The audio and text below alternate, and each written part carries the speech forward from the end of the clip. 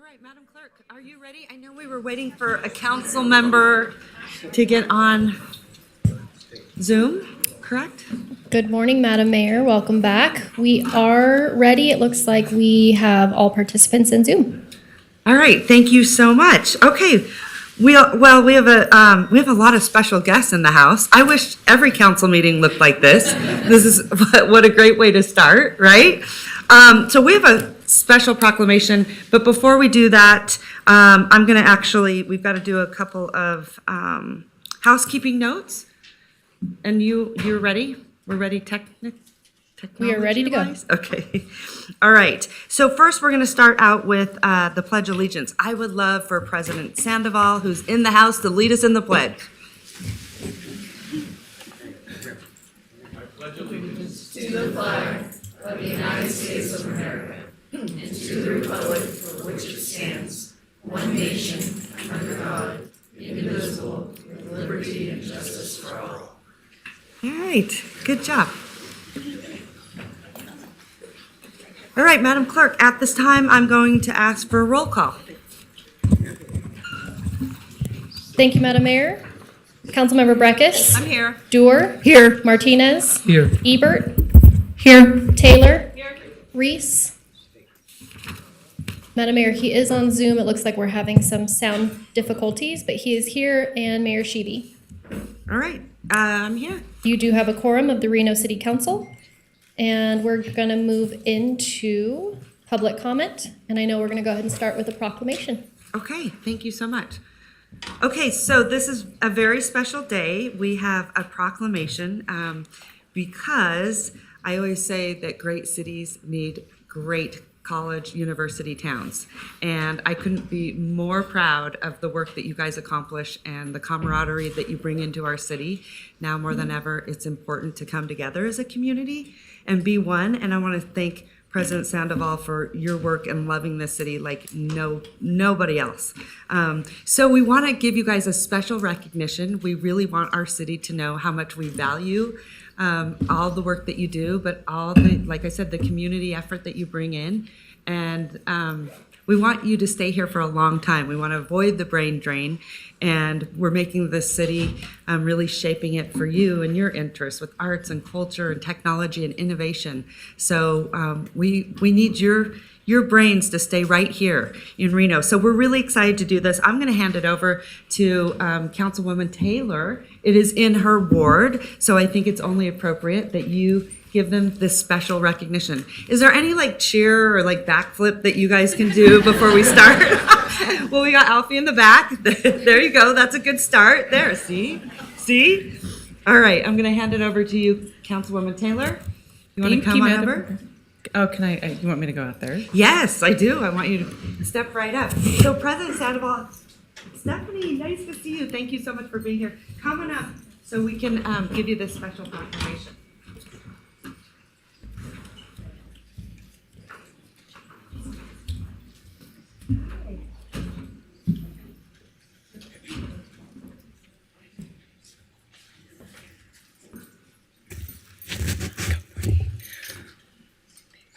Good morning, everyone. Thank you for being here. Look at all this great UNR Wolf Pack support here.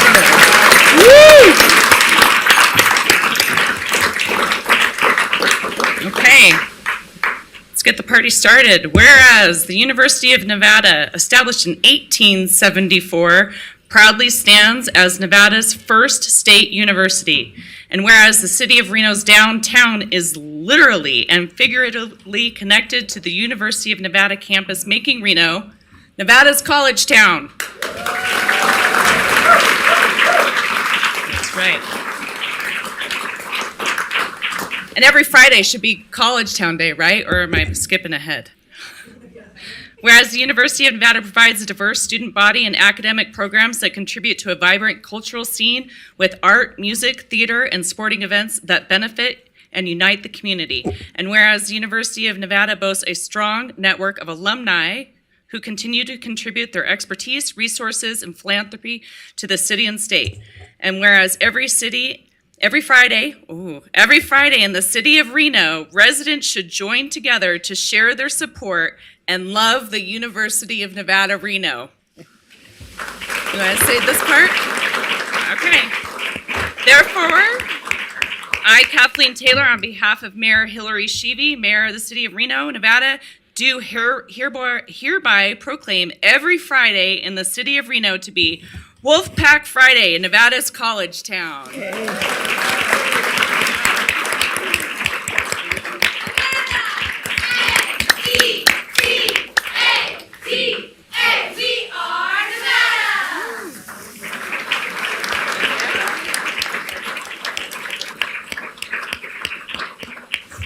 Madam Mayor and members of the City Council, thank you for having us here. We are honored. I'm Stephanie Remp. I'm the athletic director.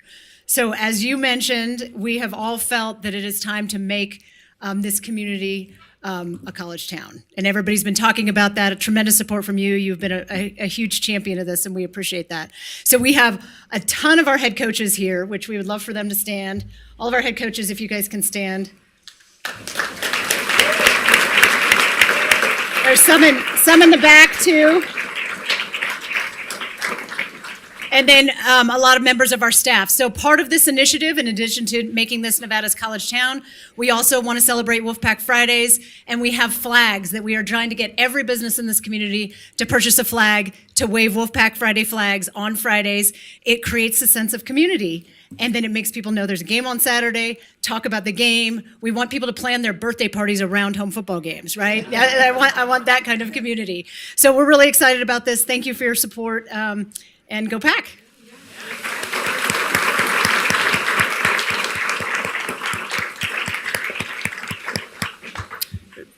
Good morning, Madam Mayor, members of the City Council, Brian Sandoval, President of the University of Nevada, Reno. I just want to thank you, and we're really proud of the relationship that we have with the City of Reno. We were founded in 1874. We're going to be celebrating our sesquicentennial this year, and we really want this region, and particularly the city, to be a part of that. But we really cherish our relationship with all of you. We look forward to working with you. We're very proud of our coaches, our staff, and particularly our student athletes. If you guys would all wave as well.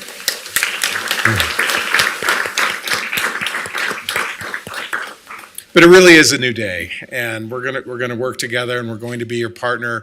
And as the mayor and the proclamation have said, there are tens of thousands of alumni that are in this community, and I really believe that the city and the university's futures are inextricably intertwined. So we look forward to working together, and go Pack. Thank you.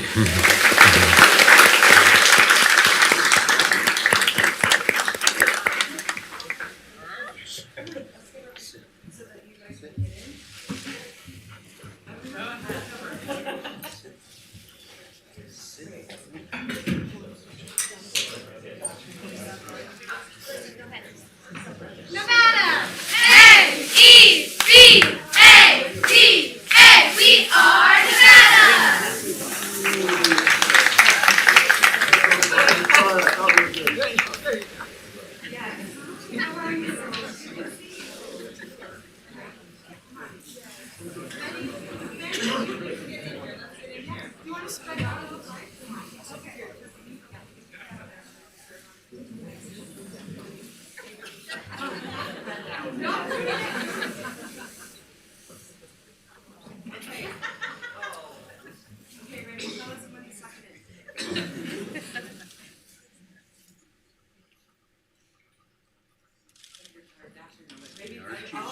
All eyes over here, because then it's going to look really strange. So let's, all eyes here. Okay, here we go. 1, 2, 3. Perfect. Yeah, let's do go Pack. Okay, ready? 1, 2, 3. Go Pack! We don't feel awkward.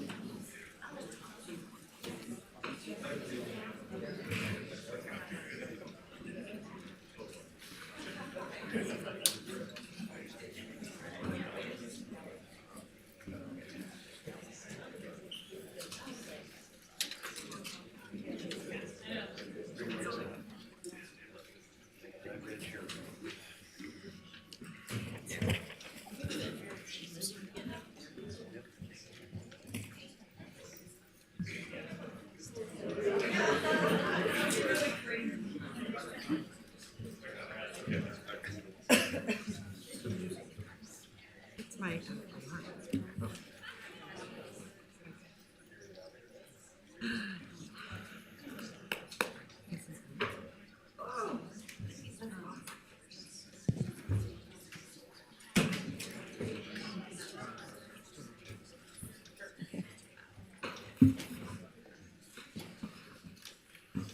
All right, Madam Mayor, while Landon gets that stanchion fixed up for us, our next special guest today, I believe, is Bonnie Brown and Mike Keeney. Yes, come on up. I'm super excited to tell everyone about what you've been doing, who you are, because there's probably a lot of people in this community that don't know what you're doing. So I'm excited to have you here to give us a little bit of an update. But Bonnie is from Options Veterinary Clinic, and it is the only one. I think there's only, what, 2 or 3 in the country. Yeah. Yep. So it's very, very rare to have this kind of nonprofit in the community. And what they do is they provide no cost to low cost veterinary care. And everyone knows how expensive veterinary care is. And let me tell you something, Bonnie Brown, you are doing God's work, because I have to tell you how many animals that she has saved from out of pain and euthanasia. I cannot thank you enough. So the Conference of Mayors also recognized through Mars Pet Care, and you received a grant, which is super cool, because you cannot do this work without obviously a lot of support and contributions. So we really would like the community to recognize what you guys are doing, and also tell a little bit about it, because I think, how long has it been now? 2 years? It was 2 years in December, so we're working on year 3. Okay, see, okay, year 3. But still, that's so, it's one of those things where it takes a lot of time and a lot of money to kind of get the word out there. So I wanted to make sure that we also thank you so much for your service and what you do for all of our pets in our community. So Bonnie, take it away. Bonnie is no stranger actually to, what do you call, animal care. She has been, how long have you been doing this, Bonnie? 30 years? It's at least, yes. 30 years. She is amazing. And she's worked from NHS to, what's the other one? Well, I worked at Best Friends Best for many Friends. years, and have been in animal welfare since 1990. So, So we are so lucky to have you and to have Options, and we have a special guest here today We who we do. did recognize before, and I just saw he just jumped right up in your lap. No problem there. So go ahead, Bonnie, take it away. Please tell everyone about what you're Yeah. doing, and congratulations on the grant. We're really pleased. Thank you. Yes, we are too. I'm Bonnie Brown, the president of Options Veterinary Care. We're a Reno-based nonprofit clinic, as Mayor Sheevy said.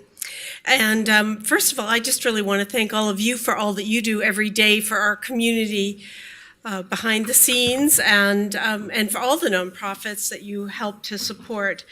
So I just, to follow on with what Mayor Sheevy said, there is a nationwide shortage of veterinarians, and the cost of veterinary care is increasing. In fact, it's become out of reach for many people financially. So Options Veterinary Care is really a unique solution to this problem. We're located over on Longley Lane, and we would be delighted to give anyone a tour who is interested in learning more about the work of the clinic. What we do, as Mayor Sheevy said, is provide veterinary care to pets who would otherwise suffer without it. Nearly all pet owners view their pets as part of the family, but the companionship of pets, it's especially important for senior citizens and children, and research has shown that it improves life and both physical and mental health for, all people, but especially for senior citizens and children. About 70% of our clients are senior citizens, in fact, and the rest of them are low-income families or individuals from our community, including people who have disabilities or are living with homelessness.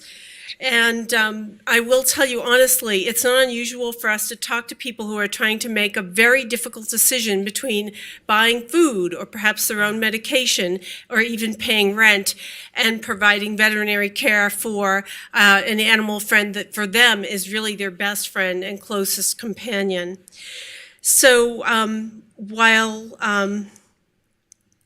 this work is important just for the help it gives to the pets and the people, it's also good public health policy because healthy pets help keep a healthy community.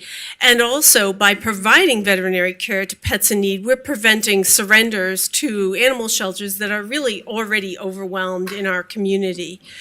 So we are incredibly grateful for that. And one other thing to note is we really view ourselves as partners in support to our community's veterinary clinics. The reason for that is because sadly, if a client can't afford to pay, a veterinarian and the client may be facing a very difficult decision of euthanasia, even for a treatable condition. So what we are able to do is fill that gap by providing the care that a for-profit clinic simply cannot afford to provide on a charity basis. So we fill that gap in the community, and we're really happy to do so, and we appreciate all of the veterinary clinic partners in the community. Options depends on donations and grants. It's a nonprofit, and that's the only way we're able to survive. And as Mayor Sheevy mentioned, there are two grants in particular that I wanted to highlight, and these are grants that were specifically so that Options can provide veterinary care to Reno residents. So it's restricted geographically to help people in our community. The other wonderful thing about these is that it really helps to highlight the clinic and the community nationwide because all of these grants were open nationwide. Oh, I'm so sorry. No, you're right. I'll go Go quick. One of them is Mars Pet Care's Better Cities for Pets grant. We were one of 5 organizations nationwide that were chosen to receive this $20,000 grant, and we were only eligible to apply for it because the city of Reno is already a Better Cities for Pet designee by Mars Pet Care. So thank you for that. And also, we received a $10,000 dollar-wise grant from the U.S. Conference of Mayors. And this grant is one that they give to acknowledge nonprofits that are creating an innovative, cost-effective solution to a problem. So we are really honored to receive these 2 national grants, and our thanks to Mayor Sheevy and to all of you, because if it wasn't for your support as well, this certainly wouldn't have happened. And with that, I will go and sit down. Thank you all again for all the work you do every day. And this is Mike Introduce Keeney, your one of friend. the clients. Come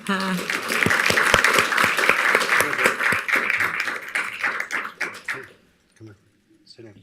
Sit. Oh, look how good he is. Good morning, everybody. Good morning.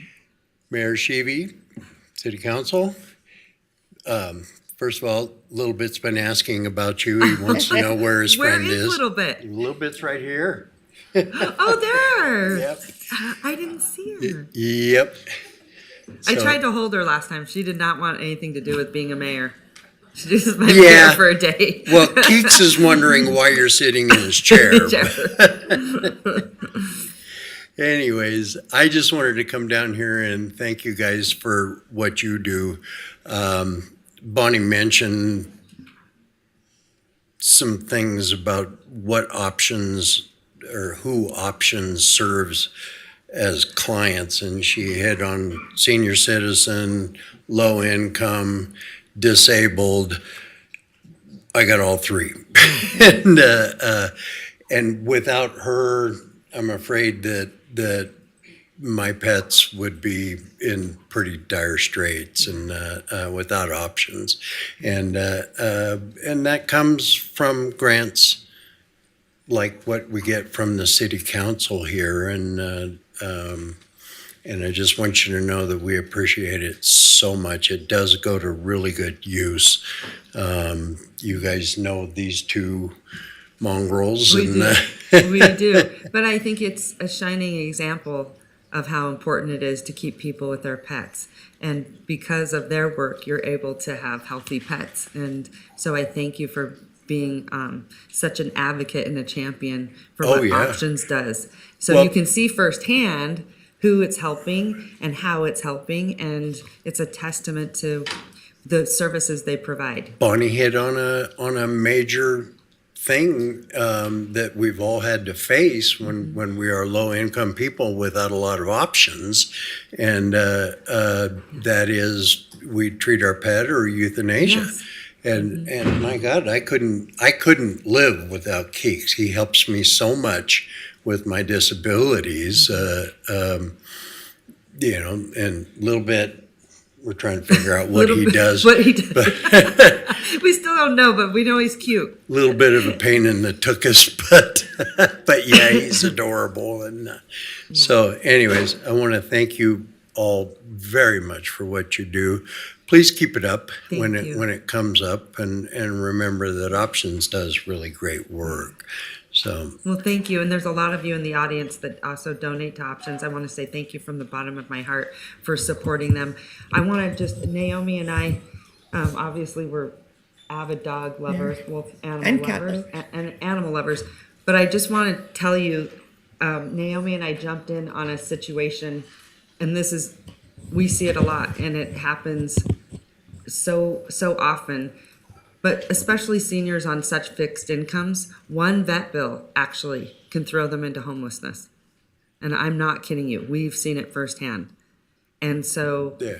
Councilwoman Dewar and I have been working on initiatives to make sure that seniors don't have to face that. That's why I just beg and plead with everyone, if you can support their initiative, it would be greatly appreciated. And we'll continue to support you. So one vet bill. thank you. One vet bill. I'm not kidding. One vet bill, because their incomes are so tight. Yes. Yeah, incredibly more expensive than Sometimes what they I will get go for without my eating only to pay income. for that vet bill. Yeah, And that shouldn't have to be that we're making those types of decisions or choices. those are choices that we have to make, and I love them so much.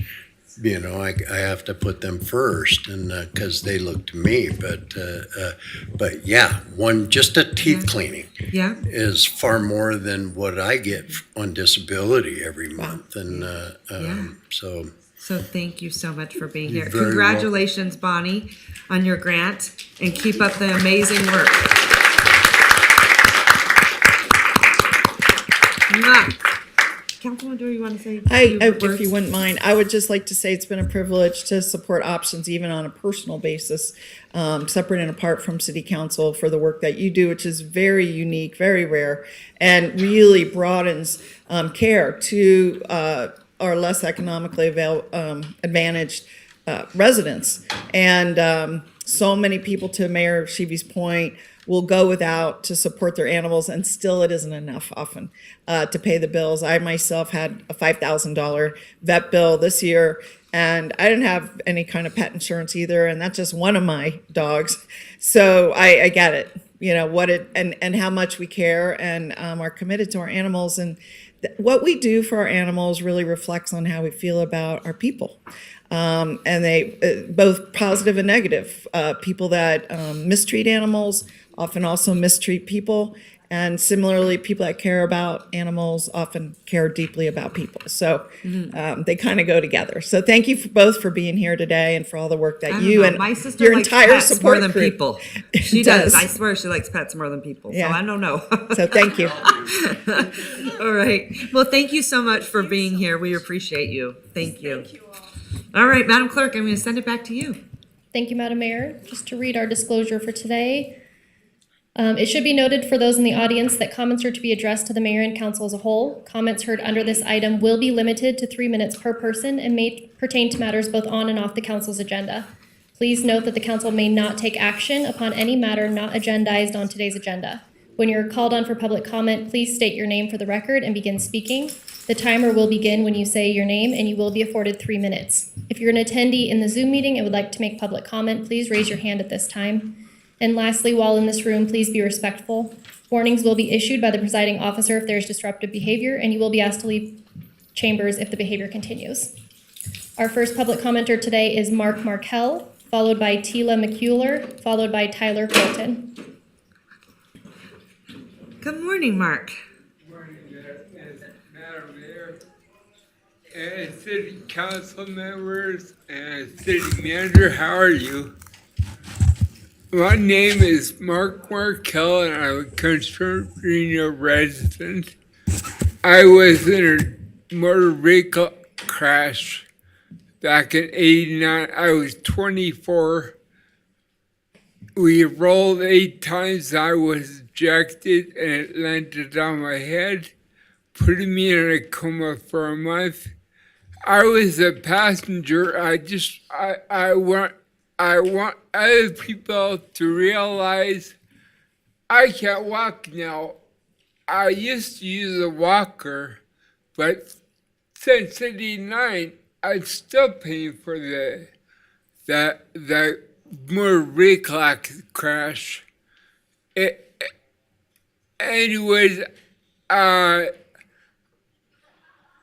just don't want people to get in the car with a drunk driver, and don't drink and drive. I kind of brain stupid, so No, I we don't I call am. ourselves stupid. I think of what I'm gonna say, but then I forget what I'm gonna say. I just don't want people to ride with drunk drivers. It ruins. You could die from this. I was dead for sent from the scene of the crash to the hospital. I was dead, and the doctor brought me back to life. God willed me alive, but I'm very grateful for the doctors. At Loma Linda University Medical Center in Southern California, and I want to thank ASI for giving me the chance to come up here and talk to people about this. And Care Chest gave me this. Leased it to me. I wouldn't be able to get around without it because I can't walk anymore.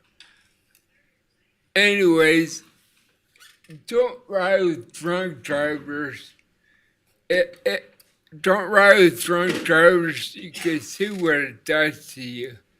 It ruined my life, and it can ruin yours. And anyways, I just don't try. I said this before, but I'm sorry.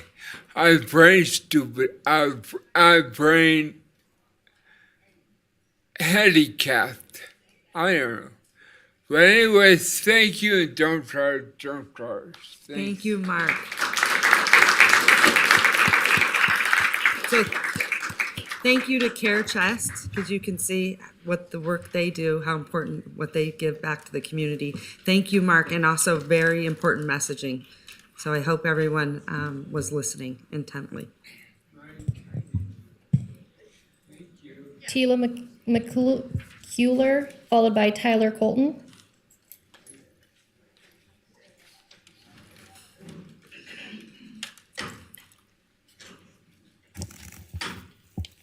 Hi, Good morning. Good morning. How are you guys?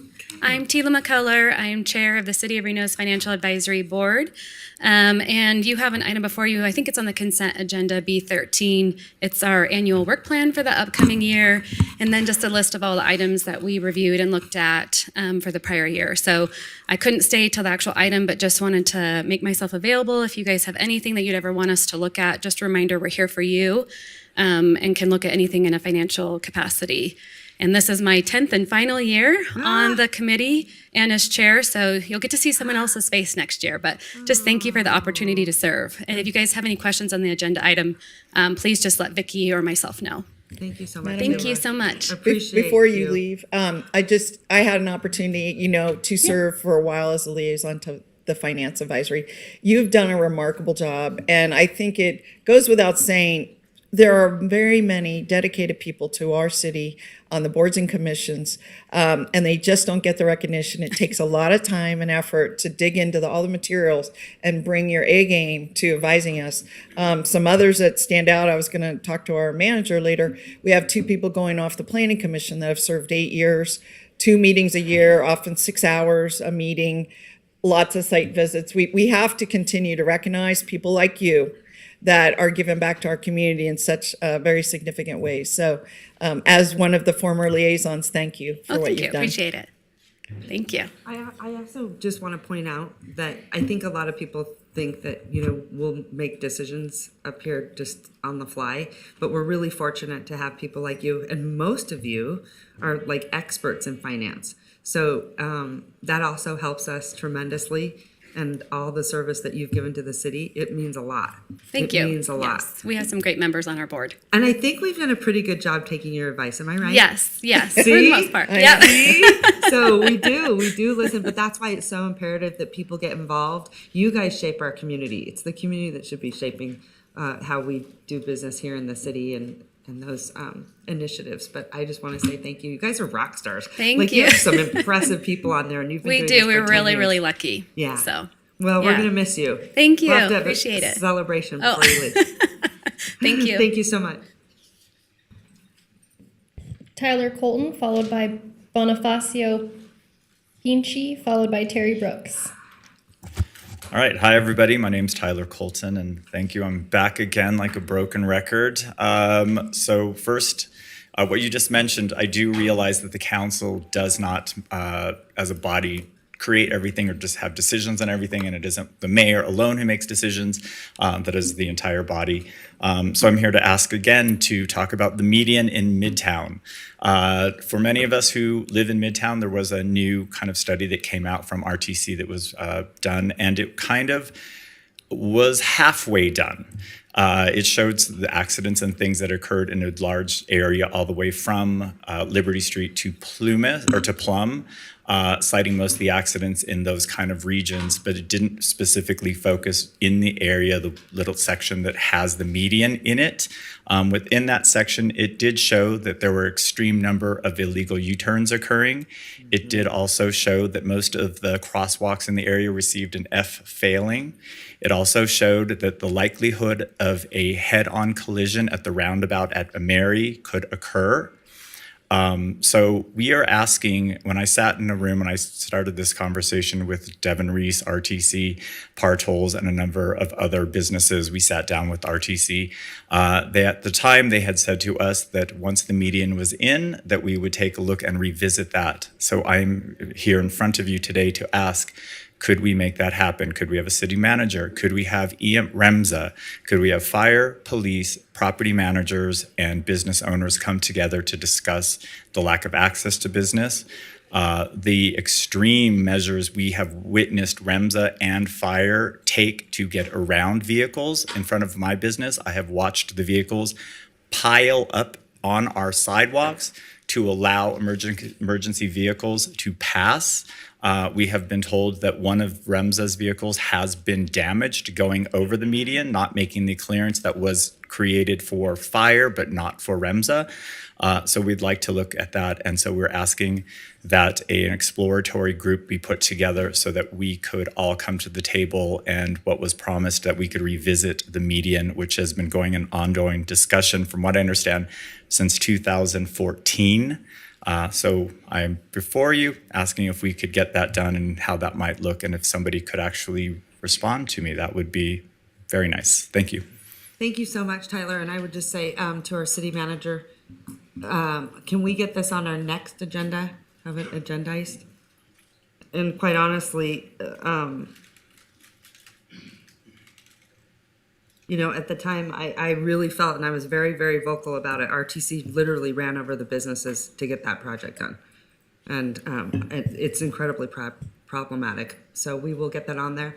And Devin Reese also wanted to make sure that he was at a council meeting when we heard this item. So thank you so much. Bonifacio Pinchi, followed by Terry Brooks, followed by Rositza Todorova. Good morning. Good morning. Madam Mayor, I'm just going to reinforce Tyler's position. And besides that, I'm an Italian American that's living here, invested in this city, and I feel very welcome. And it was a pleasure meeting you and feeling very welcome from the whole community of Reno. So thank you. That's all. Oh, good. Well, good. We like those welcomings. Thank you. Thank you, and welcome. Terry Brooks, followed by Rositza Todorova, followed by Christine Speed. Okay, so Terry, before you start, look what I got for you. Do you know what this is? Yeah, the title I had looks your familiar. poems published. Look at this. Oh, wow. There you go. Thank you. So those are gifts. I want to thank Jenica. Where are you? Jenica, I love you to pieces. Jenica helped get this done. And these are very, very special to us. I don't know if you want to give them gifts. I hope that you take on some entrepreneurial initiative and sell them so that you can continue to create your artistry. I just want you to know how much we appreciate you and all that you do. This is fantastic. And so when you started this project, I said these needed to be published. Jenica, we love you to pieces. Thank you, thank you, thank you. Ashley, I know she had a big hand in it. Matter of fact, the whole staff was super excited. So this is their surprise, their Merry Christmas to you today. So there you go. Thank you so much. I really You're appreciate welcome it. so much. So you'll have to create a poem just on giving, right? So Yeah, anyway, looks like thank it. you, my friend. I love what you do for our city. Thank you. And now for the chapter of my next book. Good morning. It's me, Terry Brooks, again. And today I'd like to render on the act of discrimination when it comes to employment and gender. When I was young, I worked at a restaurant where males like me washed the dishes, while all the females were waitresses who served the customers their dishes. After that, I worked 3 other jobs where they hired only males. None of the positions in those places were considered appropriate for females. Then I got a job at a textbook company that hired both females and males. Any positions there were considered appropriate for females and males. Then I worked at another place with separations of jobs.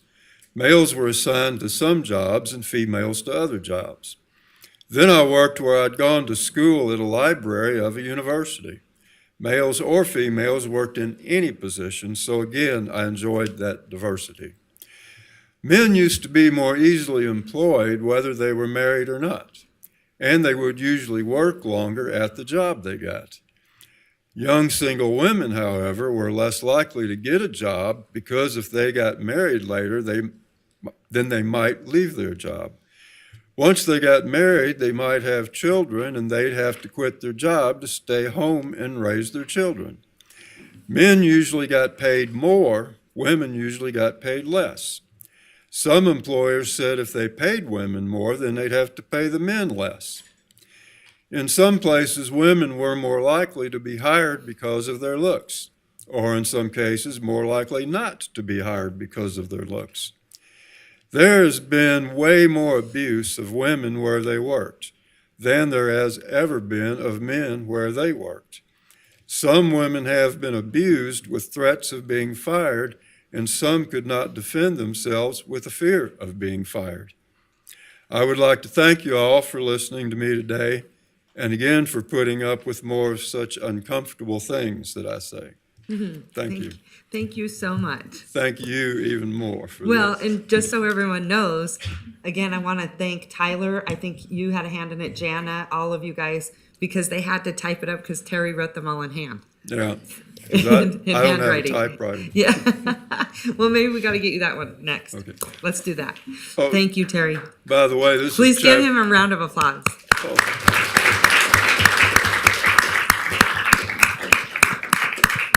And by the way, this was chapter 11, so I got 35 more chapters. to Okay, go on this book. we'll keep track of them. Thank you. Rositza Todorova, followed by Christine Speed, followed by Glenn Gray. Good morning, Madam Mayor and City Council. Thank you for letting me speak to you today. My name is Rositza Todorova. I'm a local artist, a professor at Truckee Meadows Community College, and your city artist. So I've held this position for the 2022-23 year, and as part of the position, I've curated this honorary position, which is really exciting. I curated an exhibit that was up until June that featured 13 local artists looking at the Great Basin. The name of the exhibit was Between Earth and Sky. And right now I have an exhibition right outside of City Hall of my work, all work created this year. So I wanted to tell you a little bit about the exhibit. I also want to thank the ones of you that came to the reception, which happened 2 weeks ago. Thank you, Jenny Breckus and Megan Ebert, for being there. And I hope that you guys get a chance to go outside and look at the exhibit. The exhibit is called Learning to be Lost, and it comes from things that have happened in the last couple years. I think all of us since COVID have experienced things that we never thought we would, or saw our lives not go the way we thought they were going to. And so that's really the inspiration of the exhibit, that things are not really going the way that they're supposed to, specifically in my own life. And I created that as a metaphor of being lost in the desert. So thinking about how that experience makes you feel like you don't really have a grounding. And while thinking about this metaphor, I realized that I have a lot of experience on how to be lost in the desert. Growing up here in Reno, Nevada, part of our training, starting in 5th grade, was survival training. So we learn how to condensate water, navigate by the stars, how to make a fire. And so the artwork is leaning on the imagery of the Nevada desert, but also thinking about these survival strategies, trying to figure out what's a mirage and what isn't, in order to create the work. I just want to tell you about one piece in the show that's called Tufa Towers, Winnemucca Lake. And Winnemucca Lake is a dry lake right past Pyramid Lake. And it actually has the oldest petroglyphs in North America. They are dated to be 10,000 to 14,000 years old. And being out there really gave me a little bit of perspective, similar to looking at the stars or being at the ocean, of how our humanity can be put in perspective in terms of nature.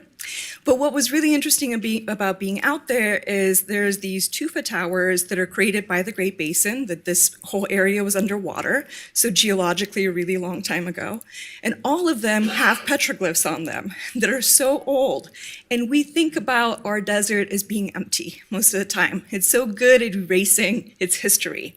But it really grounded me in thinking, no, this area here in Nevada, just out in our backyard, is actually so old and has been occupied by people for so long that wanted to make a creative mark, that want to create public art, that these markings are so similar to what we do as artists and how we want to continue to make a mark so that we can interact with others and be remembered. Yeah. Yeah. Look at you, right on time. That's amazing. That's an art. That's an art in itself. Thank you so much. I want to say thank you so much. And also, is your work going to be featured? I think it was last year. That's where I became familiar with your work. Wasn't it the Reno Tahoe International Arts Festival? Yes, and that's going to happen again And you're in going to do September. that again? Yes. If you have not been and you love art, you have got to go.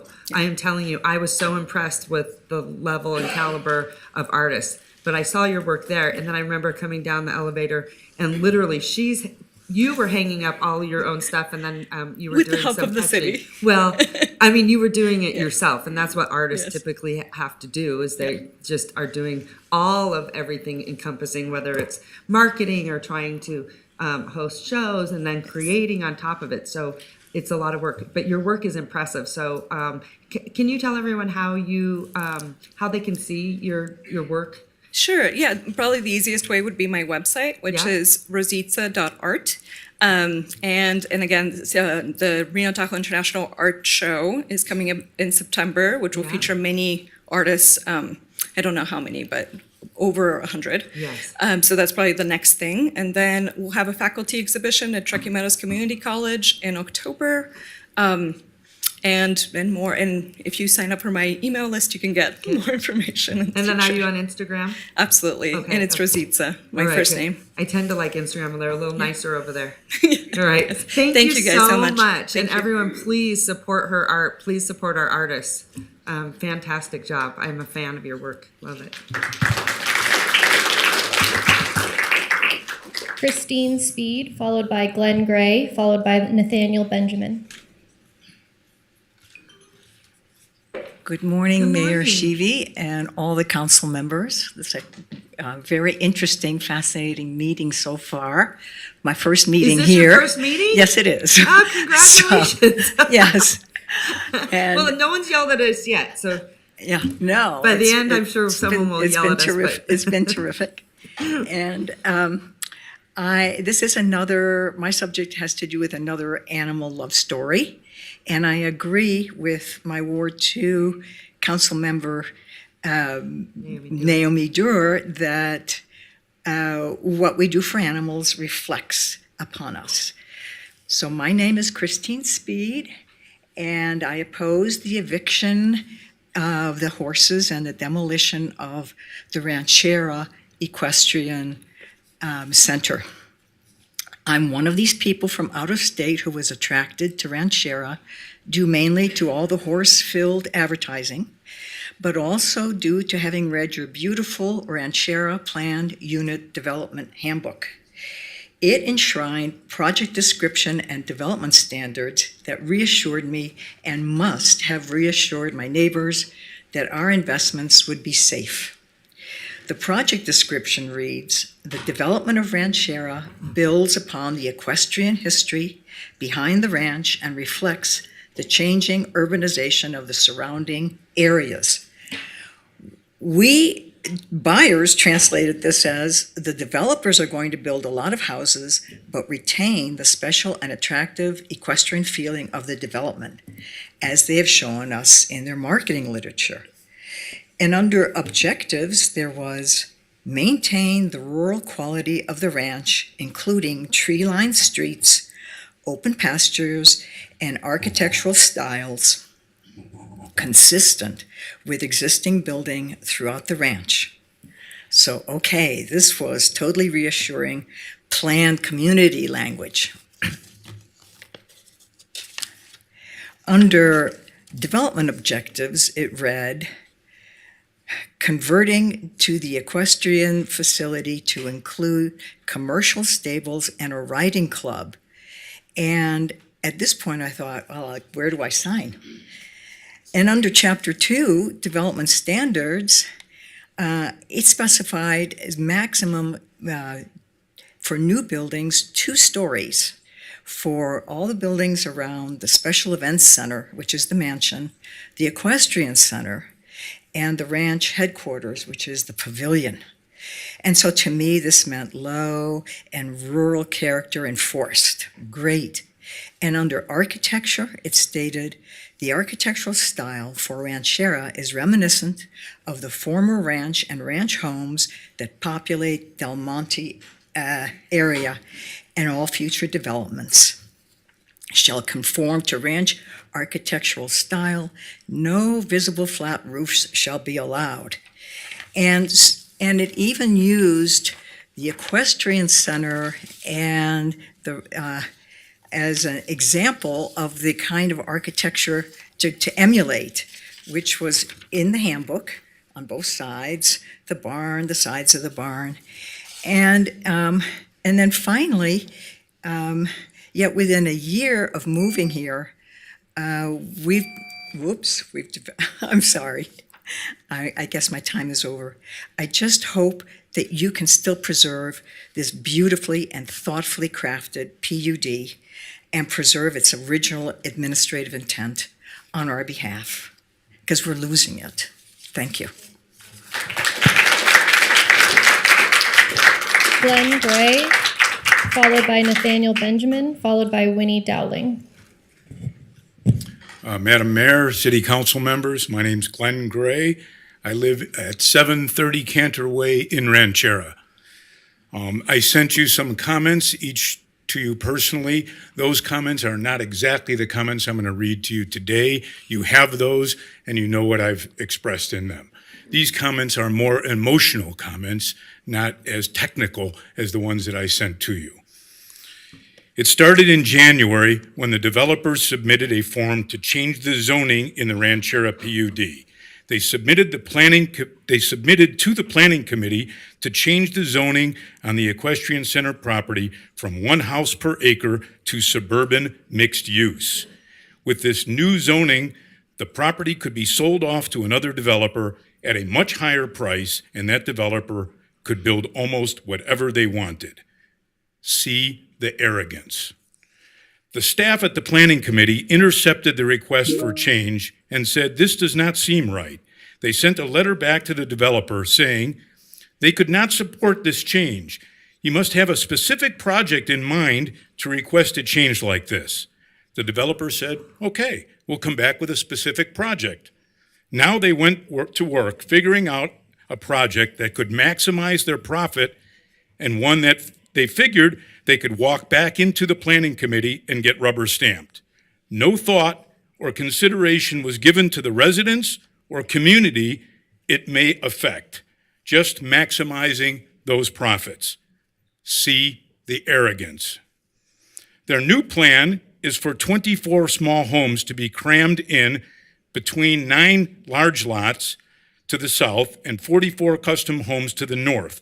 No consideration was given to the effect on the neighborhood property values of the current residents or the effect on the general community. See the arrogance. I invite you, Madam Mayor and City Council members, to come and walk with me to see for yourselves how this plan does not fit into our community. We already have a huge traffic issue, but adding more cars, at this point, 462 more cars are scheduled to come into Ranchera if nothing changes. It just does not matter to them. They don't live here, we do. See the arrogance. They told me firsthand they intend to get this plan approved at the planning committee level without involving the residents or the city council. They have little regard for this wonderful body. They have little regard for all of you. And they have little regard, especially for me. See the arrogance. Lastly, I bought my lot and built my home knowing the equestrian center may be demolished. I've been told for 4 years that if it gets demolished, 6 lots would be the next to my home, 1 house per acre. I would not have purchased my lot or built my home if I knew 24 small homes would be crammed into next to my house. This is another example of a bait and switch tactic that this developer knows all too well. See the arrogance. It must stop. It really must stop. Please temper their arrogance. Just say no. Thank you very much. Great comments. Thank you.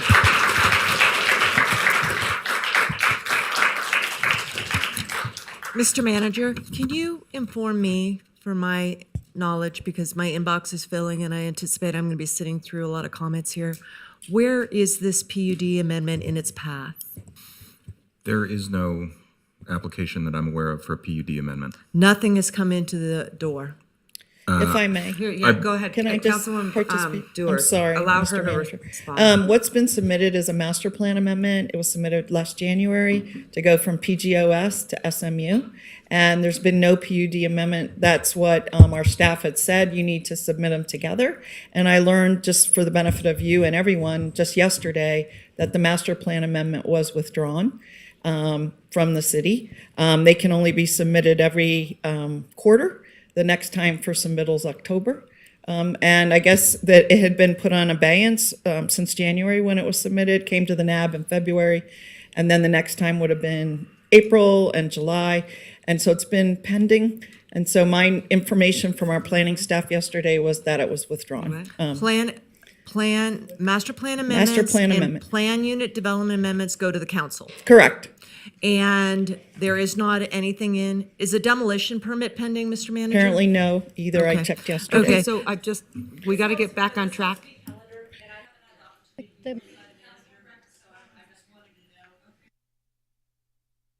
Asking to meet with me that, we are fast moving, and if 20 of you are asking for us to meet with me, if there's not anything in the door, that I can't see is going to, ask a decision of me in the next 6 months, I won't be coming on out. I guess to clarify that so people understand, because we're talking city speak, people don't understand what all of that means.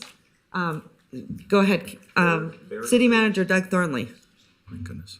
There is a memo that describes what's happening with Ranchera and what the existing conditions in the existing handbook are and where we're at with respect to any sort of submittal.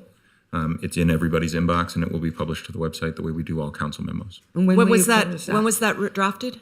I don't know. I believe it was drafted yesterday. You Okay, received it thank this you. morning. Okay, but so just so we can clarify, so everyone understands, at this time, nothing has come into the city, and it's been Nothing is withdrawn. pending. Nothing is pending. So right now, everyone needs to know. And then also, let's clarify: do they need a demo permit? If they wanted to take the building down, they would need a demo permit. Yes. Okay. All right. So at this time, nothing is in the city. So we just want everyone to know that. Demolition permits, who approves those? The building department does. That's an Thank you. administrative approval. And again, I think that's one where it should come back to the council demo on buildings. I do.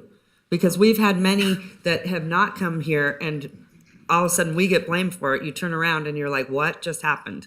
So that's something that should change. Okay, we got to get back on track. I know Carl's going to give me the smackdown, the stink eye. I said smackdown. Okay, go ahead, Madam Clerk. Thank you. And for the audience, please hold your applause. Nathaniel Benjamin, followed by Winnie Dowling, followed by Sandra Rentis. Hi, everybody. My name is Nathaniel Benjamin. I am here representing my fiance, Francesca Martinez.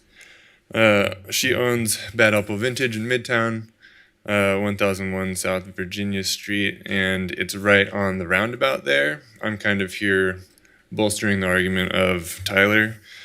Francesca's been, I'm going to read from a petition that she put together online that required 757 signatures. When about a year ago, a car crashed into her building, broke a window, and The car crashed into her store. Yeah, making its way through boulders that the landlords had placed in a little, I don't know what you call it, landscaping area there. So it plowed through all of that, and to my knowledge, it was the landlord of the building has been in communication with the city, and we're waiting on a elevated garden box to be constructed that'll act as a barrier, because this is, I think, the third or fourth car that's crashed into the building. We've due told to people the that that's, roundabout, yeah. which is crazy to me. But ridiculous. so I'm just going to read from what she put together as far as info and facts regarding that area.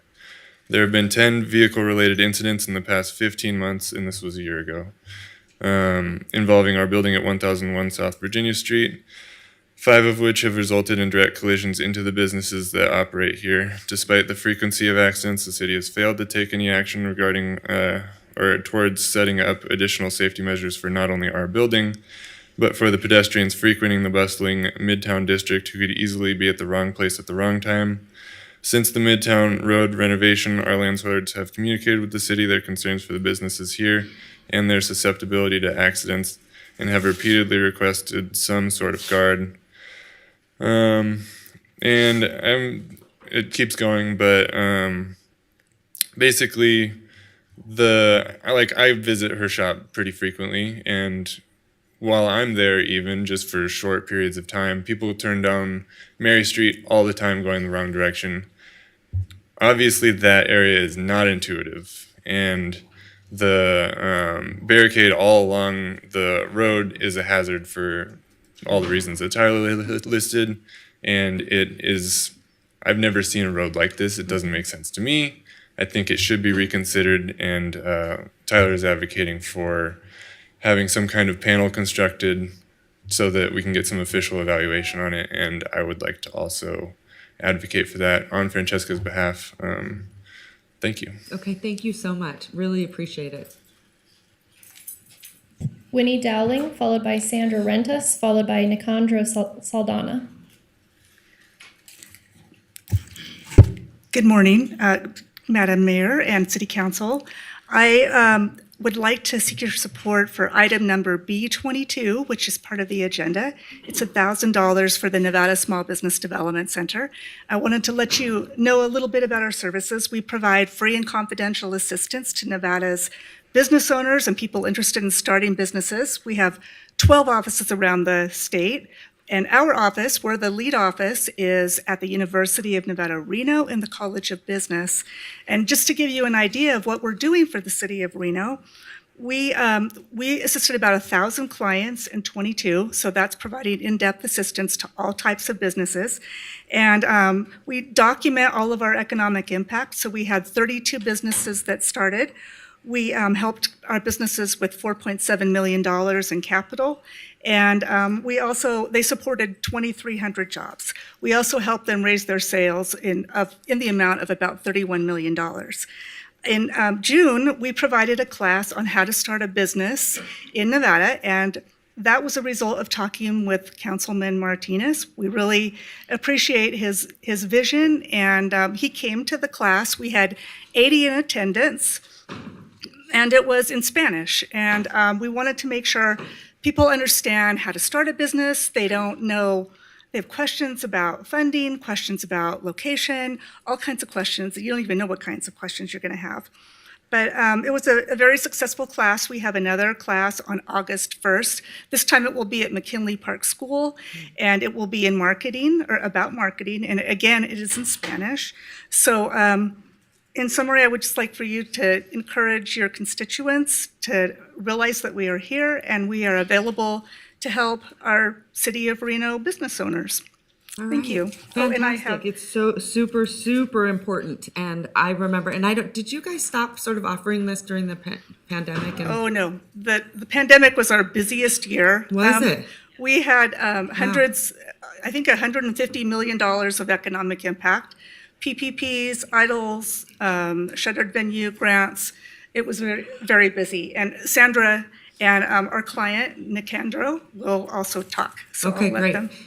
Councilman Martinez, thank you so much for doing this. Do you want to say a few words before she speaks? No, I'll let her go first, and then I'll... Go ahead. Good morning, and thank you for the opportunity to be here. My name is Sandra Rentas. I'm one of the Spanish speakers, the only Spanish speakers in the University in Northern Nevada for the Nevada Small Business Development Center. So I just want to thank Miguel Martinez, council member, for really supporting this initiative. As you know, there are many foreigners, people from other countries moving to our beautiful Reno area. They want to start a business. Many are here from Mexico. They're also coming from Venezuela. And, they're people from different walks of life. So, starting a business can be complicated for some people, and that's what we offer, So I teach the class in Spanish, how to set up your legal structure, what kind of business licensing. Every time that I just want to mention, every time that I call the business licenses in Reno, everyone is so helpful. Thank you to Lucy. I know you have some Spanish speakers, and Miguel, who is really interested in really helping this community. So thank you for your support, because we have people, from the prep, we have a school, she's Mexican-American, her husband is from South Africa. We have people from asbestos removal. We have a Mexican lady who started cleaning houses, and now she has a multi-million-dollar company.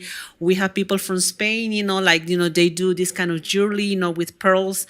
We have Nicandro here, my client, who's going to start, auto repair business. We have many people from the construction, they have to take a test. So I help them with all of them. I'm not an expert in every field, but I try to help in, answering all the questions so they don't get fined, they don't get in trouble. And, especially people from other countries, they want to bring their cuisines here. So I really appreciate your support, and everything in the future, it will be really appreciated. So, and that's what we're here for. So thank you. All right, thank you so much. Miguel. Yeah, thanks Councilman so much, Madam Martinez, Mayor, sorry. for the It's supposed to be opportunity. formal here. Yeah, I Councilman appreciate it. Martinez, go ahead. Yeah, I just want to say that it's super important the work that the Small Business Development Center at the university is doing, and I'm happy to, promote and help support their mission, especially when they're able to provide those services in people's language that they're comfortable speaking in. It just enhances those services and it allows the opportunity for members to participate and take advantage of the resources that we already have. So I just want to give kudos to Winnie and Sandra for your support and your efforts to encourage small business development in our region, and I appreciate you all. Thank you, Council Member. Just a quick note also, and the director of the Small Business Administration flew from Vegas to meet the class, and he was there for 3 hours. And also, I got referrals from the different senators as well. So thank you. Okay. Nicandro Saldana. Hi, good morning, everybody. My name is Nicandro Saldana. I'm coming from Mexico. Spanish is my first language, and I work for a company, Chevrolet, for 16 years, and I feel that I'm ready for the next step, and I want to open my own business. Having these classes with them, they've been helping me a lot. One thing, because it's in my own language, and I feel more comfortable, and I feel more confident about taking my next step, and I just want to say thank you so much for all the help they've been giving to me. That is fantastic. We used to work really closely with your office. Who was the gentleman that was there before? I'm drawing a blank. Rod Jorgensen? Yes. Yes. Yes. So He's we worked. semi-retired, yes. Now he's retired. So I think maybe there was like a drop off just in sort of the programs and the communication. We'd love for you to keep coming to council and letting the public know what you offer. Because I've had a couple people say, I don't think they offer that anymore. So let's make sure that we get the word out there, because what you do is so critical. It's hard. Even if you're from this country, it's hard to open a business. It's not easy. So fantastic. But Councilman Martinez, thank you. Thank you. That's awesome. Even Rafael, the artist that you commissioned to do the bowling center, he attended my class. He's from Spain, so he wanted to get some answers on how to start his own business officially. So, Yeah, great. Thank you. Appreciate it. Thank you for your time. Okay, bye. Thank you. Eric LaRude, followed by Stephanie Rundon, followed by Michael Gagne.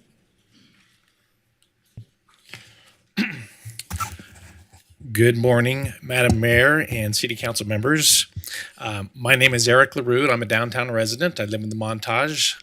I'm actually also a Reno native going back. I was born here, and I've been hanging out and spending a lot of time in downtown Reno since the 1970s. Thank you for planning to deal with some downtown issues at your meeting today. I talked to many different residents, those downtown in the Montage, those in other buildings downtown, other residents in other parts of Reno, and we are excited about the good things that are going on in downtown Reno. And we want to thank you for your efforts and all the efforts of City of Reno staff for making improvements. We want to thank you and the police chief, the new chief, Chief Nance.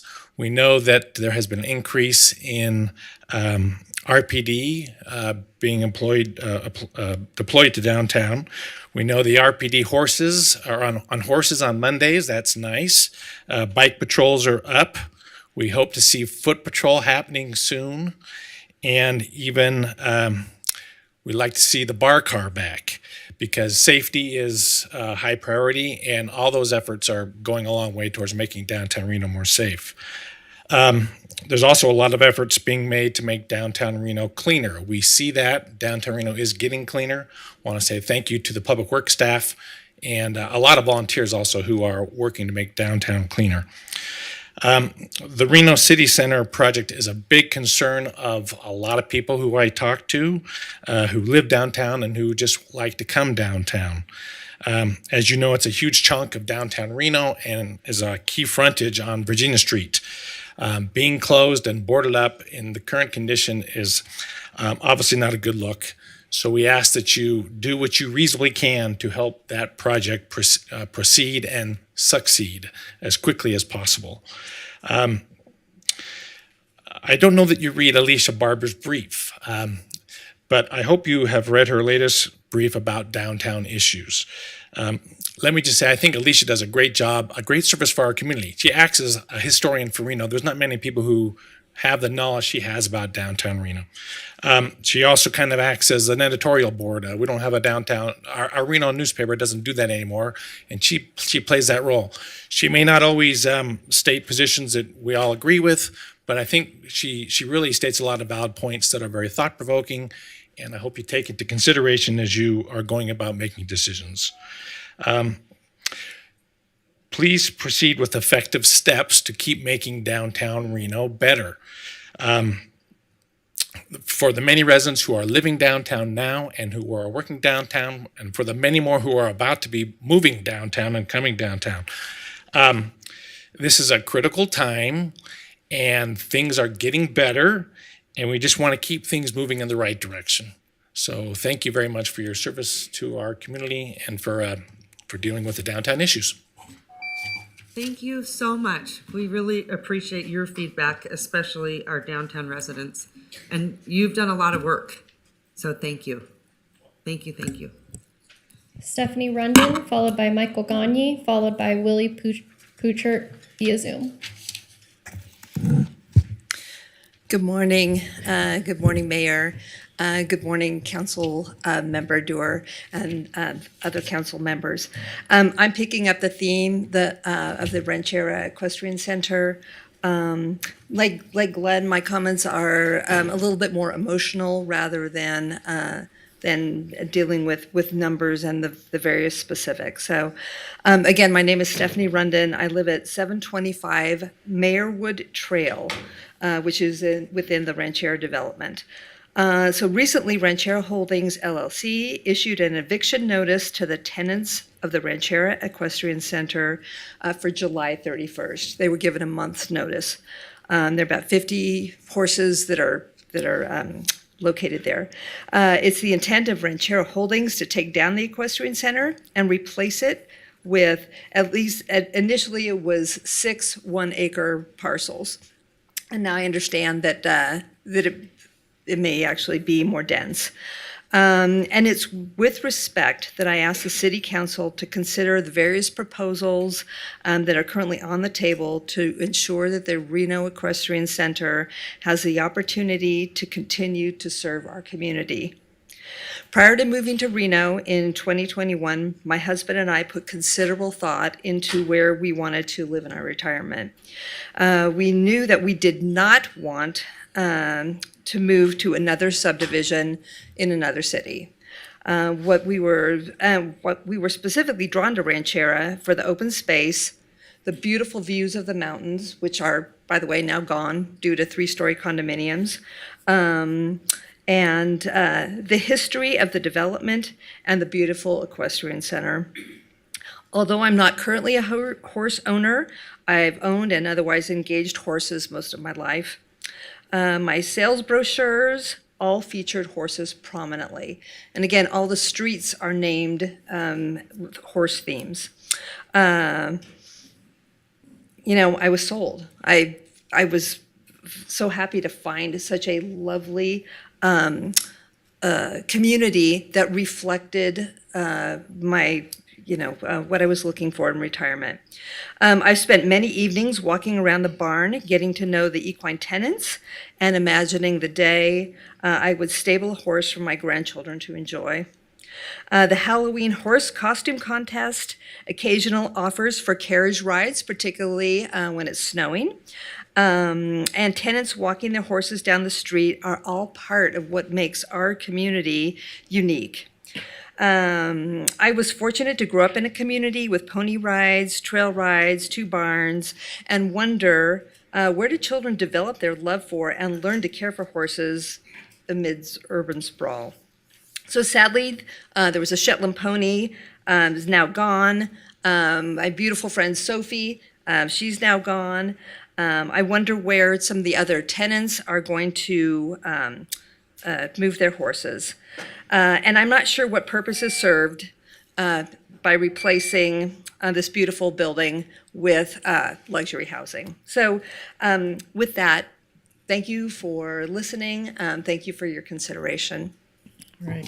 Thank you, Ms. Rundon. Appreciate it. Madam Clerk? Thank you, City Council and Madam Mayor, who I don't know where she disappeared She to. just stepped out momentarily. But anyways, my name's Michael Gagne. I'm a business person who's relocated here to Reno about 10 years ago, largely for the quality of life. And I commend the City Council and the absent mayor on the work you're doing here today. Phenomenally interesting. This is my first City Council meeting. The issues you're dealing with are really material. Pedestrian accidents are really problematic. I know firsthand, having, my father was killed in a pedestrian accident. So anyways, you guys are doing some really important stuff. I'm here to talk a little bit about Ranchera as well.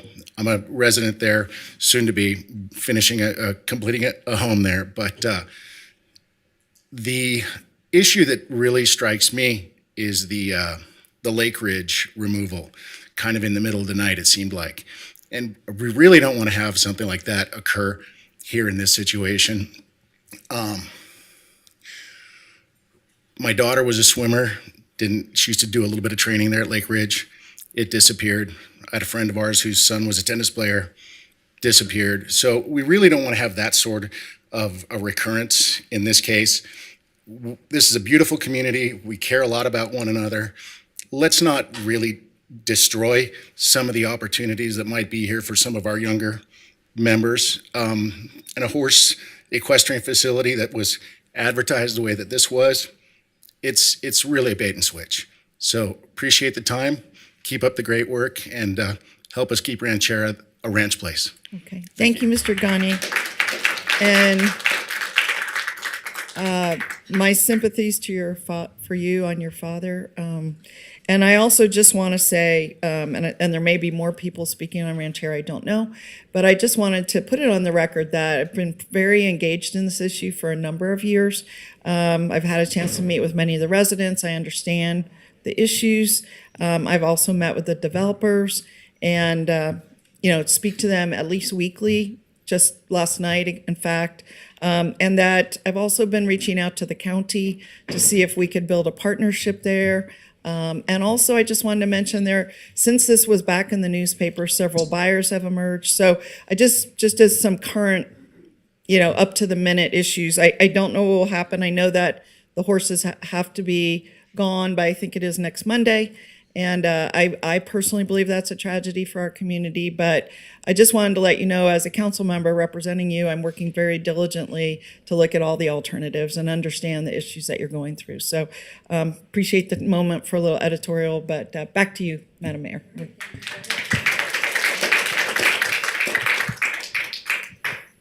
Willie Poochert via Zoom, followed by Audrey Keller via Zoom, followed by Gordon Gossage. Good morning, council members. Can you hear me? We can, thank you. Okay. I regret that I'm unable to say this in person, but I wanted to commend you all for your support of this past Saturday's Northern Nevada Pride Festival and Community Parade, and for making it one of the largest annual events in Northern Nevada. There was a time that I remember that such an event was not welcome here, and some feared for their safety. When I was in high school in the late 1980s, I remember how one of my friends, who was the first openly gay kid at McQueen, was harassed and bullied daily. I never would have imagined all these years later that my hometown would be so welcoming to the LGBTQ community. I recall having a conversation with a gay activist in San Francisco who marched alongside the late San Francisco supervisor Harvey Milk and asking him if the kids of today appreciate the struggles that he and his contemporaries went through for equality. He responded, "We went through those struggles so our kids wouldn't have to do it themselves." I remember that line as I saw all of the young faces marching on Saturday. And while there are still hateful and intolerant voices that remain, their voices have grown quieter as the years go by. The culture of a city is set by its leaders, and I commend all of you for the example that you set by your principles of tolerance and equality. This truly makes Reno the biggest little city in the world.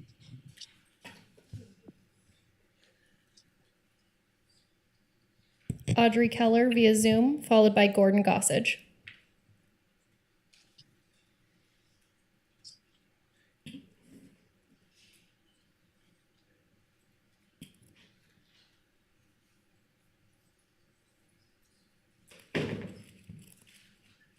Good morning, it's Audrey Keller. Can you hear me? We can, thank you. Thank you very much. I want to thank City Council and our mayor for listening to the residents of Ranchera speak to the eviction of over 50 head of horses, beautiful living beings and creatures from their homes.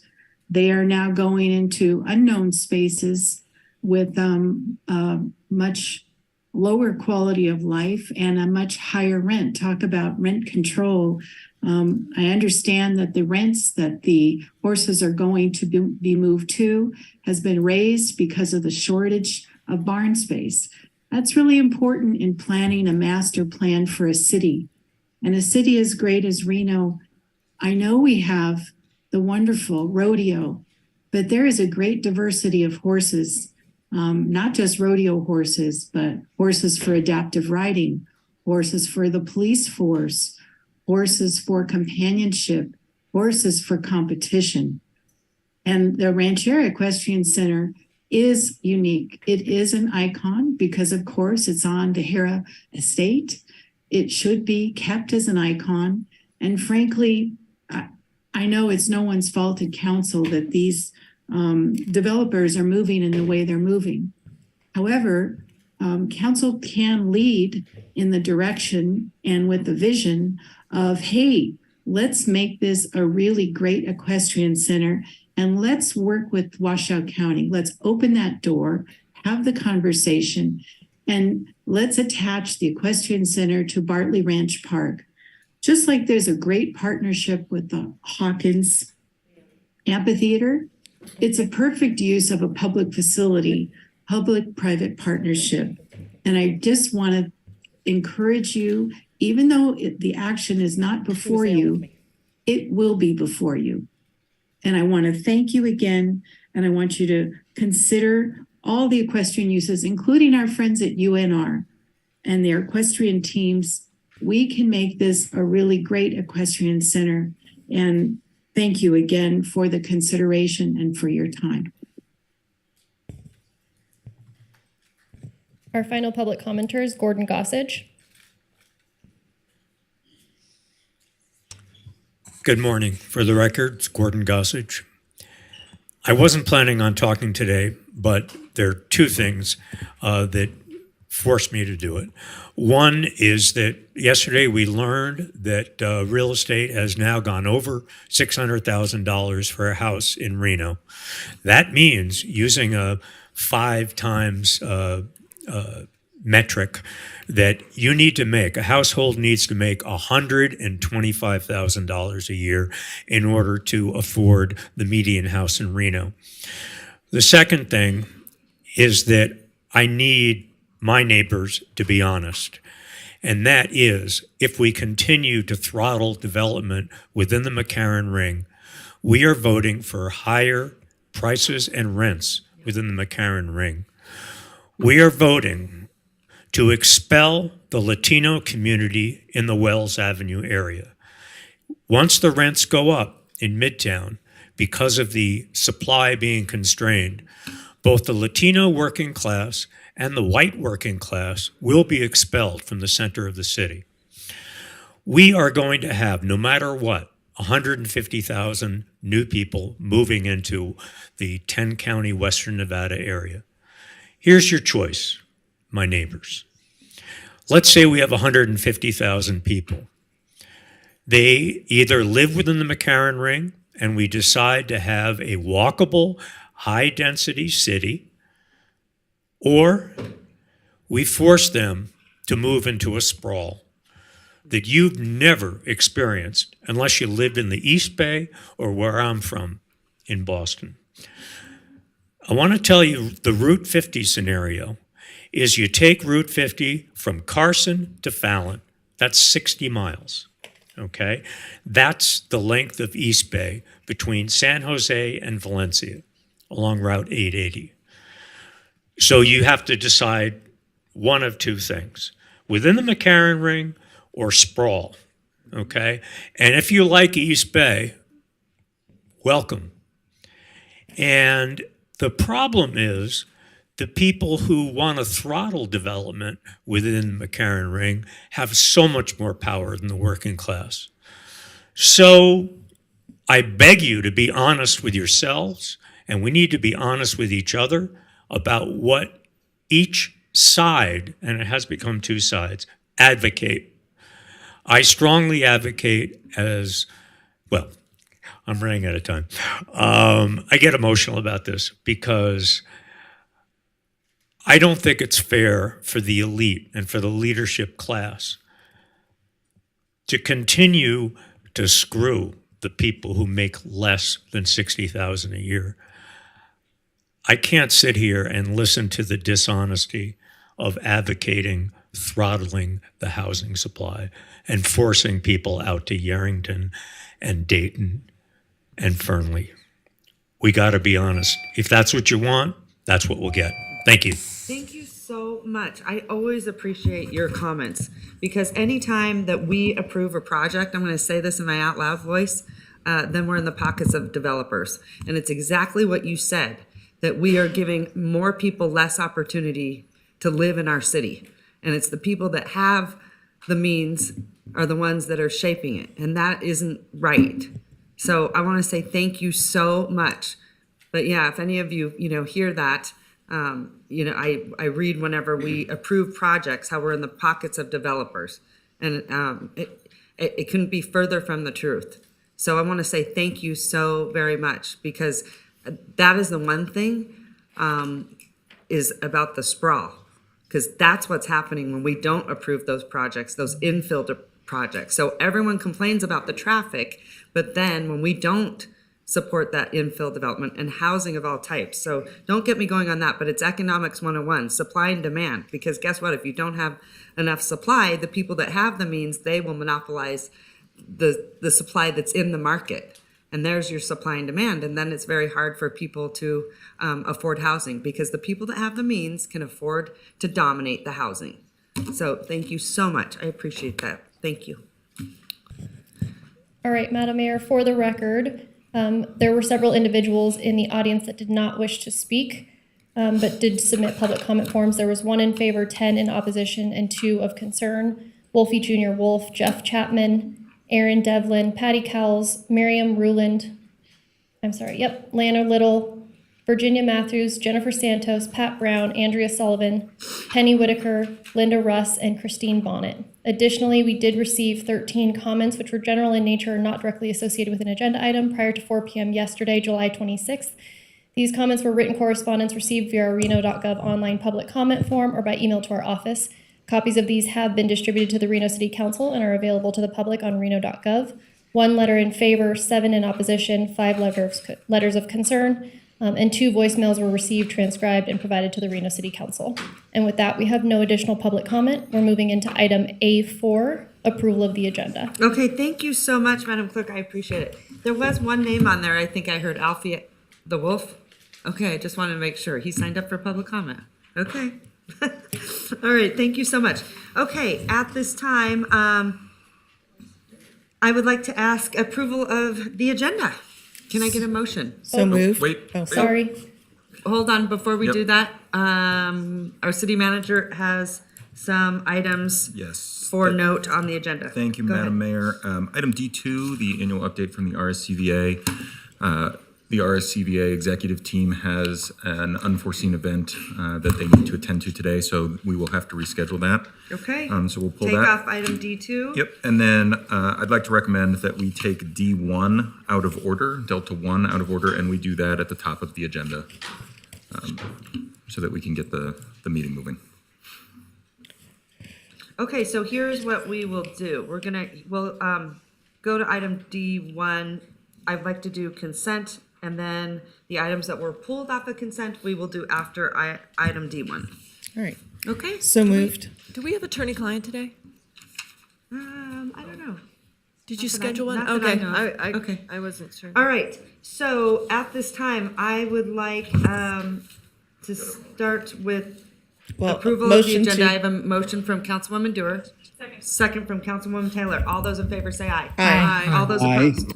Motion carries. Hi, Councilman Reese, Vice Mayor. Nice to hear Madam from Mayor, you. I thank forgot you you so were much. up there. In the sky. In the sky, gotcha. Okay, good. We can hear you now. Okay, so we're gonna start with item B, consent.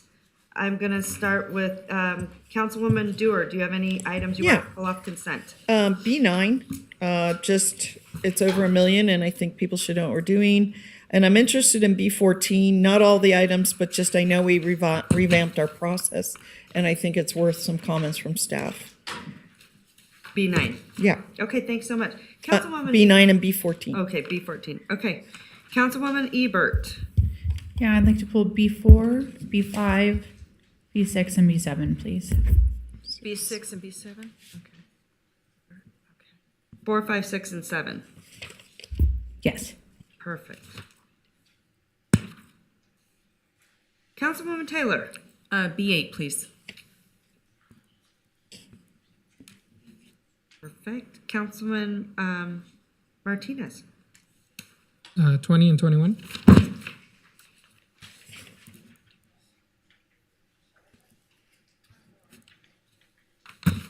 Vice Mayor Reese. Oh, man. Okay. Councilwoman Breckus. B10, please. Okay. All right.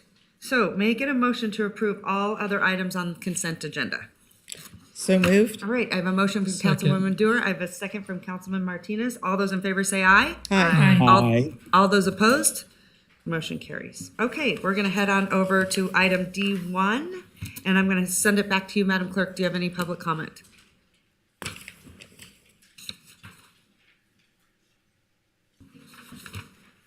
Thank you, Madam Mayor. On item Is it D1? D1, we don't have any public comment registered, but we did receive written correspondence as one letter of concern, and that has been distributed to the Reno City Council. If you are an attendee in the Zoom meeting and would like to make public comment, please raise your hand at this time.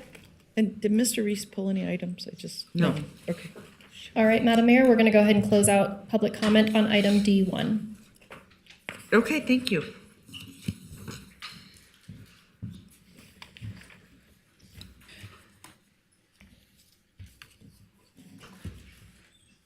Good morning. Hi, good morning. Let's see. Good morning, Mayor and City Council. Wait for my presentation to come up.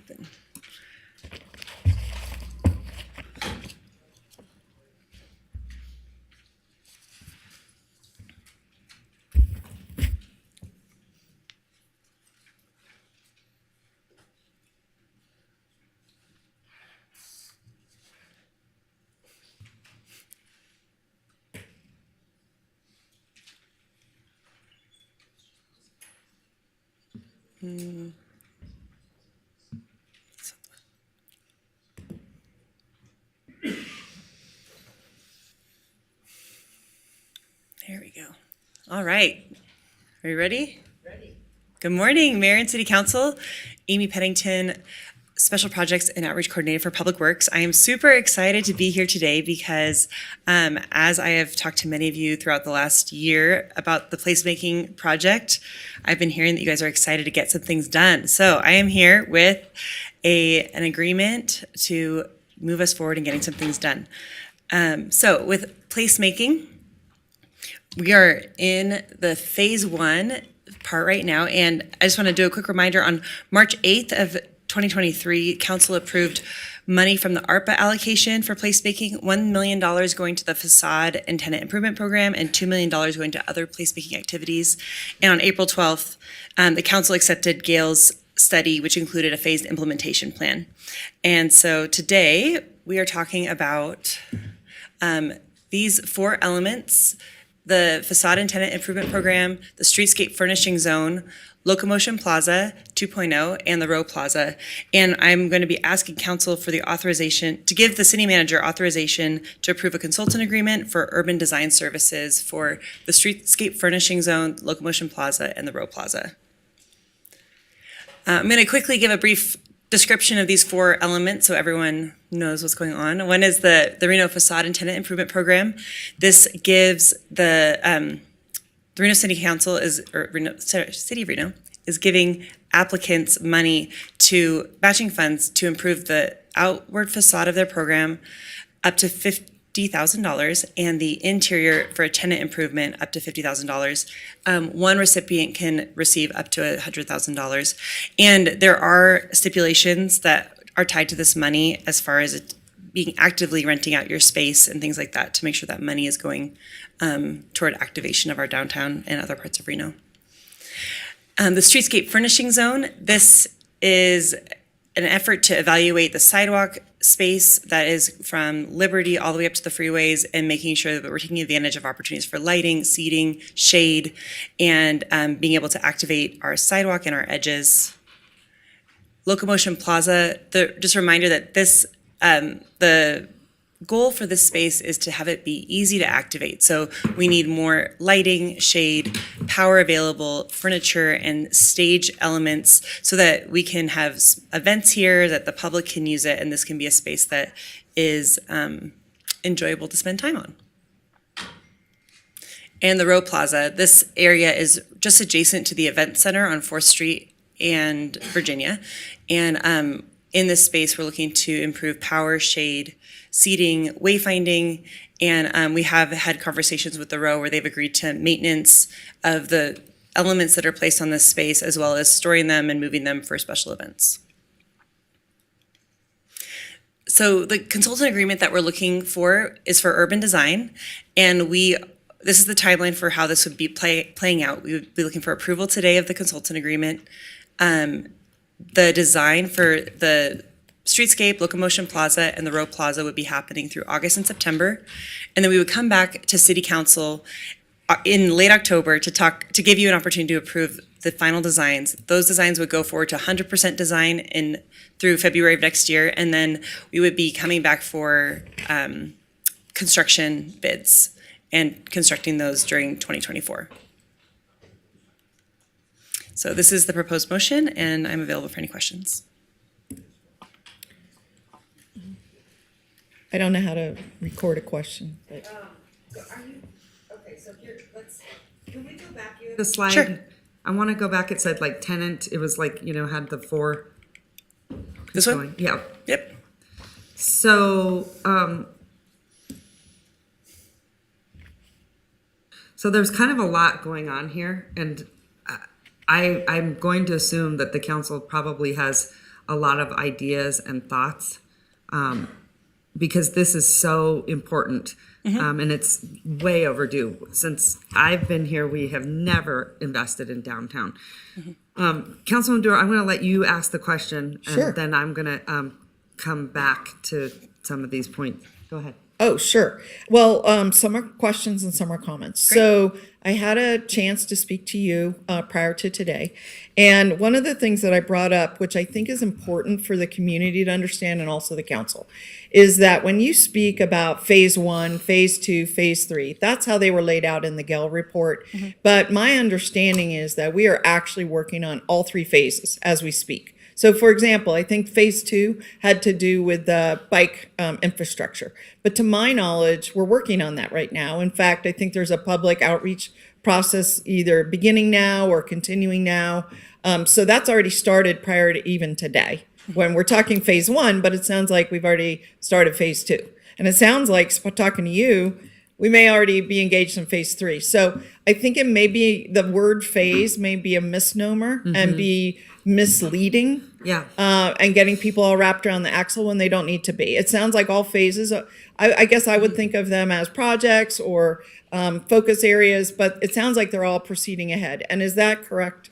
Yes, it is. So in phase two, a lot of that has to do with the micromobility network and micromobility on Virginia Street, as well as improving the safety of intersections and circulation.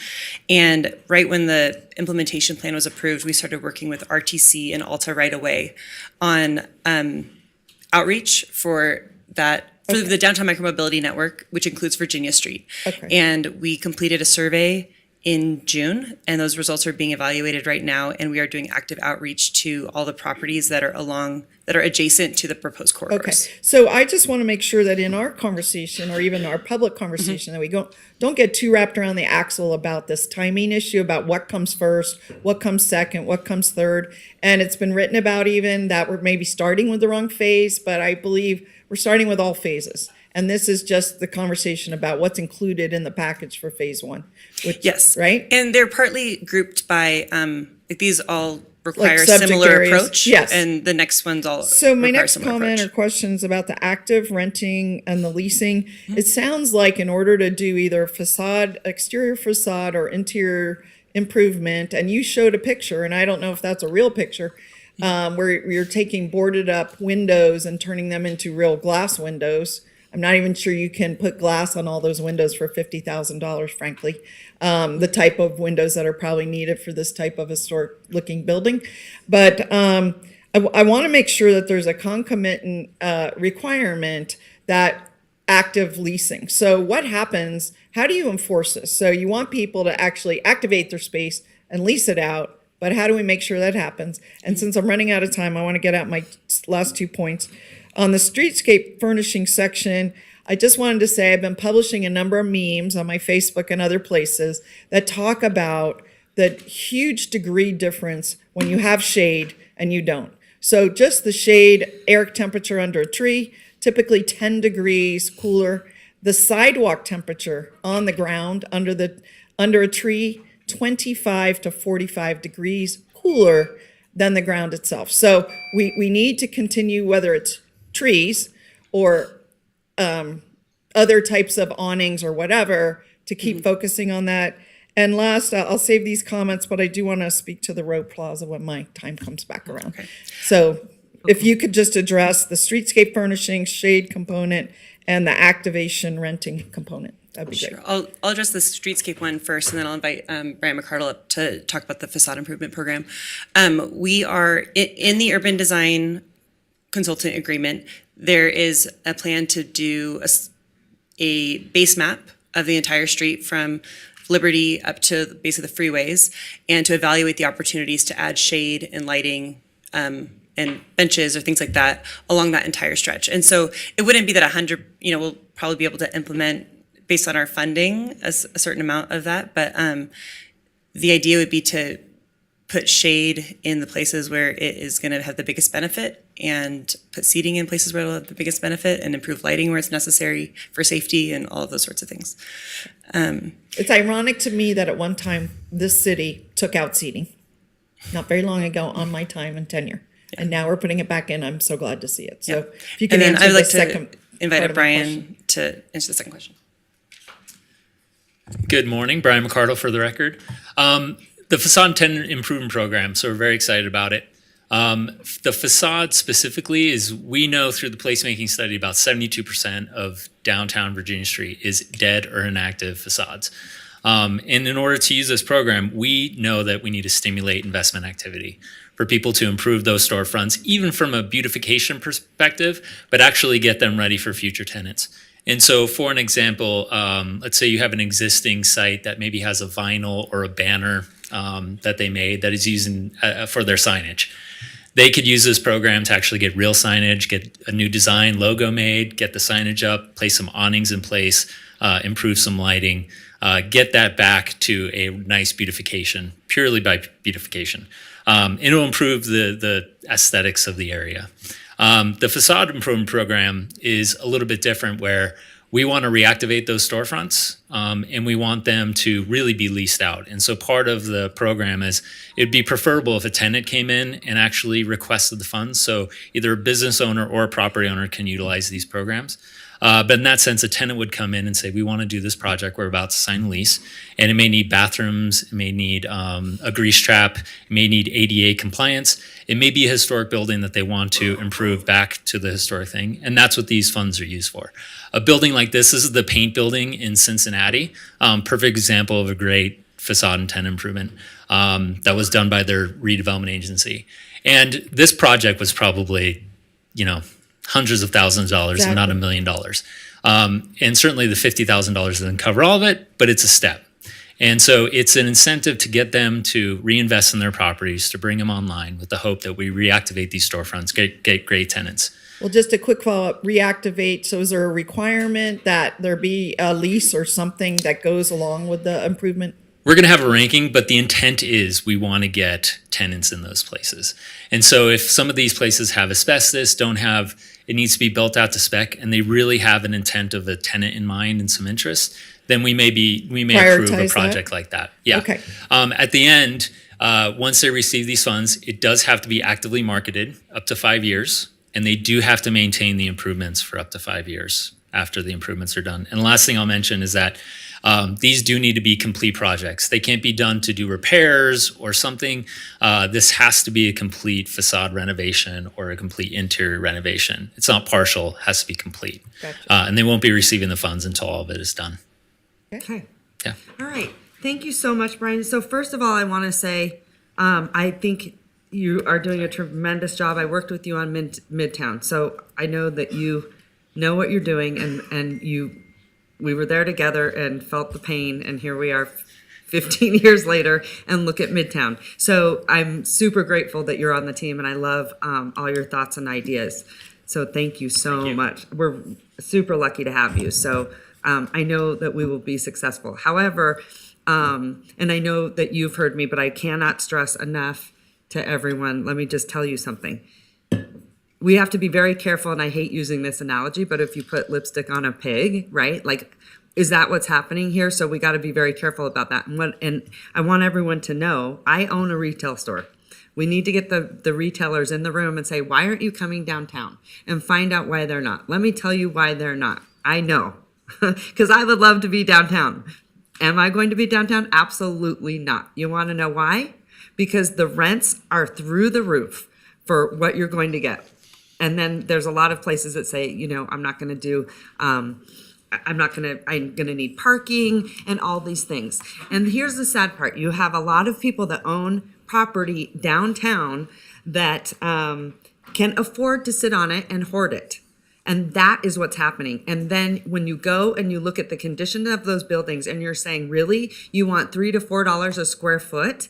Let's get real. Those are going to sit there until we figure out something in that mechanism. And the only way that I can think about it, because they have all the property rights, is that if we really, really want businesses to come down there, which is the only way that's going to revitalize downtown, which and Brian, I'm not speaking at you. I want you to know that because Brian knows what he's doing, so thank God. But this is just for everyone that doesn't know, because we have a Midtown model that worked. And it really worked because the business owners were invested. They were invested, but we also couldn't take the risk, because I remember very well. So what we did, because there was a lot of vacancy, here's the model and here's how it worked. Because there was so much vacancy, we went to the owners. We knew that they had not been getting any revenue from those buildings. And it was very blighted. If you guys remember what Midtown looked like, it was very seedy, right? We said to them, we want to partner with you. We know your building has been vacant for a very long time. What if we put artists in there, entrepreneurs in there? Can we share in the profits? They were excited. They were ready to go. And look at Midtown today, because we had both people on board. What we don't have is the landlords on board and willing to help make that investment for small businesses to come downtown and have it sort of localized what we saw in Midtown. Until we figure that out, and until we have those property owners at the table saying, I care enough to revitalize downtown instead of waiting for a massive investor to come in, because what's happening is then their properties are going up 3, 4, 5 million that are not even what is it? They're not even appreciated? Yes. I don't know.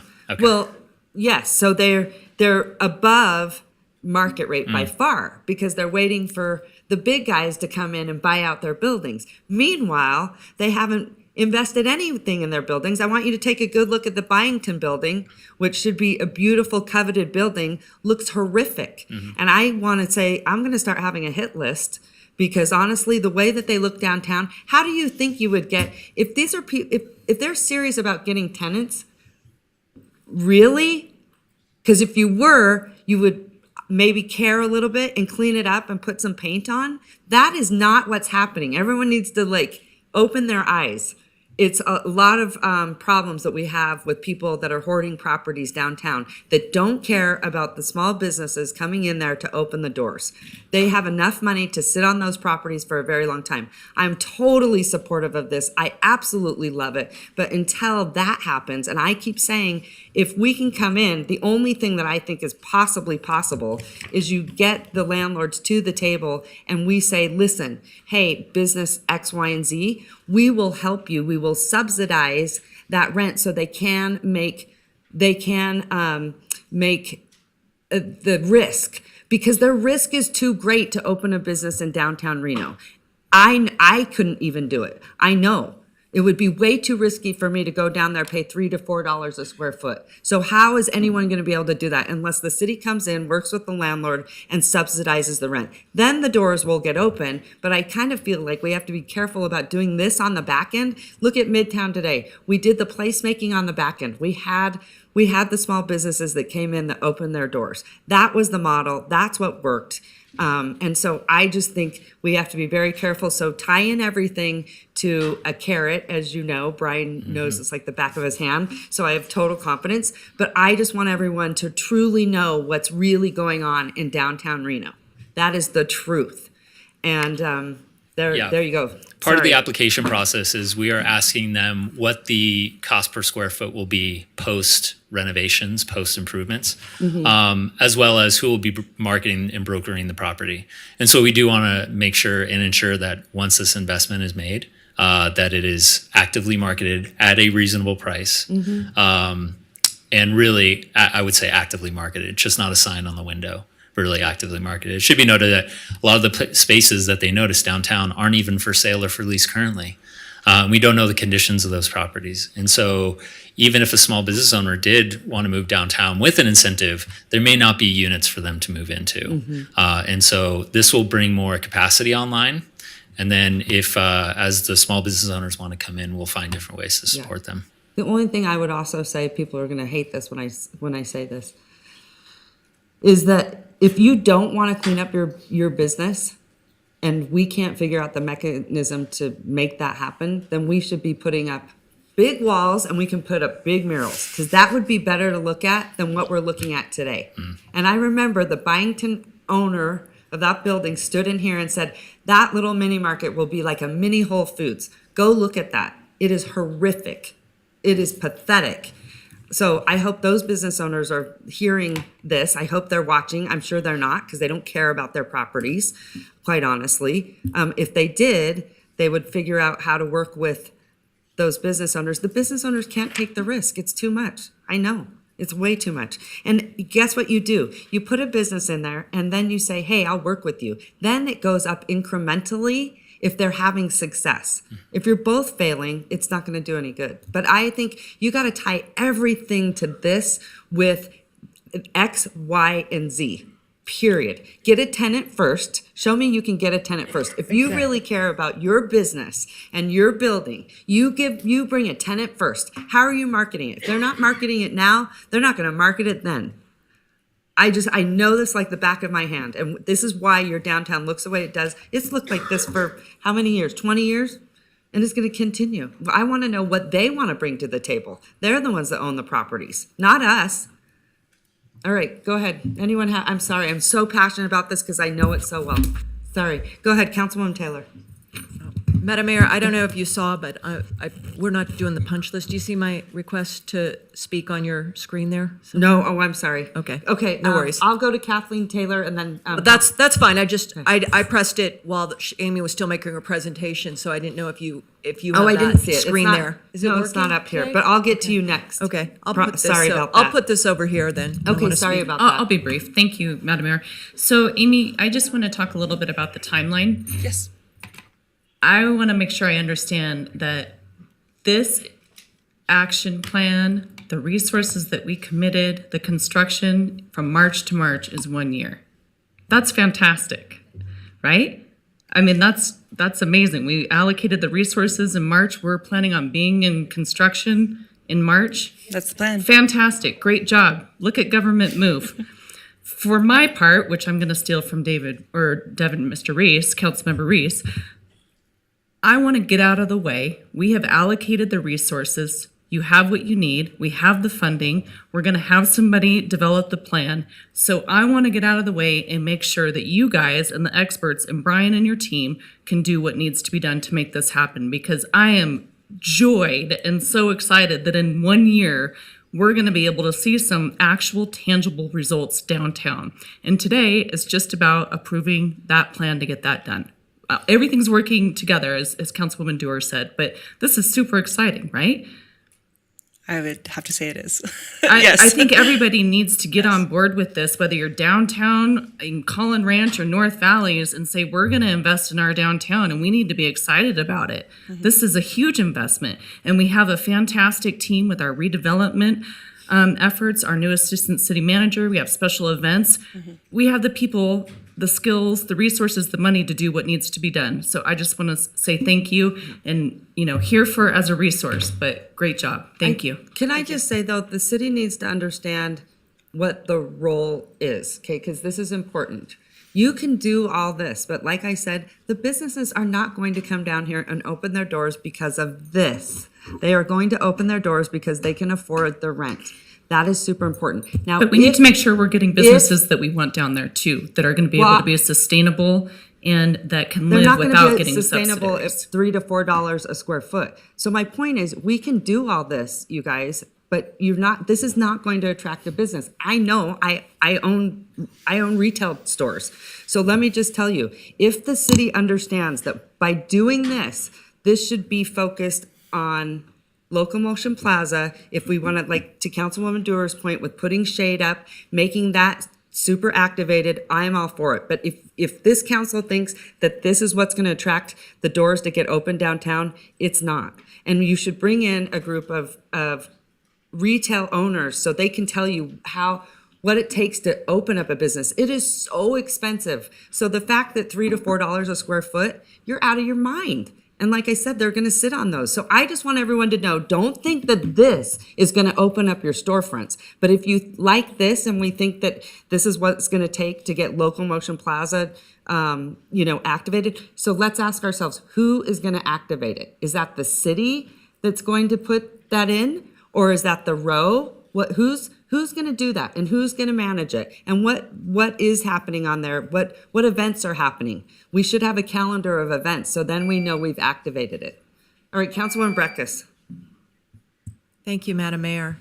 Yeah, I mean, I have a little bit of experience with this too. I started early in my career in a downtown revitalization office in Albuquerque, and not dissimilar downtown, although Reno's is pretty unique because of the gaming impact. And I do have a little bit of concern. I think, and they echo a little bit of what the mayor's saying, is the facade improvement money needs to go, in my view, and I want to see deal points and eligibility to have confidence that it's going to do what we want it to do for existing tenants who are there to maybe make some changes that they want. The mention was, a better signage versus a vinyl. I can get on board with that. Small business people, public money into them, fine. Now, the facade improvements that I heard, which could be beyond a facade, a grease trap or something, I get a little nervous with that. I think the comment was it's going to cost a lot more than $50,000 to bring one of these, buildings that's been shuttered for several decades in some instances forward. The example from Cincinnati, that probably had a lot of stacked public resources coming in, and then on the back end, a lot of obligations. That's how it works. I'm not confident there, and the last thing I want to do is support deadbeat absentee landlords who are really just using some of these downtown properties as cash in the bank. And I think part of the reason they're cash in the bank, and I'm going to get into this in a little bit, is the framework in downtown Reno that a property is a jackpot because it has the biggest payoff economically to a property owner. It keeps it vacant, and that is gaming. And we still have that landscape in our zoning codes and regulations, and I don't think it's being used correctly, because there's certain parameters that come with that. But I saw Ceres open up. I'm seeing the Horseshoe being kept alive. I'm seeing, we're going to get into what's going on over at Harrah's, but every one of those property owners is waiting for their payday to bring gaming in, and that is constipating downtown revitalization. To me, that is important, an important consideration. Another one of downtown property ownership, I think, is, so I want to leave that there. The mayor knows retail. But I know downtown city planning, and I've worked on it, and I wonder why you didn't pursue, and I know what Gell does, but I don't think they probed adequately enough the retail environment and the property ownership environment. That's more of an economist study, and I really want to understand that in depth. So in my world thinking, some of that money should be pivoted a little bit more towards this study. And I'll tell you, everyone knows my husband worked for 26 years over at the City Sparks, very methodical on understanding the retail environment. I don't think we understand that in this moment in time and its relationship to existing structures. Sparks was dealing with Victoria Square, which involved a lot of ground up, the marina, a lot of ground up, but we're in a historic downtown. I think I would prefer seeing a little bit more of a study. I'll end my comments here because I want to talk a little bit about the Believe Plaza and the subsidy of public improvements on property owned by the world's largest gaming community. That may be problematic for me also. Thank you. Oh, but Mr. Manager, can I ask, I see that you have a position advertised for a marketing professional. What is that? I don't recall that in budget. What is that position? Is that tied to this effort? That was in budget, and it's tied to the redevelopment district and Okay. making certain that, the tools that we have available to make sure that, Okay. we're moving in the right direction. Okay. And those defined spaces. Okay, are it was in the budget. Was it adequately called communicated. something else through budget? Because I thought it was more of like a management analyst or a program analyst. Just like where we always have some confusion here, it's a working title. So I'm certain that it's a management yeah. analyst. In but my it's world, when I close up budget, we don't use working titles. We have classifications, but that's another confirmation. I'd like another round, Madam Mayor, too. Thank you. Okay, Councilman Martinez. Thank you so much. Yeah, I just had a couple quick questions about some of the action items that we have before us. I do agree that I tend to value your input, obviously, and share in the appreciation of your expertise as you all work through these processes. But I would like some oversight maybe on some of the rubrics and what you all are looking at when you decide what facade improvement plans to activate and end up funding in this process. In terms of like the public seating and some of the floor activation that y'all are thinking about, I know we had talked before about space and how much space there are on the sidewalk. So I'm just curious to see what your thoughts are in implementing all of these things and activating that space and still making it safe for people to either drive, walk, or bike through downtown Reno, and what consideration has been given to that? So the consideration will be so part of what the consultant agreement has is a base map of the entire sidewalk space, or that furnishing zone is another word we're calling it. And different parts of it are wider than others. Different parts of it already have different, like whether trees or, there's things on the sidewalk. So as we do that analysis, we're going to have the urban designer look at all of the different opportunities specific to each area, the width of the sidewalk from the property's edge to the street right of way, and provide us with the best strategy for elevating that space where where we can add shade, where we can add lighting, where we can add benches, where there's the potential that a retailer might open up and they might want cafe seating outside. There's all kinds of opportunities. And so that's where that urban design is going to come in. And we are going to be making sure that ADA access is part of any addition that we put on the sidewalk. Does that answer your question? Yeah, thank you so much. Great, thank you. All right, Councilman Taylor. I think Ms. Ebert has. I've had my. And Okay, Mr. Reese. we're going down this way so that I Somehow they're on can this stay in line.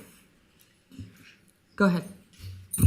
I just wanted to clarify again what we're looking at today. I mean, I know we maybe have some reservations about some things going forward, but this is the first step in getting to where we need to be, right? So what are we actually approving today? Is it all of these things in phase 1, 2, or 3? What are we looking at? Thank you for that. So the facade and tenant improvement program is already been approved by council in previous actions. Today, what we're asking to be approved is the urban design consultant agreement for the streetscape furnishing zones, Locomotion Plaza, and the Row Plaza. And within that design plan, we're going to have another opportunity to see what is included in that and the research. So this is just, again, I can't say it enough. This is the first step to get us where we need to go. We have a lot more discussion on what's going to be happening downtown. Yes, we will come back in October with the 30% design options. So for example, on Locomotion Plaza, they are going to present more than one option for shade. And so you would be able to choose which option for shade you would prefer. Or, so we get to see it at 30%, we get to see it again, and there's lots of opportunities for input. So thank you. Hold on 1 second. So, Madam Mayor, if I could help just a little bit of clarity here. What we're talking about today with respect to this particular aspect of phase 1 of the Giel study is the physical environment. It's probably appropriate to think of this as almost like a public works project, where what we are asking for is approval to spend money on a design consultant to build us a plan set that you will get to see and you will get to approve and tweak to your liking. But then we can take that plan set and put it out to bid so that we can put these ideas into action. And so this is the step just before actually building these things out in the downtown environment. Okay, and then if we're gonna hire this person, does that come to council? So that's what we're doing right now, is we're asking for the approval to sign the but contract. is it gonna come to council who we're looking at to do this? we would hire RFP? a consultant from our SOQ list. We are already looking at an urban designer that is on that list. Is the contract isn't attached. There isn't a contract yet. So It's for pre-approval for the city manager to sign a contract with an But urban I designer. think it should come back to find out, because people say they're urban planners, but they're really not. So I think that that's something that we should kind of look at, who's doing that. And then are you saying then we'll get to, because I want to see the retail component, because I think that has to happen. So are you saying if we approve this, we will have a consultant that will then put those other things in place? Is that what you're saying? What other things? The retail component? That would not be the urban design consultant. So this is for geotechnical investigation, lighting, power, shade, structures. Where? On Virginia Street. All over Virginia Street? So the streetscape is the sidewalk zone all up and down Virginia Street, from Liberty to the freeway on both sides of the street. And the Locomotion Plaza is where Locomotion Plaza is, and the Row Plaza is on 4th and Virginia. Okay, wait a minute. So that's a very big area. Yes. And so let me just get this straight. This is strictly just to hire a consultant. So we had the Giel study, and the Giel study has made a number of recommendations that were accepted by the body.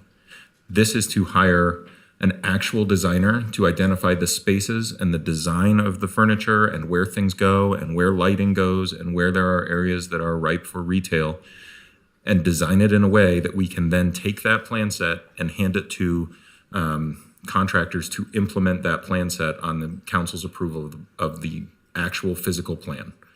This is to have someone actually say, we're going to put a bench that looks like this in this space. We're going to put lights that look like this in that space.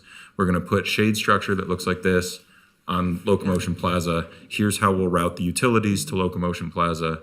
And then we'll have someone bid that like a regular capital project, and then we'll put it into action. Okay. We need someone to draw the blueprint. I know. I guess I have such a hard time with this just because this isn't organic. It's not the way that I've seen it be successful. Usually this is on the back end once you have the businesses that are in downtown and investing. So, I mean, I really, really want to be supportive. But I do think here's one thing I do know. We have to have lighting. We have to have infrastructure if we want to activate and do events and make them. And so that is very true. So I get that. And then I would just say this with the facade improvement program, that has got to be attached to a tenant. I do not want facades touched if it does not go to a tenant. I think that, to Councilwoman Breckus' point, she made a very, very strong argument for that. And like I said, if they really cared about getting tenants in there, those buildings wouldn't look the way that they look today. Let's just be honest. So I just want to make sure that that's not happening.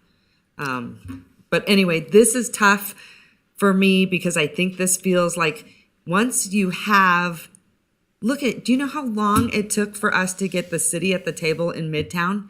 Years. I came here. This is how I started in politics. I actually came here and I spoke to the council and felt like no one heard anything that we had to say. It was all the Midtown business owners. There was probably like seriously 6 of us at the time when we tried to get everyone involved. And I came here and basically we were laughed at. And it wasn't until 12 years later that everyone said, oh, now we need a street plan. We just got it in 15 years later. But no one believed in investing in Midtown. And I don't think they would have had we done it this way either. So I just want to remind the council that we did a year of public outreach to businesses in the downtown core and throughout Reno. And one of the things we've repeatedly heard about Locomotion Plaza was they would love to, it's a great size for smaller events that smaller businesses and nonprofits can activate that size of a space, but it is not equipped with what they need to activate it. It needs to be equipped with shade, with power, with a stage, with furniture. But if we're just talking about that, then I get it. But we're not. We're talking about that whole area. Well, there's cost saving in combining a urban design plan with the work that has to be done on Locomotion Plaza for all the geotechnical excavation maybe not the right word, but all the survey to know what's there, continuing that down the street with the same team. There's cost saving in being able to combine these contracts into one because they're essentially doing the same sorts of activities to evaluate the street. So that was the rationale behind it. And what about, let me ask you this, Mr. City Manager, what about the option of, let's say there's a tenant that actually maybe wants to put a beer garden on there or something to that aspect? This makes that possible. I know, but wouldn't we go out first, go that way and look for someone to see what they need? Because I think too often we do projects and then later on, then we're like, oh, we should have done this, we should have done that. So we know at this juncture from the feedback from the surrounding spaces, we know at this juncture from some of the struggles we've had with activating those spaces, what at least a base level we need in terms of infrastructure to use that space more effectively. Okay. All right. Councilman Reese, I'm going this way. Yeah. Thank you, Madam Mayor. I'll try to be brief. A couple of things. One is just a starting point assumption for me. I have evaluated the staff report for this item, but more in the broader context of the decision-making that we made to hire Gell originally, and then the concept of all of the outreach that's been done over the last year. So with that in mind, I'm also sort of reminded, Madam Mayor, by something which you often say, which is we have to be prepared and willing to fail in our experiment. And so I guess for my part, I'm not sure I'm that much into the weeds on every item that's been mentioned, meaning I don't want to have an opinion today about where I think a chair should rest or whether facades have to be tied to a tenant. I do think they probably should, but I also think that as decision makers, I'm trying to have a broader perspective about economic development. And we've, gone down this road together in this economic development space. We've hired Mr. Edelstein, Mr. McCardle, and now some additional folks as we prepare to evaluate the way in which the redevelopment agencies may begin to throw off revenue, with the intention that all of the things that we're doing are going to be directed at redevelopment of the downtown environment. And so again, I'm trying just to try to stay, for me, high level, thinking about the ask in front of us, which, as I understood it, was this consultants agreement and the idea of having, a bit more urban planning. Now, given that that is my issue, I'll also say I'm balancing a competing concern, which is we just are like studying an analysis by paralysis, meaning at some point in time, I would like us to go do some things, even if some of those things fail. I don't think that any of the things that are particularly specific about one-offs that we've talked about today are such that A, we'd spend a ton of money doing it and find it would fail, or B, that it wouldn't be worth the effort to begin with. And I'll give you an example. Mr. McCardle and I talked about a building in a particular city in the Midwest where it had needed some facade improvements, and the building sat vacant for 20 years. Facade improvements went up, and then all of a sudden the building became much more attractive. Tenants rented it. It gained 100% occupancy.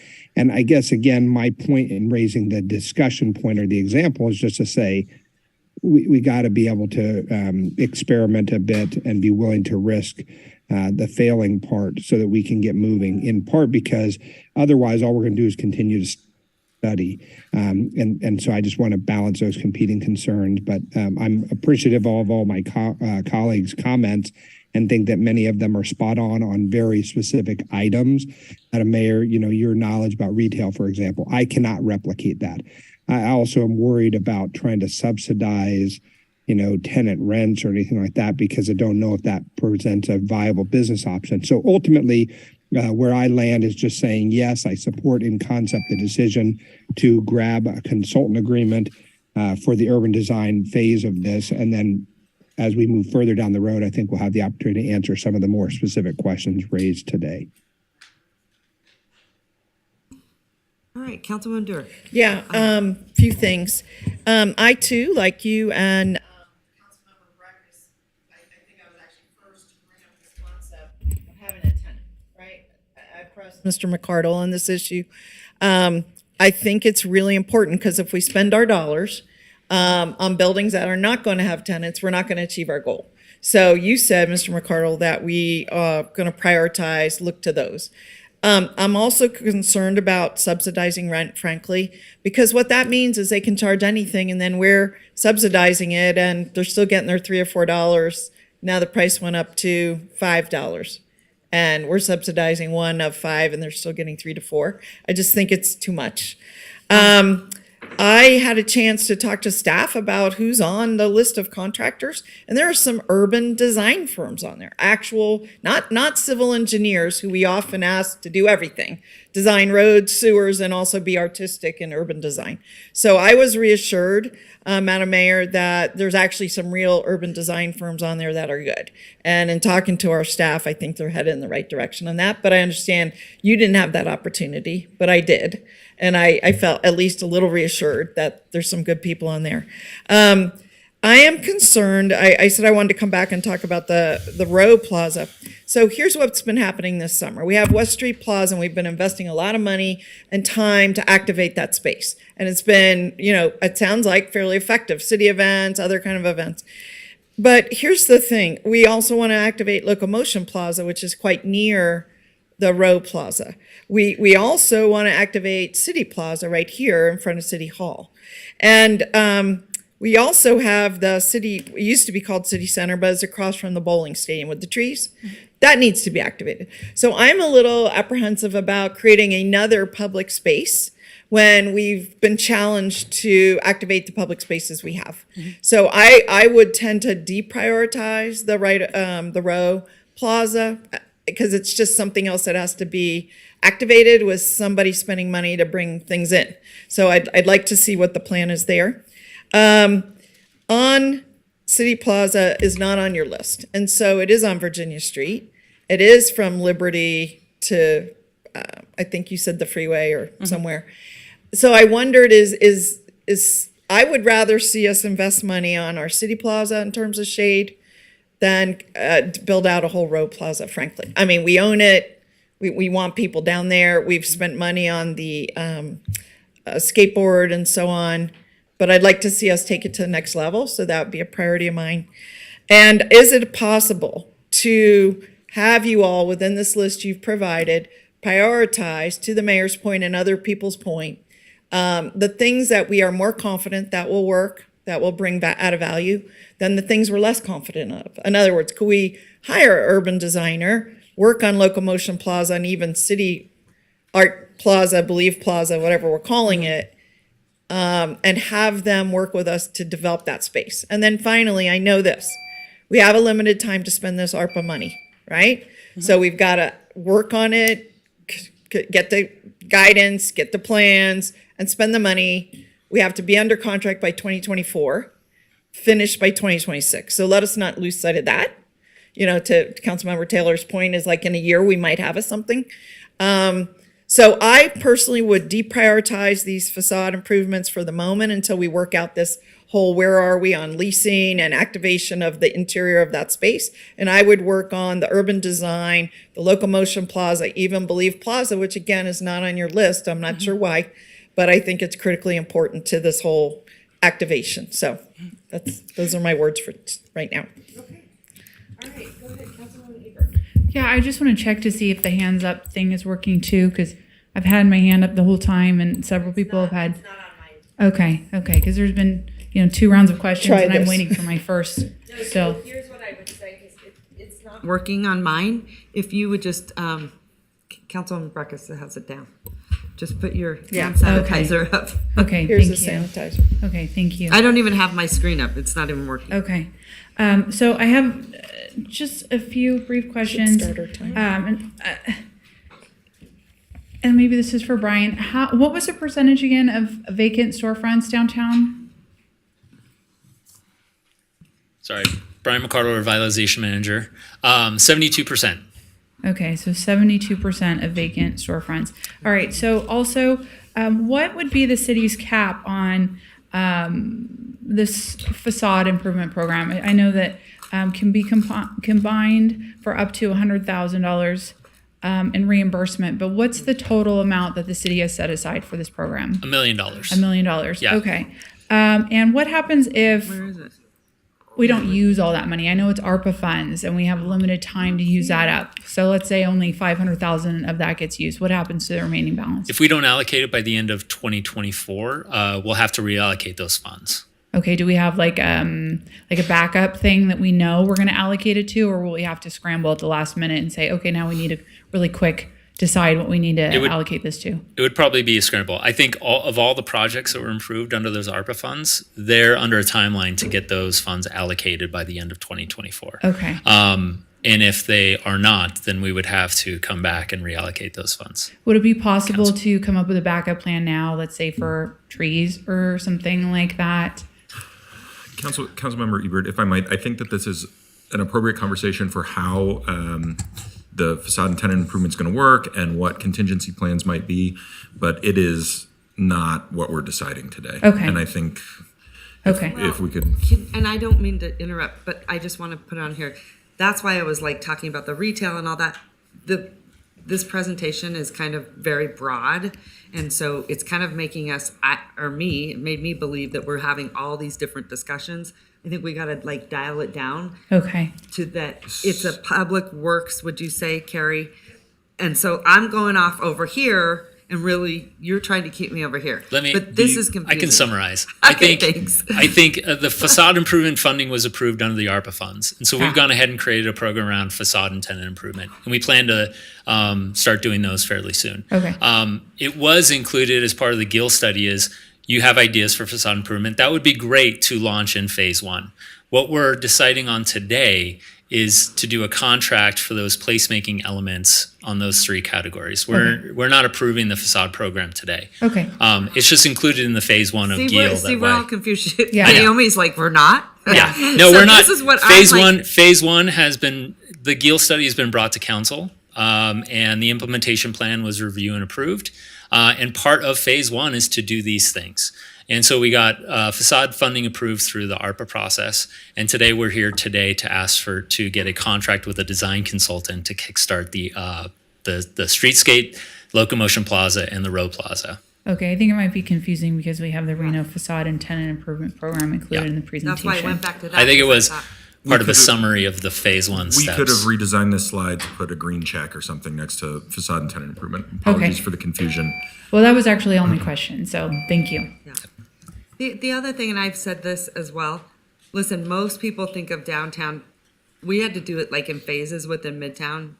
You know, Brian, like, we really like stayed focused on Virginia and then just the side streets where you had your business. So we like just kind of like kept it very narrow. That's the one thing that I do worry about when you're looking at such a big area. Just everyone right now, Virginia Street, Virginia Street, Virginia Street, and then we can tackle. That's just my thought. It's like how to eat an elephant, right?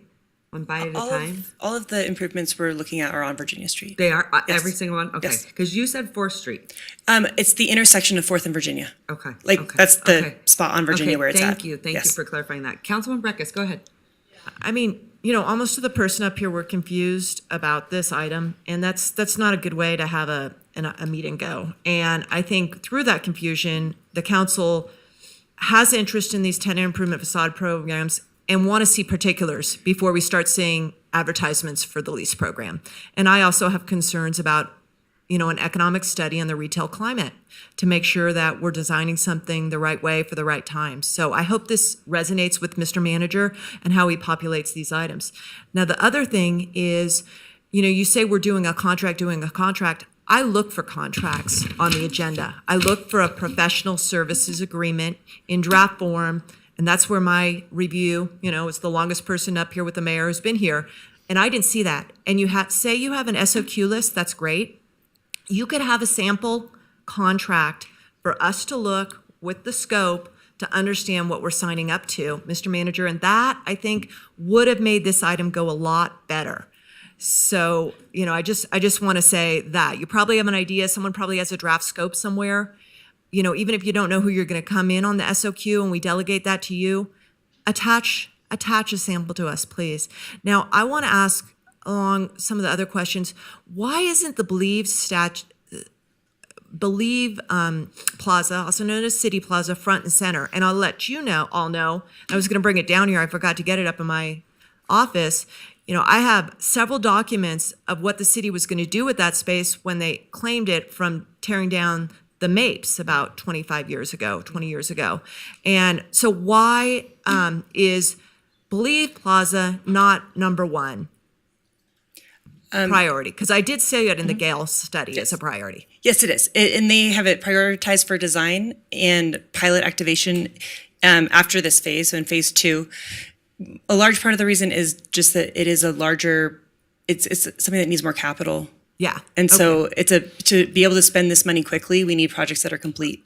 Okay. And that's going to be a bigger project that requires more capital and more planning in our timeline. But, you know, it's been on the to-do list of the city for a lot longer than the Row Plaza, okay? And Locomotion Plaza, there's also, you know, was thought about that. Now, Locomotion Plaza, is that from Virginia, essentially that one block? Is that what we're talking about? Yes. Okay. Is anyone a current lessee to that right now? The DRP helps us manage that space. Do we have a contractual relationship with them to manage that space? Yes. We do. Mm-hmm. Okay. That would be good background to understand. I think you did reference that in your staff report. Now, the Row Plaza, you keep talking about that being on the center of 4th and Virginia, correct? I believe that's correct. Yes, across from El Dorado. Okay. Right next to the event center. So that's not the event center, that's the ballroom. Oh, I'm sorry. Okay, that's where my confusion is. I'm sorry, that was Okay. my apologies. And ballroom. who owns that property? The Row owns that property. Okay.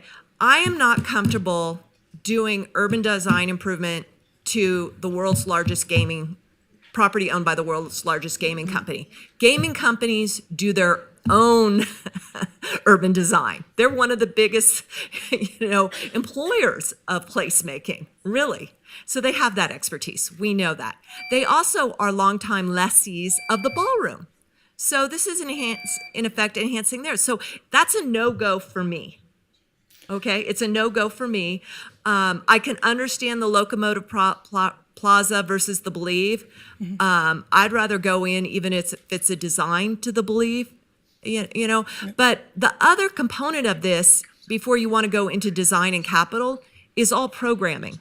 And I want to know, and this is kind of the organic thing, what is our programming capacity and visions internally? Yeah. And so that's where I'm starting to fall apart on this, more spaces along the lines of what Ms. Dewar said. So I don't know, improving private property, not having a scope, and not having a programming plan. That's where I'm having a hard time with this item right now. I don't think it's right. Don't think it's right for prime time for my vote. Thank you. One thing I just want to clarify is activation versus programming. Locomotion Plaza is a great place for programming. The Row Plaza, we're actually looking to improve that for activation, which is like people on their way to an event at the ballroom or they're crossing the street, having things there where it's a seating area where it's naturally being activated by the activity on the street. The Row does a lot of their own programming of that space with special events. Like right now, there's a tent out there. We're not looking for more programming on the Row Plaza as much as we want it to be a space that the community can use on the day-to-day. We have activation in large events, but when there's not a large event, the Row isn't programming it, and so we just want it to be a space that can be naturally activated. Well, that's a tricky landscape because, the public wants to activate it. Well, what if it's, a union that wants to unionize the El Dorado? Are they going to be able to utilize our improvements as their, deployment spot on the Row's private property? It brings in some tension that I'm having a hard time with. Okay. And so, is Row security going to be policing people who are doing things on, improvements owned and funded by the city? And we tore down, we brought in city money years ago to tore down some rather interesting mid-century motels. And then we programmed those and nothing came of that. I am not going to go there on the Row Plaza. Let the Row do their thing. They have a great deal on that ballroom. It's essentially their own private convention space. Let them do that. Okay. Thank you, Councilwoman Breckus. I really appreciate your comments, and I agree with many of them. I kind of want to get us moving forward because we cannot hash this out all day. I will say this.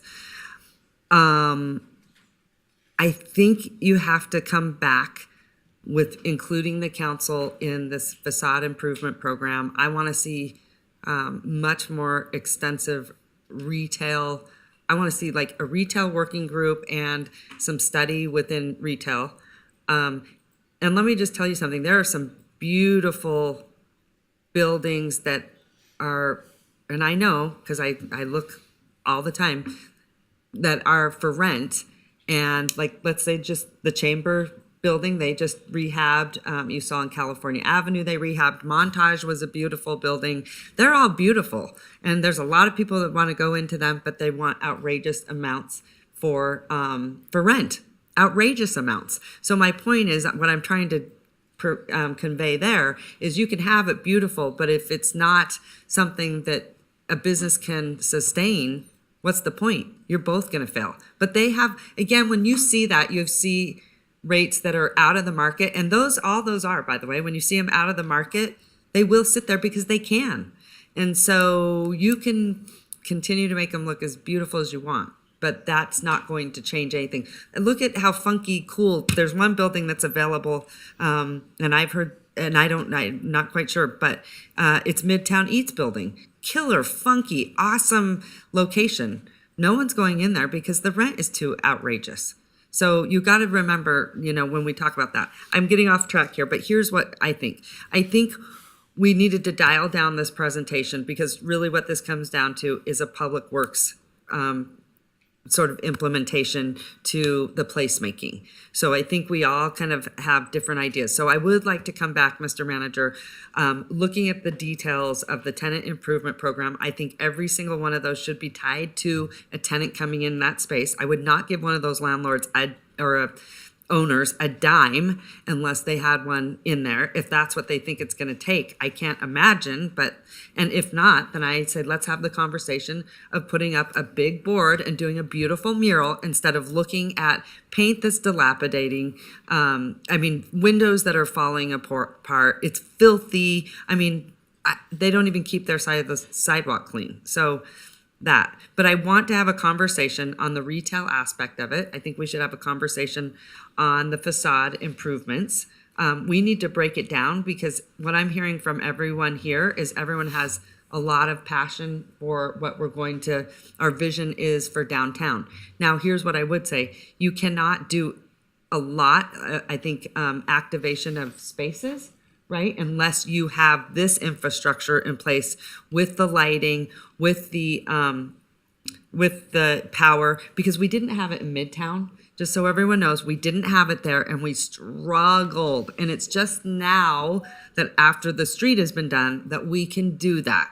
But we couldn't do anything. We couldn't even do holiday lights. So I totally support this, but I would like to come back, have these conversations on these other pieces, because I think that they're important. What do you think? So I want to make a motion to support, but are you okay with that? I think the concerns expressed or the preferences expressed with respect to the facade and tenant improvement programs are heard loud and clear. I know, I think we understand how the elected body feels about that. And I think we very much appreciate your support on the capital investment in this space. Well, and the other reason that I would feel compelled to support it, and I understand Councilwoman Breckus, I don't fault you at all. I think you've made some great comments today. But one of the other reasons is we have also heard that it's difficult from other parades and events that come downtown. And that will also help them. And we also need to invest in those because they bring in quite a bit of tourism and money. And really, downtown is awesome when we have an event and it's activated. Look at Pride this weekend. It was awesome. It was off the hook. But we're missing all those other pieces. But there are things we can do if we get this infrastructure in place. That I do know, because we always tell them, "Oh, sorry, we don't have lighting over there, or we don't have the ability to have power to do any of that." So that's why I am very supportive. So anyway, go ahead, Councilwoman Durr. Yeah. Just real quick, I think that the $1 million could easily be taken up by the Public Works project to get the power, the trees, the shade, the furniture. I truly do. And I'm going to say again, I agree with Councilmember Breckus about potentially working on the design for Believe Plaza. Maybe it's wrong. We're doing it with the fire station. We're designing now, even though we don't have the money, right? We're using some of our bond proceeds to design the fire headquarters, even though we don't have the money to build it. And so I know we've seen this movie before. The plaza's been designed, with a giant canopy that we can afford. Is there a different way to approach this issue on Believe Plaza? I just really feel like we should invest in our city-owned public spaces prior to our private-owned public spaces. Not that we would never do that with them, partner with them, but that's what I would like to see. If it's Row, I would like to see a partnership where they're investing as well, because this is and to have it open for public use, that you don't have to get a permit to be in that space. It's considered a public space if we're going to invest in the Row Plaza. The other thing, just self-reflection, at Pride, I happened to look at what was happening at City Hall. And at City Hall, we still had our tables and chairs all chained up. Mm-hmm. People were leaning over them to take pictures or stand on our thing. And I wondered, why do we have our chairs and tables out there if nobody can use them ever, even when we're having a parade? So while we're looking at this activation, I think we should be looking right at City Hall, even if it's an operational change. Who's in charge of our seats and tables, Are we a welcoming place? And if we're nervous about it, then we should take them away. We shouldn't just have them chained up there. It sends a wrong message to me. So I would love, I want to be careful again on how we balance the Row Plaza versus Believe. I really think we should be focusing on that first. That's just my personal opinion. Others could have a different opinion. So I hope whatever motion we come out with speaks to that we're looking, if we are working on Row, it should be some kind of cost share and the space should be open to the public because we'll be spending public dollars. Yeah. Okay. Councilwoman Taylor, I'm prepared to make a motion. go ahead. I move to approve the next steps for Phase 1 of the Virginia Street Placemaking Study, implementation plan and authorization for the city manager to approve a consultant agreement for urban design services in the amount of $365,000. All right, thank you. I have a motion. Do I have a second? Second. Madam Mayor? Yes, discussion. Go ahead, Councilwoman Yeah. Beckus. I'm a no because Civic Plaza, Believe Plaza is not the priority. And I think that's a promise that was made to this community when the MAPES was torn down. And it is our living room and it needs to get fixed. I'm a no because it involves the investment of public funds in property owned by the world's largest gaming company. They can design and pay for the design of their own property. I'm also a no because it involves a contract that's over $300,000, delegating signature responsibility to the mayor, to the manager for a contract I haven't read. And I think that not having that in front of us makes us really in an unclear position of knowing what services are going to be provided. So I vote no. All Thank right, you. thank you. Can I get some clarity? I thought this was just for a contract of service and not, are we purchasing furniture for No, the?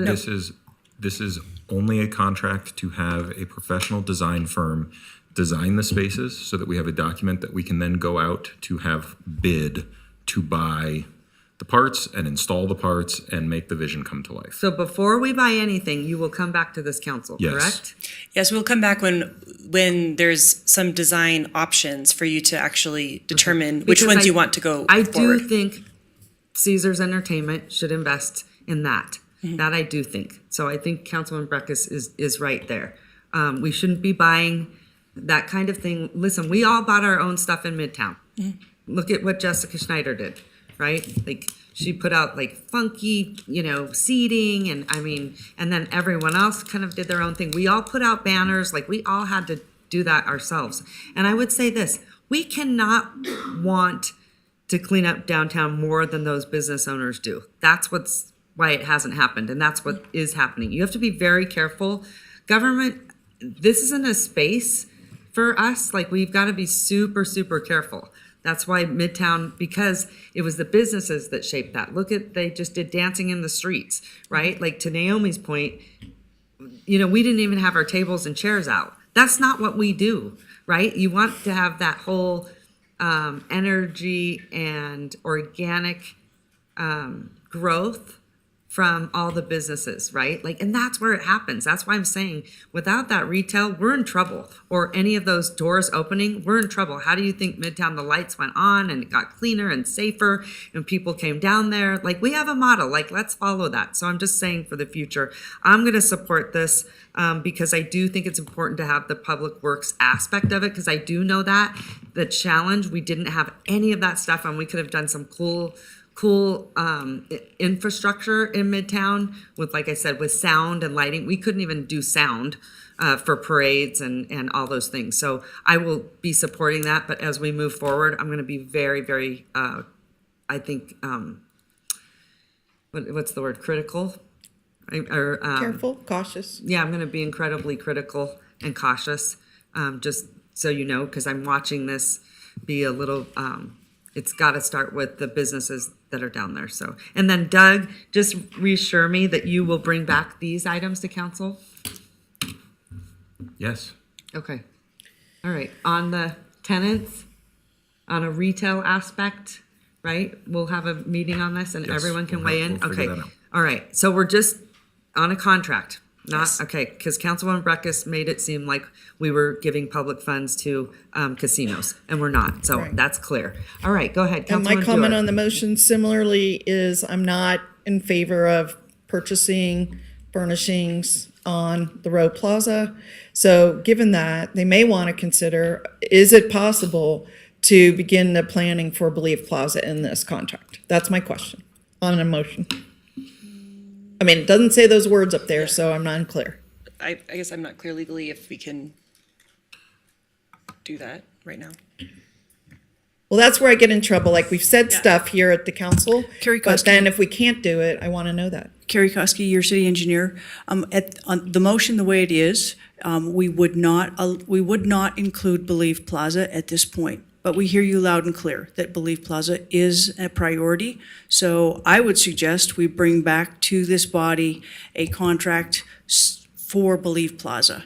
Okay. And give us a chance to think about that, Okay. how we could do that and make that happen. Doug has a plan actually for that. He's had a plan for a long time. Can you you want to talk about that really quick? I love when you reveal my secret I'm plans. sorry, but so that's why I'm not like screaming about it. So It's I already think- in the works. I didn't know. I think the observation of our professional team who will be responsible for that is that the scope of the plaza across the street needs to be examined sort of independent of what we're talking about here today, as a component part of both Virginia Street placemaking, the River Path Plan. It's probably appropriate for redevelopment investment as increment begins to be thrown off in this district in 25. Yeah. And that solves some of the capital problems and ties it in with the network of parks and plazas and pathways along the river that we're trying to move forward. Thank you for clarifying. Thank you, Mayor, and thank you, Mr. Manager, for clarifying that, because this is a heartache for me. 9 years, and we have done since I've been on council, and longer since other people have been on council, since we've addressed it. So, and here we are. We have money, we have time, we have a design professional, Yeah. Okay. All right. So, any other discussion? No? Okay. Again, I'm so sorry, just to make sure I'm understanding, this is just specifically for the contract, not necessarily for where things are gonna go, not the details, the specifics, those are coming before council later. It is for the contract to come back to design a To couple of start options, coming a few out. options. Okay. Those options will come back to the council. The council will get to choose and tweak. We will come up with a plan from there. You will then see the final design. You approve it. And at that point, we will then put it out for bid. Okay. We will get numbers back from contractors. You will select we'll go through that process. We'll recommend a contractor and a bid, and we'll be off to the races. Great, thank you. All right. So I had a motion. I had a second. I think, wasn't it me? Miguel? Who seconded? I have a second. Well, All I'll those second. in favor say aye. I think Devin, Mr. Reese was Okay. seconded. All those in favor say aye. Aye. All those opposed? No. Motion carries. All right. I would ask that we take a 45-minute recess for lunch. I need everyone to get up and go to the bathroom and walk around and do what they need to do. So thanks, everyone. We'll see you in, actually, let's come back at 1:45.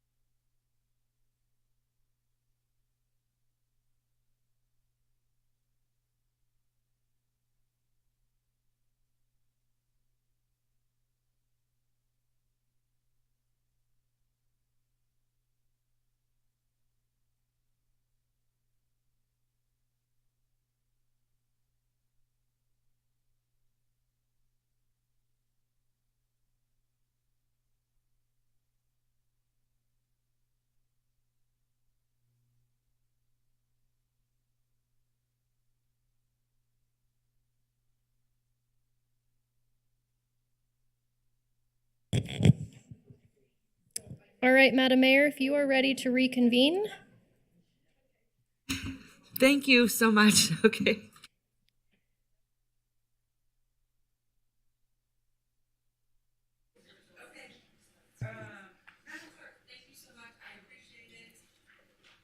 And I think the reason we're starting late, just so everyone knows, technical difficulty. So now I just want to let council know, you will put the clock up on this screen, correct? Yes, so we'll put it on the display screens and I'll just manually type council members' names in as they're speaking so that we can see who's speaking in the time. Okay. Just know that our timer did go out. We're trying to figure it out, but there's going to be no audible indication that your time is up. So just pay attention to the time on the screen if you would as that's running. But we're going to reconvene at 2:06 and we're going to go back to consent items. Am I right? okay. We are going back to consent agenda items, and just for the record, we're going to go ahead and start with item B4, pulled by Councilmember Ebert. Okay. Before we do that, I see people in the room, people sitting here in the room. I want to make sure if you're here for a certain item, I would prefer to hear those items so that we can get you out of here. I know everyone's got a busy day and they probably don't want to sit here and sit through this whole agenda. So will you please tell the clerk what you're here for, and then we'll prioritize them for anyone that's in the gallery. Unless, of course, you'd like to stay with us all day. You probably don't, right? Okay. I think. Are you having fun? Madam Mayor, it sounds like we can pretty much go in order. We've got 4 and 5 in the room. These 3 or 4 C items, and then we've got B 10. Okay. 8 in the room. So okay, so when you just keep me on track then. We but will. We'll just go then from our consent, the ones that I have in order. Perfect. Okay? All right, Okay. so item B4 and B5. Okay, thank you so much. Any public comment on this item, Madam Clerk? It's the consent agenda, so we've closed out comments on these items. Okay, perfect. I'm going to send it now. Councilwoman Ebert, item B4. Do you have a presentation? I do have a brief presentation. The clerk can load that up. Good afternoon, Madam Mayor, council members. Lance Ferrado for the record. Nice to see you, Lance. It's good to see you too. It's been a while. It has been. I always like it because when you're at the podium, it represents business. That's right. So good, good, good.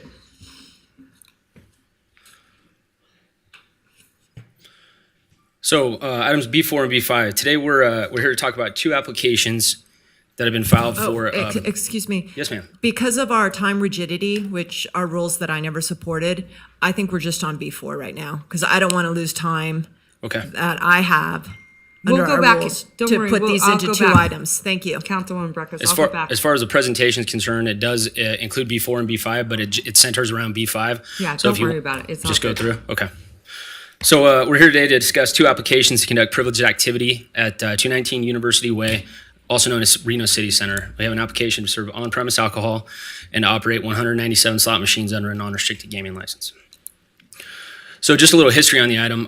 Harris Casino closed in late 2020. It ceased operating. So in early 2021, Sartini Gaming came in and applied for a non-restricted license. It was temporary in nature in the fact that they knew they were not going to be the licensee permanently. And secondly, it's a gaming industry term used to identify licensees that are basically getting non-restricted licenses to preserve rights. I'm sorry. Did you say non-restricted or restricted? Non-restricted. Because 16 and under is restricted, correct? It's actually 15 and under that's restricted. Oh, so it went to 16. Correct. So these are important things. Obviously, with the property, it was originally licensed for non-restricted gaming in 1947, well before any NRS or RMC standards were applicable to this kind of endeavor. It's also important to note that the gaming use has never been abandoned at the state or local level. So it's important in preserving this at the state level. What that does is it's grandfathering them from the requirements of NRS that would obligate them to put in 301 rooms or more. And at the city, it's also non-conforming use, and per RMC, since that has never been abandoned, it has continued to go on. So just to talk a little bit about the physical location here, there was some confusion on the staff report map because it was used to identify the address. And so to clarify everything here, I generated a new map. So the activities will be taking place generally within the shaded area there. To just kind of give you a runaround of what that property looks like now. Just to the west in that white top building, that's where the Starbucks is at. Down in the southern portion will be a restaurant that the tenant is still trying to negotiate. Then on the other side, you have around the perimeter, it's more common space and possibility for other business activity to go in as well. Additionally, you have the pavilion just to the north of that. And there are entrance and exits all around the building there. Is there a hotel? On this part right here, there's not hotel, to my knowledge. On this side, I believe I believe all the hotel stuff is across the street, and I believe that the living space, the more long-term residential units are on this side above. So the proposed operation is essentially that shaded area is about 25,000 square feet, represents 2 restaurants and a bar. And the slot machines will take up approximately 25% of that area. And so, like I said, it consists of dining, alcohol, and gaming. And that sums it up. Staff recommends council approve these 2 items and both on-premise alcohol and non-restricted gaming. I'm happy to answer any questions. So much. I really appreciate the clarity. I know that everyone was like, this address doesn't make sense. I do think that that's important to dial it down on the specificity. I'm not even gonna go there. But anyway, so I appreciate you acknowledging that. Good job. Okay, Councilman Bruckus, going to start with you. I think Miss Ebert pulled it. I'm going to go this way. Okay. So I have been associated with gaming licensing in the city of Reno since 1998. I work with people who permitted the Silver Legacy ground up, know the history, and work with people who the Atlantis from a travel lodge and the move over of the Flamingo licenses and everything. And I'm having tremendous difficulty, and I know you're not the city planner, your business licenses, and maybe your parallel at the state is the Gaming Commission, but with zoning compliance. And I watched the entire Gaming Control Board hearings, and I think that staff is off on this. And I want to explain what the difference is. And I'll start, and this is pure application of the code. It isn't policy, but you'll hear the applicant, if they're here, state how great this is for downtown and Reno's revitalization. They showed the video of the CAI Center City, said it's a thing that's happening. Maybe that was misrepresentation to the Gaming Commission, because I've been reading that the property's in foreclosure, so I don't know, but representations were made, but the Gaming Commission operates differently. They talk a lot about character. I know the guy's wife had a baby, his partner was a UNL quarterback, the quarterback, his aunt is a judge. I mean, they talk about a lot of family stuff, and maybe it's character. But in zoning, I think you're wrong. And I asked some questions, and I think you even supported my argument. Now, look here. This is the downtown action plan that we did. I think only the mayor and I were on board when this got adopted. Oh, maybe Ms. Stewart too. But it was, look, we need to pivot away from a gaming, downtown environment. And part of that, has been implemented. University Way, College Town, that sort of thing. What does this do to one of the most significant downtown properties with gaming legacy? It opens up a slot parlor on steroids, okay? That's what it does. We had a lot of conversation earlier about, why is downtown unable to thrive? And I've never been able to have someone do the evidence, but a big supposition for me is everyone's waiting for their game day payoff. Well, what does this property just get? They got a game day payoff of 197 slot machines with no requirement that they are going to have anything else. It can be a Dottie's on steroids. There's no requirement that they operate the restaurants, that they operate anything else. And that is wrong, and it is not consistent with the code. The code says that if you're going to reestablish a gaming use, and I haven't seen Harrah's there in a whole lot of years, you are going to come into some requirements through a conditional use permit by the city council. And the city council needs to reclaim the ability to look at this property in totality and the things we've heard. We heard capital, an office user was going to come over. Then we heard. I'd like a minute more. We Okay, heard an go ahead. we heard an not office used to that. We heard an office user was going to come over. Then we've heard an office user isn't going to come over. Okay. I think your notice said that the suites are not rented or occupying the premises. Last week, I was able to go towards booking a suite. So there's some lodging thing going on there. There's a Starbucks there, maybe. And is the university going to have graduate housing there, Council? I'm asking you. Is the university going to lease up 2 floors and probably be the only tenants there with a slot parlor? Are we going to be the only downtown in the United States history to have college housing and gaming in the same development? No. They have lapsed and lost their conforming use. This permit is not on the right process. We need to require a conditional use permit to reestablish gaming on this property. I've got all the background here. I make the case for it, and I know these gaming regulations as well as, if not better than anyone on staff right now. And I think staff is misleading us into something and using and convoluting gaming regulations with zoning regulations. Thank you. All right, thanks so much. Councilman Martinez, go ahead. If you, Nothing anything? at this Nothing? point. Yeah, Nothing? not right Okay, now. go ahead. Councilwoman Taylor, anything? Lance, I just wanted to confirm that the gaming license never went away, right? It never was. It was never lacking. It was always continuous. Right? That's correct. Yep. Okay, thank you. No, okay. Vice Mayor, is he still on? No? Okay. I just want to say, and then I'll go down this way. I'm trying to go this way so everyone gets a chance because I wasn't aware when this was working. I actually think Councilwoman Breckus is right. And one of the things that it's very hard to understand what is happening.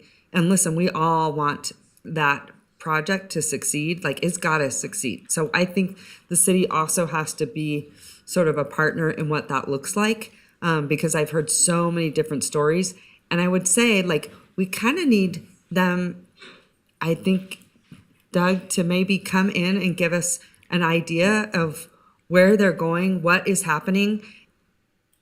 And I do think, to Councilwoman Breckus' point, when it's like, okay, are we focusing on housing? That was one of the reasons why there was so much excitement that less gaming. Like, we kind of want to be very cognizant of the gaming aspect of it, right? So I kind of feel like if we approve this, then we're doing this the opposite way. We should actually have like a plan of what's happening in place, and then the gaming comes in later.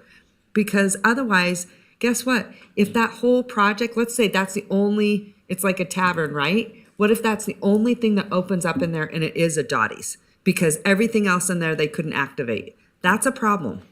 So I do think Councilwoman Breckus makes a pretty good point when it comes to that. That's my fear. All right, Councilwoman Dewar. Well, I had some similar thoughts. My question was going to be about your point in your presentation. You talked about non-conforming, and I wanted to understand what was non-conforming. Sure. So, Lance Prado for the record. Essentially, this property was built prior to any of the regulations around conformance for non-restricted gaming. So they're not having 300 hotel rooms makes them non-conforming. So that's the gist of it. That's how they are non-conforming. They don't have to have the 300. Well, at one time, Harris had a lot of hotel rooms. Correct. Do you know how many? I don't. Well, they had a lot. Could have been 300 Sure. for all I know. My questions were, I had heard there was a hotel, so Mr. Beaver pulled out because he had a non-compete with the CAI. They were bringing in a hotel. There had been this professional office use planned. They pulled out. Then I did hear in the media that they were planning student residential there. And yet I'm a little concerned because most students, let's say the 18, 19, 20-year-olds can't game.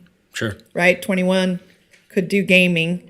And I know we did it in emergency at Circus when their unit burned down, at Dental Hall, I believe it was. And they put them up temporarily, but they created like not just a Chinese wall, but like a physical barrier to keep the student residents away from the Circus gaming. So I've been hearing the same stuff, and I don't really know. And I know you weren't here, but we had a ginormous policy discussion about businesses like Dottie's. I'm not trying to cast aspersions on Dottie's. It is what it is. But the point that it sort of takes the cream of the crop in a gaming sense, and they don't have to give back. They don't have to have rooms. They don't have to have other amenities. They don't have to speak to the downtown needs. For example, in this case, we've been talking about the whole downtown needs. They don't have to have a store. Yes, there's a Starbucks there, but we know most Starbucks are pretty profitable, right, wherever they go. So I want them to be profitable, but I also am concerned. I mean, I think Councilmember Breckus used a good term, Dottie's on steroids. So Dottie's, as I recall, have like 30 or 40 slot machines, something like that. And the people would just come in, play the slots and leave. And that's what it was, a slot parlor. So I'm not sure, given Hara's legacy, full gaming, table games, poker rooms, the whole showrooms, the whole thing, to just have this one type of gaming in such a central spot is a concern. And I don't know that we had a category of licenses that were movable because, is there a fire? It's an EAS. It could be a test, I don't know. Okay. But that's what that sounds Where is it? Yeah, but we're, okay. Okay. I just didn't know if we need to run or what we need to do. All right, well, just to continue, I've kind of lost my thought, I'm sorry. I think we were talking about 197 slot machines in a legacy location.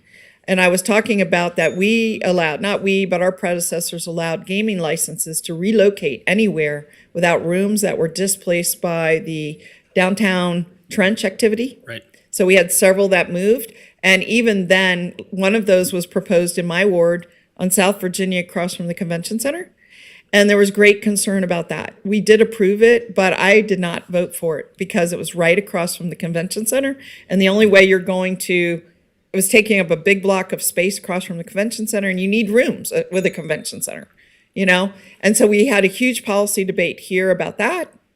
And so I do think, I don't know if it's possible to take a step back, and I'm not saying I'm opposed. I mean, I made the motion apparently, which was part of the consent, to approve the 16 and keep the license active. So I'm clearly not against the concept, but I want to know what more as a business they're bringing. And is that in our purview to ask? Is there a missing planning document that is needed to be obtained? That's a big question, I think, outstanding. Well, just to touch on that, Yeah. obviously this is a large development, but this is only one applicant, right? I believe we do have the applicant on Zoom. Do we not? Or do we not? You may be able to ask questions. Lance, can you tell us their name again? Jonathan Fine.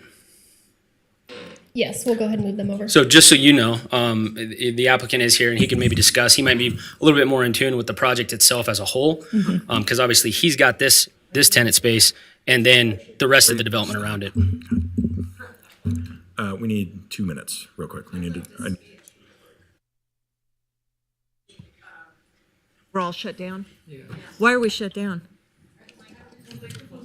The microphones were turning off on their own, Councilmember Breckus, Okay. so go ahead. Yeah. I'm on. Okay, I'd like to say something though. I think your argument, and you're not the planner, kind of falls in a couple ways. But even if you acknowledge the 16, which you said was temporary, it's hard to say continuously when you show us a temporary ordinance operation that only went one day 4 times a year. That's not a continuous. That's like, Under the provisions of Reg 9 and NGC, it is okay, continuous. but we're talking about zoning, and so- zoning okay. means continuous. But zoning says you need a conditional use permit where this body applies discretion in the resumption or expansion of a non-conforming gaming use. I'm telling you, from my worldview, 16 slots to 197, that's an expansion of a gaming use. Okay, you can't argue otherwise. And when that conditional use permit is required, other requirements that we have for gaming operations come to play, like requiring this operator to open up his restaurants and have other public space and maybe even rooms. So we're giving up a whole lot of other public objectives in the way that they've processed this application. It's highly problematic. I think this gentleman is going to come on and we're going to hear about his places in Vegas. We're going to hear about how he got into the business. How he's excited to be up here. All great, because I heard it all. But time and time again, people come in and their feet are not held to performance. And there is no way to hold his feet to performance if he walks and says, I just can't get enough servers up in Reno or whatever. I'm sorry, my colleague's trying to cut me off, so I'll short this up. Then there's no way to hold his feet to the fire. And who's going to come in and hold on to that gaming license? Someone who owns the property, because it runs with the property. I don't know where the property is. If some bank owns it and they're trying to auction it off, and guess what? They've got a non-restricted gaming license. That's added value. But it doesn't advance Reno's priorities for downtown. So I'm making my case to my colleagues, because I think staff has taken the wrong look at it. I'm sorry, and I don't hold you responsible for this, because I don't know why the licensee guy on business licenses is here on really what is a zoning issue. I'm relying to Title 18. But the council needs to not approve this and hold the discretion to help downtown move in the direction that we need to in the partnership. Because if you give up discretion, you're just enabling a slot parlor on University Way. Thank you. Okay, hold on a second. Did you want to say something? I had said something. Council, oh yeah, that's right. We were in line. Councilwoman Ebert, go ahead. Yeah, I had questions just kind of in line with what everyone else was saying. The front of the building has a sign that says Live, Work, Play, opening 2022, and there's chain link fences around the building. So it doesn't look like there's a whole lot going on from the outside of the building, and we're trying to do things to activate our downtown. And, on the surface, it looks good. We want to add a tavern and slot machines, but is this really going to happen? Like, it doesn't look like we're doing anything currently. So I just wanted to know kind of what Naomi was asking. What kind of plan do we really have? Are we just kind of renewing this license, like daisy chaining it on until somebody actually does something? Because it doesn't look like anything's actually happening here. Sure, and again, if you're open to listening to the applicant tell you about the property and the progress and the what the future looks like, I think that would. Yeah. Okay. So I guess feel free to ask him questions. He's on. Yeah, I think that'd be good. Thank you. All right, before we do that.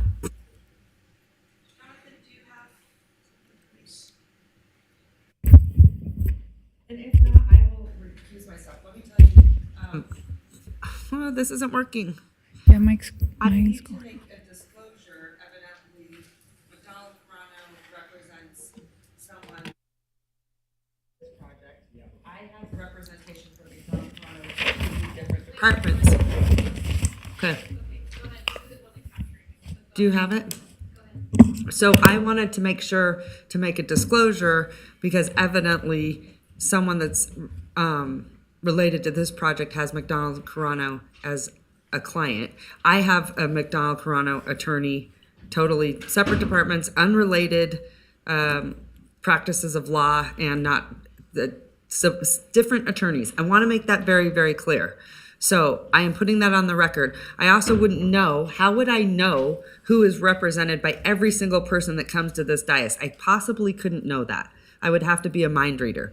And to be honest too, I don't know for a fact that they are. I just heard that they might be represented by McDonald Toronto, so I don't know, but out of precaution, I just want to let the city attorneys know that I am disclosing that I have an attorney that is also within the McDonald Toronto law firm. Yes, Madam Mayor. Yeah, and this just came to our attention kind of out of the blue, and so I'm in the process of providing a more defined, well, I would say it doesn't prohibit my ability to. Doesn't have to recuse, but I don't believe so, but if you could just give me a moment, Okay.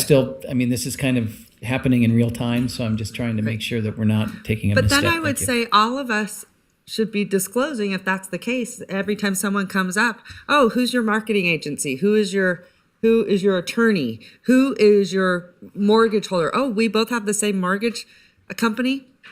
I mean, do you see how ludicrous this is? Like, I wouldn't know. But I do want to make sure that's on the record, or I will recuse myself and I won't vote. So. happy to do either or.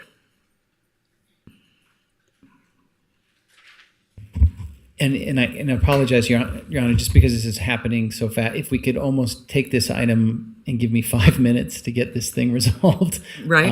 So if we could move on to another item, that Okay. would be ideal, and we can come back to this. And I apologize to the body for this happening. All right, thank you. So sorry, but like I said, we don't even know for sure who it is or if they really are. So.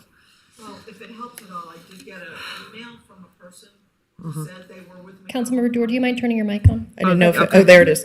If it helps, I did get an email from a person who said they were with McDonald Corano, introducing themselves, saying they were representing the Parkway Tavern effort. So Okay. I think that you can good. count on that because I got an email just yesterday saying it. Yeah. Okay. So Well, that's good to know. I didn't get anything. I know. So, And it didn't occur to me to call my colleagues and say, oh, by the way, or maybe that was the last thing I was thinking about. and maybe Brian did, but to my knowledge, on record, I have no idea if they're represented or not. I'm getting this just right now. So, Madam Mayor, if you'd like, we can move on to item B8. We do have individuals in the room for that item.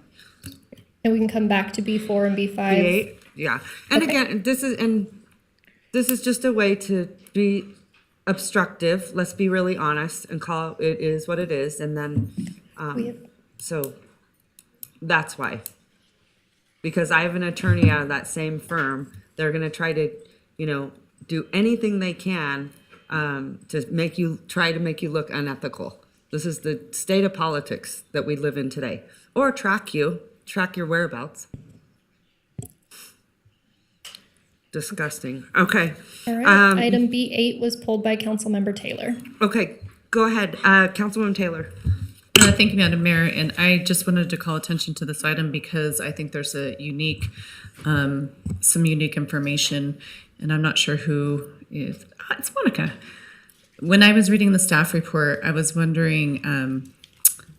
This is super important to all of us up here, but it says preference will be given for those with mental health needs. So I was wondering if you could talk a little bit about this project and how that's going to work. And I'm very positive, super excited, and I'm glad we're moving forward with this. And thank you, VOA, for being in the audience for so long. Sorry to keep you.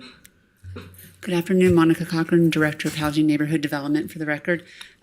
So this project will be converting the Highway 40 motel into more transitional, permanent supportive housing. It will be done in coordination with NAMS, and it will be still affordable units, but there'll be a preference for those with mental illness, and those will be coming with mental health issues. Those will be referred through NAMS with complete wraparound services through NAMS, and then there will be VOA staff members on site 24 hours a day. And there'll be 22 units once all the units are converted and everyone transitions over. Very positive and very much needed in our community. And Madam Mayor, I'm prepared to make a motion unless there's somebody else that wants to say something. First of all, thank you so much for pulling this. I'm really, really elated, and I don't think people realize how big this is. This would not have happened if it wasn't for the hard work of staff and what you guys believed in. Thank you. Honestly, this is huge. We don't have anything else like this, right? No. Nothing. And this is what is so desperately needed, not just in our city, all throughout the country. I mean, it is not even a question. And I'm going to say this in my out loud voice. This is also something that really, we hope that the Health and Human Services side of the county, these are the types of projects that we should be doing together. The county can come in and fulfill this aspect. We can come in, help the housing aspect, but this is a testament of what you can get done when you work together.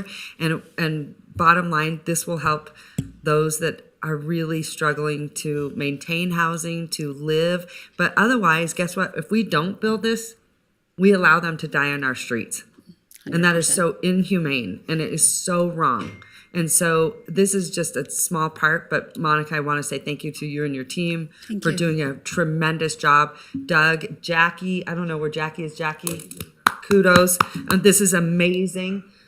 This is what we're talking about if we really want to wrap our heads around mental health and getting people off our streets. Because right now we just allow them to live on our streets wherever they want to, and then eventually they end up dying because we're not doing our job whenever it comes to putting in this transitional type of housing. So It's a really good effort in coordination also with the state of Nevada. They'll be providing the dollars for the rehabilitation of the units. okay, yeah.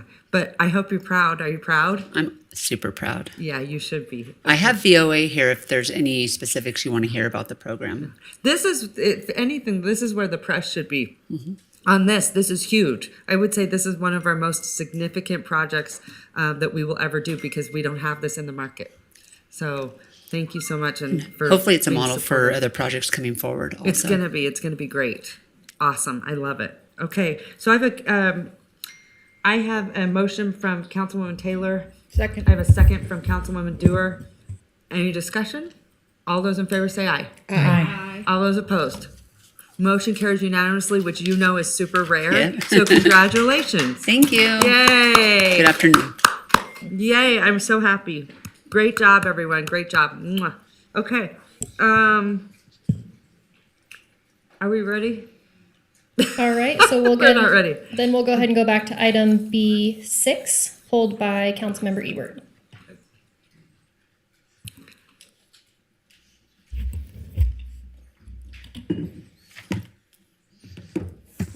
Hello, good afternoon.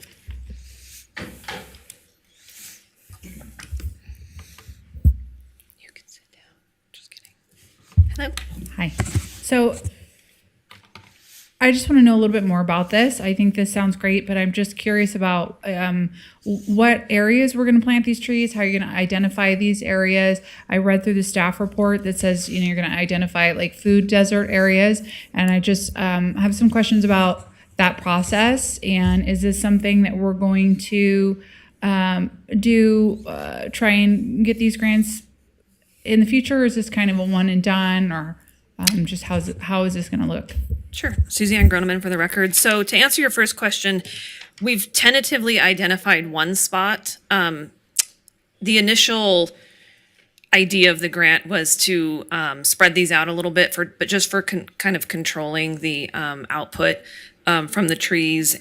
We selected just one location at Miguel Ribera Park. And for some maintenance and management, we're working on a couple partnerships. One, the Reno Sparks Chamber is going to look at this as one of their civic projects for their members. So they're looking at hosting the tree planting and assisting with planting those trees. And then we're working with Reno Gleaning on some education and making sure that none of that fruit goes to waste. So it is just the one site right now that we've tentatively identified.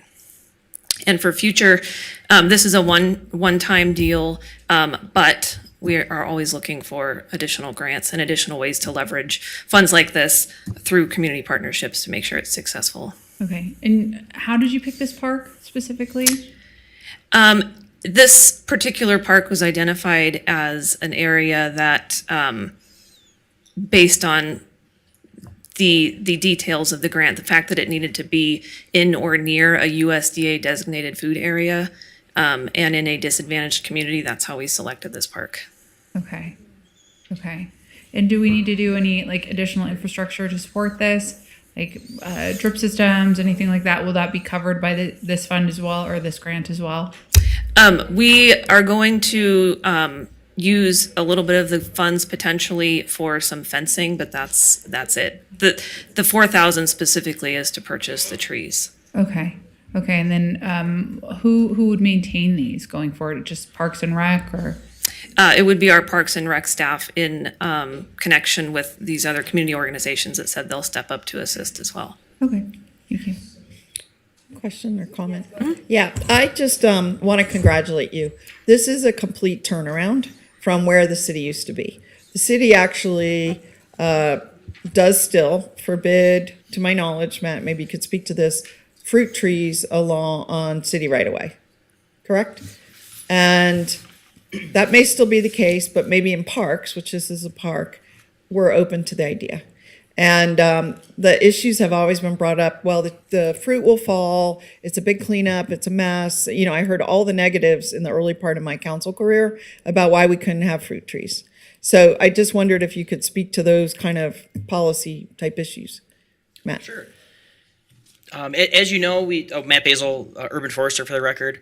As you know, we've made significant changes to the acceptable tree species list that we use, and that includes allowing fruit trees where they are appropriate. Oftentimes in downtown situations where the fruit could, create mess and encourage rodents and things. We try to avoid that, but there's a lot of situations where fruit trees are appropriate in the landscape, and I think this is a good example of a project that where we think they'll work well. And I think part of the reason we think it's going to be so successful is our partnership with the Reno Gleaning Project. So we're selecting species based on their recommendations. Pamela, who I know you're very familiar with. So we're using the fruit trees that will directly benefit that organization and also be available and beneficial to the community. Okay. So in other words, and I do, just for disclosure, work with the Reno Gleaning Project. It's a nonprofit. They've been at my house picking fruit over the last 14 years. They became a nonprofit, I believe, just a few years ago. So they were just a project for like 9 years before they became a nonprofit. But they are going gangbusters right now because there is so much fruit in our community, given the heavy winter that we had, all the moisture, including my own fruit trees. I have 35 and they are doing phenomenal. But what you're saying is that I assume if they would maybe co-sponsor with the community to come out and pick for use at their own homes, versus picking to give to another nonprofit. So typically what they do is they pick fruit and they'll give it to the food bank, or they'll give it to a church group or a social services group that can distribute food. But in this case, what I think I hear you saying is they would work with neighbors or people that live around there that could potentially use it themselves. Is that right? That's right. And it's also, I think one of the things that their program maybe lacks is trees where they can do educational programming, Gotcha. like teaching people how to prune their fruit trees and how to care for fruit trees. So I think this provides kind of an outdoor classroom that's public and accessible for everyone, that we can have classes and have people from the community come out and learn about how to care for fruit trees and their own properties. Amazing. And then do you know how many trees for the 4,000? I mean, I assume we have to cover irrigation and other aspects. So I'm planning for 18 right now. 18. Okay. But Thank you. Go subject ahead. to some change as we 18 finalize our trees plans. with the varieties to be recommended by Reno Gleaning. That's correct. Okay. And then a special tree planting, it sounds like. Yes, we're planning a volunteer planting project. Okay. Would it be as soon as this fall? Ideally this September, yep. Okay. Fantastic. Thank you. I'm sorry if I didn't remember this. Is this going to be something that we apply for annually, or is this? No, this particular grant is some one-time funds, but we will. It has sort of triggered looking for additional opportunities like this and starting those conversations with nonprofits and other organizations. For example, these funds were actually supposed to be used in Southern Nevada, and UNLV and Nevada Plants reached out and said they were really interested in expanding Northern Nevada. So we're starting those conversations so we can look for funds like this in the future. Yeah, can we apply for this annually? Because this is in South Reno. I know that we have a lot of areas spread out in the North Valleys that don't have a lot of access to grocery stores and things like that. So this is something I'd like to see throughout Reno, honestly. I just pulled up the park on my map. It's in a very nice area, but we don't really have things like this in the North Valleys at all.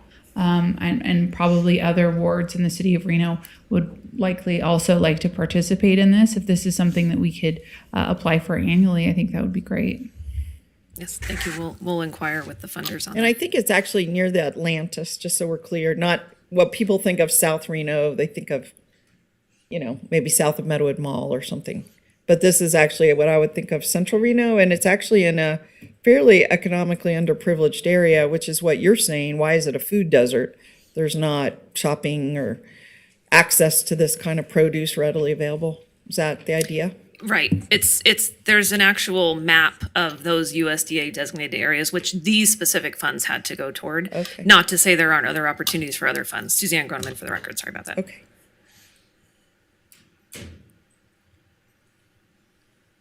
Justice 40. Okay, anyone else? Yeah. No? Okay.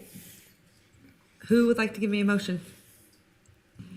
Well, I will if you don't want. Please, who? Oh, well, no, I do have more questions because I'm looking at this map and it's like I see a grocery outlet right here next to the park. So I would like a little bit more information about how we chose this location and how the USDA designates these food desert areas.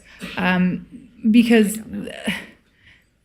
just visually on a map, this is not significantly far away from areas. I see La Chiquita Mexican Market. Looks like it's just a couple blocks away. We have grocery outlet just on the other side of the highway here. This doesn't look like it's very far away from several areas to purchase groceries and other food items. So I'm very interested in how we picked this area and how the USDA designates food desert areas, because I would imagine there's other areas within the city of Reno that have far greater distances between grocery store options. So Suzanne Groneman for the record. So this is also in a Justice 40 community, and we're kind of trying to build the case. A lot of the federal funding now has a Justice 40 element, which means 40% of federal funds have to go towards disadvantaged communities. So we're trying to align our strategies with that also. But I don't know how the USDA designates those food deserts. It could be a density, it could be a radius to those services. I don't know. I just know that these funds specifically, they were very particular on where they were spent. Not to say we can't do it again in other areas. Yeah, I'm just curious as to, again, why specifically this spot?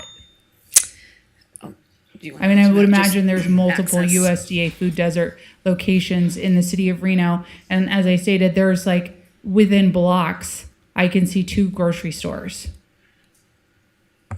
Matt Basil for the record. I'm also not clear on how the food desert itself is designated. I understand, but this specific park, I chose after working with Pamela from the Reno Gleaning Project over the course of the last several years. This was kind of our goal, was to do it in this park. It's also it's a centrally located park. There's room in the park for us to plant these trees. A lot of our parks are pretty full, and then specifically the Justice 40 designation was one of the main reasons that we selected that park. We're trying to push equity and inclusion with a lot of our urban forestry projects, and a lot of that includes trying to initiate planting projects in areas that are socioeconomically challenged and also have lower tree canopy than other areas of the city. Yeah, I understand that. But I would argue that we have maybe a lower tree canopy in the North Valleys and, greater area between grocery stores. I could think of several areas that don't have grocery stores within, a block or two. So your statement that you had wanted to pick this park, I'm curious again, why this park? I mean, if we truly want to provide walkable access in food desert areas, there's already walkable food access in these areas. I have areas where we truly do not have walkable food access, and we also don't have bus routes. So why this park specifically? Those are the reasons that I selected the park. I did look in the North Valleys for this project. I know that specifically the parks that we have in the North Valleys are not within a Justice 40 designation. And I don't know exactly how they designate that, but it's based on income and socioeconomic data. The North Valleys does have areas that are economically challenged, but they don't hold that designation from the federal government. But I do agree that we should be doing more tree plantings in the North Valleys. We've done several tree plantings at the parks over the past few years in the North Valleys, such as Silver Lake Park. But there's also opportunity for fruit trees, I think, maybe at Mayor's Park, Silver Lake Park, and some of the other areas up there. And I'd love to work with you on selecting some sites to do additional plantings up there. Yeah. Okay. Do we know how often this USDA map is updated? Because we've had a significant amount of development happen in the North Valleys. Is this something that's updated annually, quarterly? How often do they review these stats? Suzanne Groneman for the record. I don't know that answer, but I can find that out Okay. and get that to you later. Okay, that would be helpful. Thank you.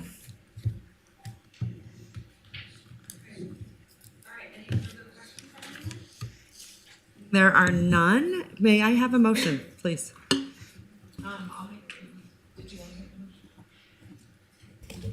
Usually the. Yeah, I'll make a motion to accept the, where is it? Sorry.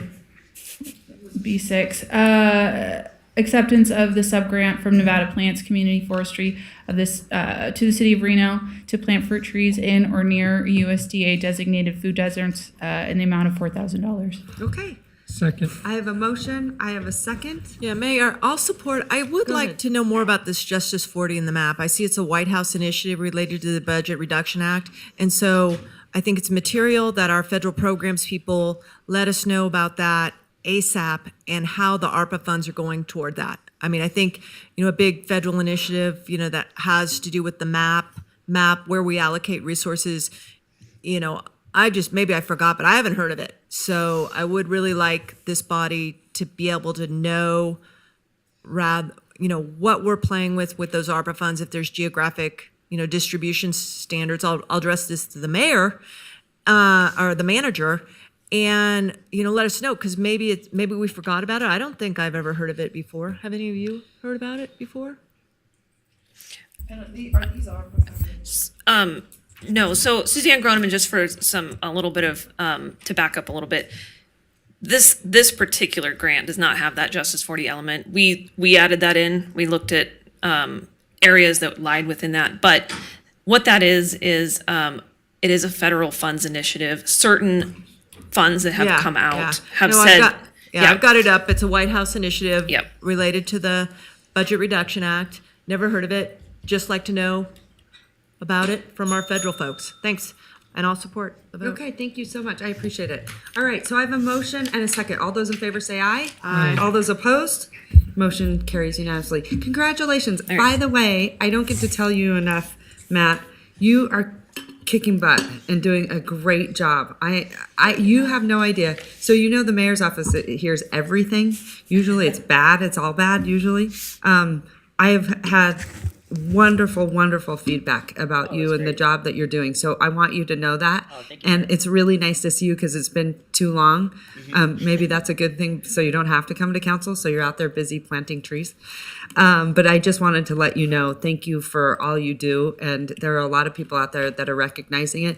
And not to mention Councilwoman Dewar also recognized it. She gushed about you for 20 minutes a couple weeks ago. So thank you so much. Thank you so much. I appreciate Thank you. All right, thank you. Okay, good job.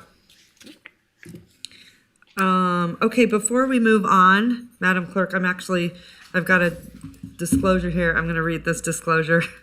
Okay. Thank you so much, Jonathan. You're so sweet. Thank you. Appreciate you. All right, Madam Clerk. This is for the record. Fellow City Council members, Madam Clerk, item B4 involves the approval of a privileged business license for Jonathan Fine. In my private life, I have retained Adam Hosmer Henner, a partner at McDonald Carano. And I am represented by Adam Hosmer Henner in my private life pertaining to an unknown person putting a GPS tracker on my car.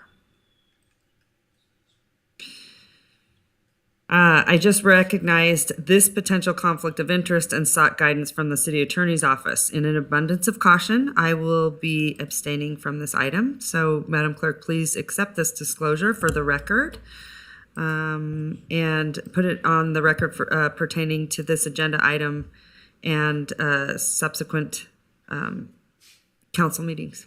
Okay? Thank you. So I'm going to step out of the room. And for the record, Mr. Shipman, is that items B4 and B5? Yeah, that's items B4 and B5. And, Thank you. and again, just tying it up is we understand that McDonald Carano represents Mr. Fine, so that's what's.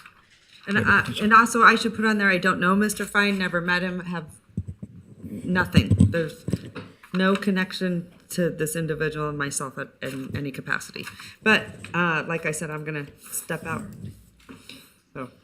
Abstain, not or recuse, not disclose? I'm going to recuse myself out of caution. Oh.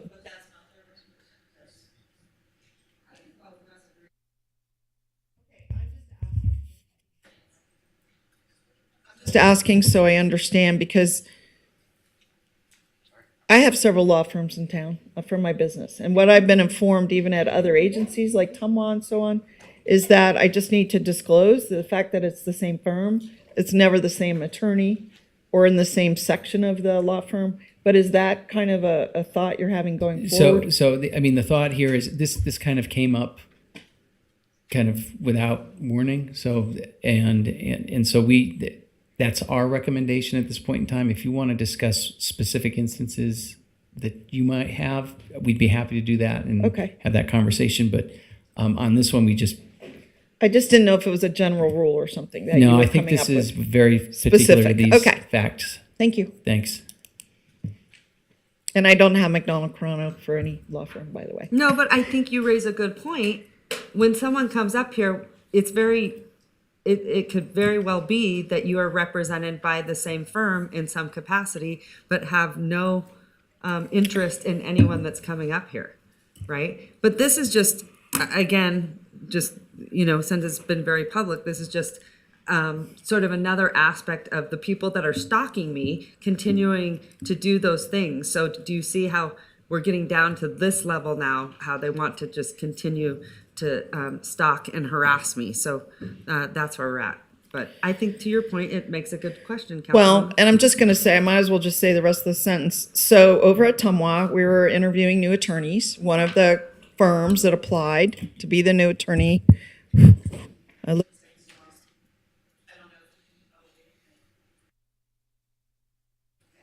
again, was Parson Bailey. I have them in a private capacity I didn't have them this day, but working on a case, but I have hired them a number of times. But the determination at that setting was that I needed to disclose, but not recuse myself from that vote. So, and they were a firm that was being considered to be hired. So that's where I was just getting some confusion, and I didn't know if I had to recalibrate or what I had to do, so. Which I think that's probably correct, but in abundance of caution. Yeah. Today. Yeah. I'm going to. Gotcha. Yeah, since there was no warning, nothing, I think this is better to be safe, not sorry. And also, so there is no. Yeah. Okay. So you want me to do this because you're. Yes. Okay, Is gotcha. that okay? Yeah. Okay, we'll just wait till the mayor leaves, and then we'll open B4 and B5. Back to you, Lance. Lance Ferrato for the record. I just spoken with the applicant, and he would really just like to speak to you all Fine. and answer any questions as well. So It'd be great. yeah, I'd like to hear from him. Is that part of our technology All right, working? Mr. Fine, if you'd like to unmute, introduce yourself and begin speaking. Do we have can we see his picture? I mean, just because, yeah. Got it? And can everybody hear me? We can, Yes. thank you. Okay. Do you have the video? Yes, we're putting it up right now. Good afternoon at this point. Thank you for taking the time to hear me and hear out my application and some of the comments that I have. I want to address a couple of the things that I've heard. I've taken notes throughout the day. First, thank you to all the members for hearing me. I don't know if the mayor can hear me, but thank you. Well, she's not participating, just to be clear. She's recused herself. She's not even in the room. Absolutely. Okay. But I do, to some of your points, Member Brackus, I'm sorry if my pronunciation is wrong, but I want to agree with you. I think everything you said is dead on. I think everything that you guys and every point you've made today is absolutely correct. When you're redeveloping a project like you have downtown in front of you, you've got a crime problem, you've got a drug problem, you've got boarded up doors, you've got landlords that don't want to move. You have to be careful. We are not opening a slot parlor. We are taking an existing license that was using 80,000 square feet of their floor space for machines. I believe they had 15 to 1,700 machines on the property. We're taking that down to 4,000 square feet of casino floor space and 197 machines. It's also locked in between my two restaurants that we're opening in our phase one. The mayor's not here, but to her point, I want to get tenants down there. I want to get retail down there. What if a beer garden wants to open up in downtown? Parkway Tavern, if you look on our website, it's a beer garden. There's 400 beers. It's the most beers of any beer garden in the country. It's 200. The original one is 200 taps. It's a 150-foot long cooler with kegs. It opens up to outdoor space where we have live bands, we have DJs, we have karaoke, we have trivia nights. It is a place that has been looked at and regarded by landlords in Las Vegas as the acceptable tavern. When people don't want to put a tavern in a space because they don't want Dottie's, I don't want to mention any of my competitors, they don't want the typical slot parlor, they don't want a smoky mousetrap. They call us. We open up. We have families. We have, parents picking their kids up from school that are playing with the Connect Fours and the dartboards, bowling alleys. That is the experience that you're going to get at the Parkway Tavern. It's on steroids at this location because the landlord is also building out that plaza, which is almost an acre.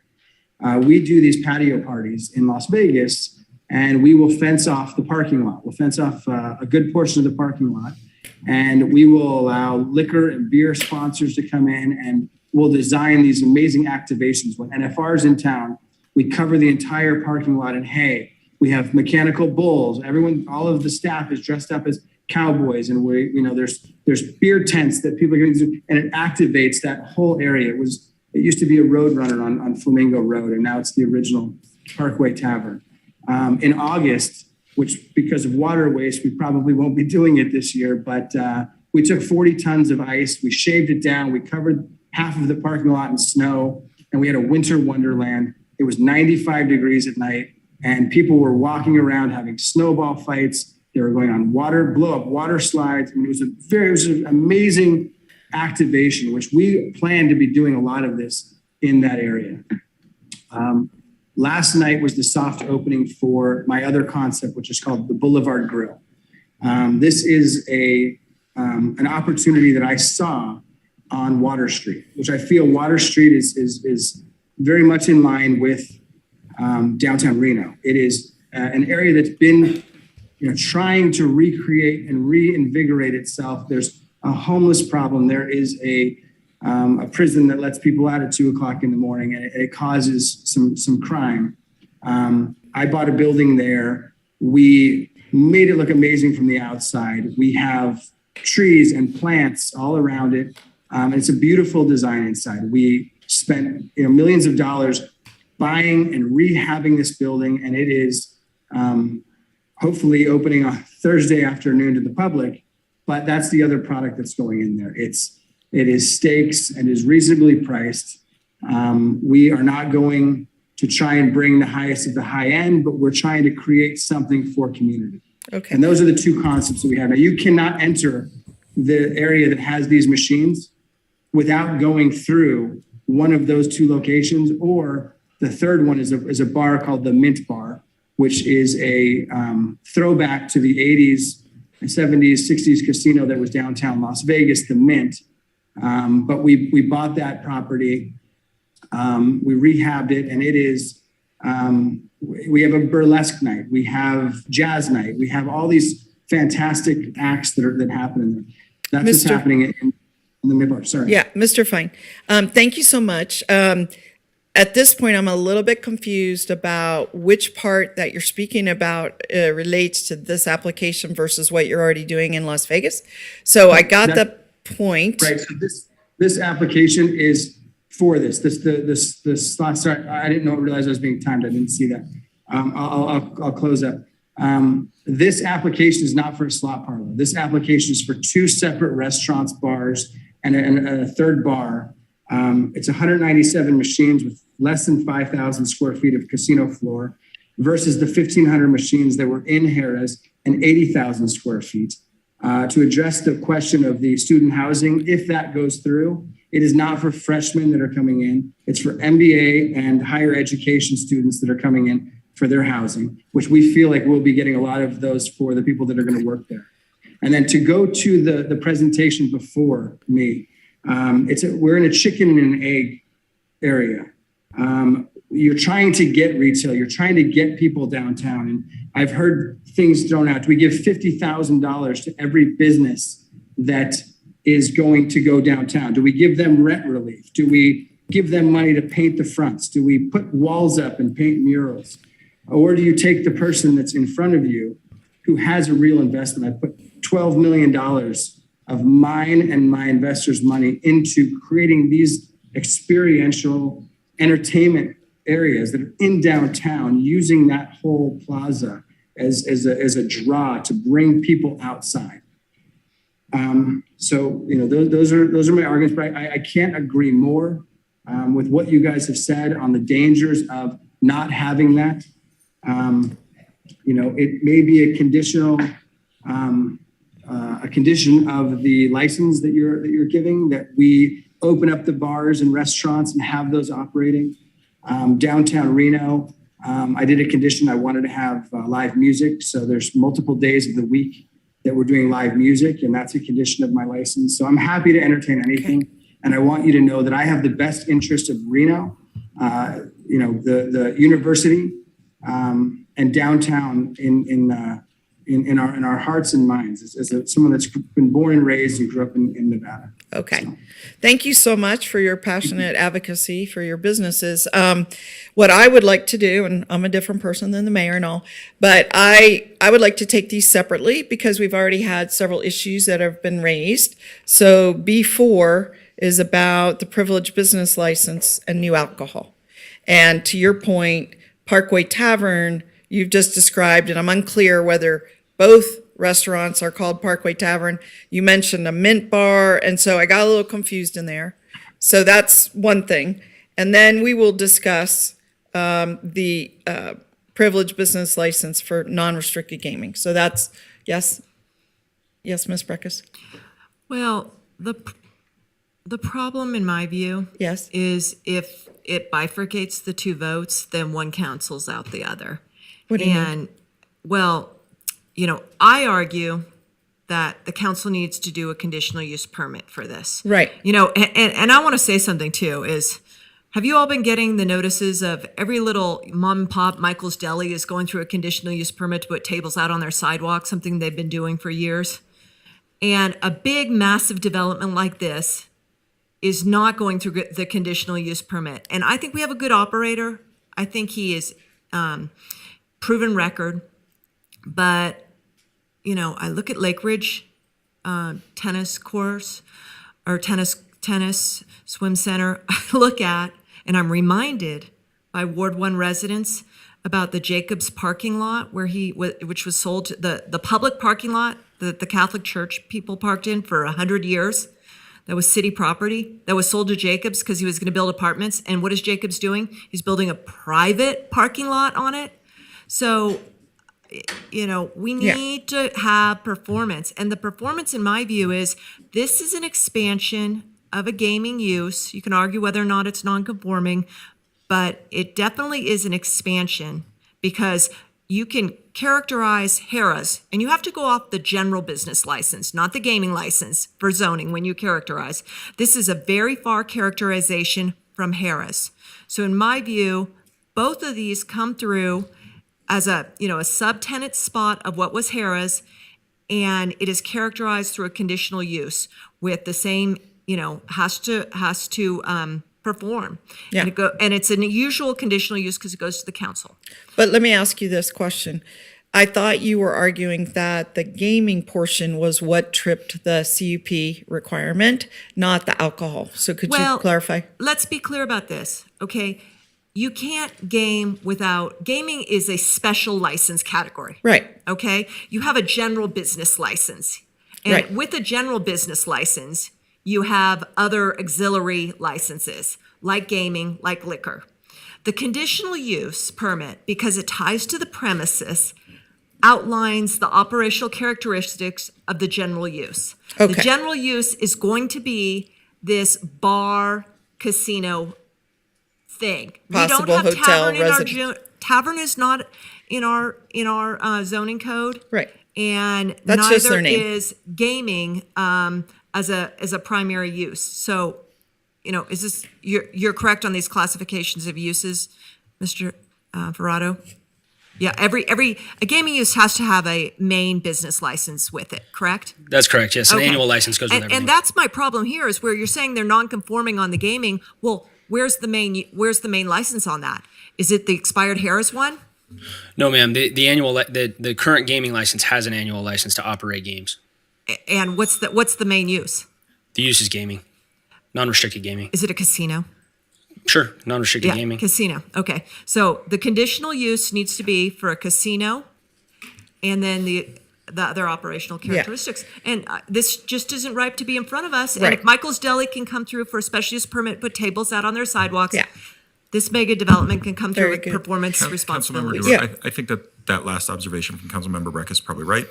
It sounds like we've got a little bit more legwork that needs to be done before we can have an informed conversation about these two licenses. Yeah. My recommendation would be that we continue it, not set a date certain, we bring it back once that legwork is done. And then by not setting a date certain, do we have to renotice? What is that? How does that look? I don't believe that these require special notices. Okay. I think that it's just the standard posting. Okay. So an indefinite continuance until you're recommending an indefinite continuance until you are ready to bring back to us an analysis of whether or not a CUP at a minimum or some other permit review is required.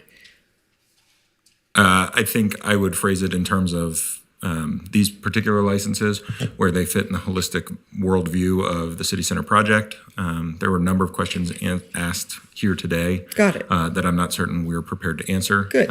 When we are prepared to answer the questions that were asked today and we have a better feeling about moving this forward and the likelihood of success, All right. we'll bring it back. So, yeah, I'm going to say, Mr. Fine, just 1 second. What I'm hearing is that I'm going to be looking for a motion to continue item B4 and B5 until staff come back to us.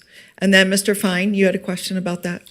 I do. I've got a significant amount of capital invested in this based on what the Gaming Control Board has agreed to with the state. I'm going to pause construction, which may cause a delay on the entire project until you guys can figure out if I'm allowed to open these bars and restaurants. I just, it frustrates me that, I sat for 4 hours listening to how you guys can't figure out how to get downtown moving, and you have an operator that's willing to put in 12 million of his own dollars.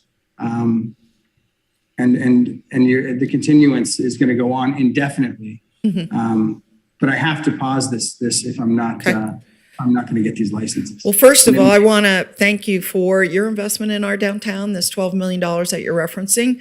What I have learned in my almost 9 years on city council is it is very wise to, when we run into these kind of questions, whether it's a noticing issue or a permit required issue, it's very important to get them resolved right at the upfront so that there aren't lingering overshadowing concerns that would potentially affect your business. So I'm going to, if this does pass, I'm going to ask, if I do get a motion to that effect and it does pass, I'm going to ask our staff to do it very quickly, make a determination about what may or may not be required in addition to these 2 business licenses. So I can make that pledge to you. So just being clear, I understand your position. Yeah, at this time, I am looking for a motion, and it could be any motion. One that I would support would be to continue this item and let our staff do some further research. So. I had some questions still. You still have questions? Well, I just wanted to know, I mean, this is a renewal for the gaming license, or is this a new license? This is says a new new. operator. Okay. Just for the gaming. And Gaming and the bar. Okay, so it's a new license, but it's grandfathered in because they never stopped operating before? Exactly. Okay, so their other license isn't going to lapse or anything by continuing this indefinitely? There is a current operator in there right now that will maintain this. Okay. And so that the grandfathered They won't status lose of the that license status. will not go away. Okay, that was my So long as Sartini's gaming stays there. Okay, thank you. Any other questions from the council? Are there permits pending? I'm sorry? Are there tenant improvement permits pending? I can't speak to building. I'm not positive. Okay, that's good information. But, you know, and I apologize if he's been in dialogue and down to the tenant improvement building phase, that's a problem. You know, it is a problem, but we have got to administer the code correctly to advance our policies. And I believe that, you know, that answer to Ms. Ebert right now, you know, we've got a license. That license is for 16 to operate once a quarter. We're going up to 197. You know, Title 18 says expansion of or resumption of a non-conforming gaming use goes to a conditional use permit. I cannot read around that. Yeah. Well, Thank you. So I'll support that motion Okay. if there's a motion. I haven't heard a motion yet. I'm looking for Okay, one. I'll make a motion to indefinitely continue these B4 and B5. B4 and B5. Okay, is there a second? Okay, for purposes of discussion, I will second it. Is there discussion on the motion? I understand. Thank you, Councilwoman Dewar. I understand the wish of the body. I'm not going to be supportive. I believe in Mr. Fine. I believe in revitalizing downtown. And I believe that by getting businesses in there, we're doing what we want to do. I look forward to working with the team and the applicant to see what this looks like further down the road. But based on what I know of the application and the applicant's endeavors, I would be okay supporting these. Okay. But I understand the motion. Thank you. All right, thank you. Any other members of the body would like to speak on the motion? Yeah, I mean, I support the motion, you know, and I support everyone's view on this. It's hard when the mayor, you know, when we are one down, but, you know, someone who hasn't been on quite a year has not seen us let approval slip I'm just so along. glad you found the place that we're talking about, Councilwoman Dewar. Thank you. So I think that when you have a Place? history of letting licenses go when preconditioned things don't come in, and you had seen that before, it's tough. That's why I support. Can you please stop narrating? I support the motion, but I really am going to not look for these licenses to come back until I see that a conditional use permit has come forward. Well, I will just opine, I'm looking for a determination by our staff about what's required. And that may occur very quickly.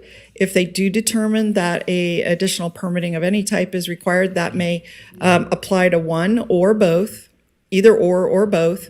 And I would look for them to process that as appropriate. But I would look for an update back to us on where it stands. And I hope it's not often that hard to make a permit required determination. Is one required or not? So I think that can be done very quickly.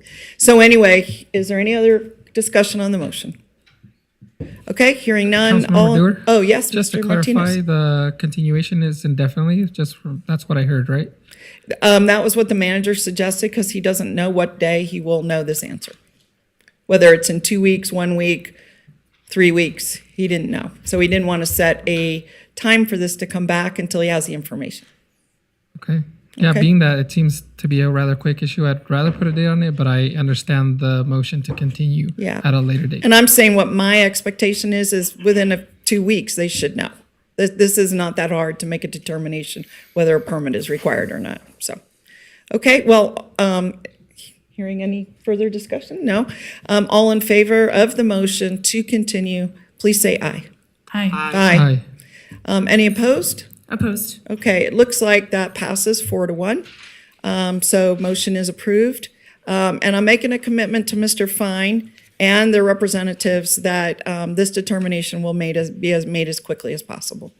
Thank you so much for your time. Okay. All right, we still have a quorum. It looks like Ms. Breckus has left the table. And we're waiting for Madam Mayor to come back. We've done B6 and B8, and I think the next item that was pulled, Madam Clerk, if you could help me on that, I'm looking. We're on item B7, pulled by Councilmember Ebert. Okay. B7 is about ARPA funds, 300,000, Reno Food Systems. Thank you.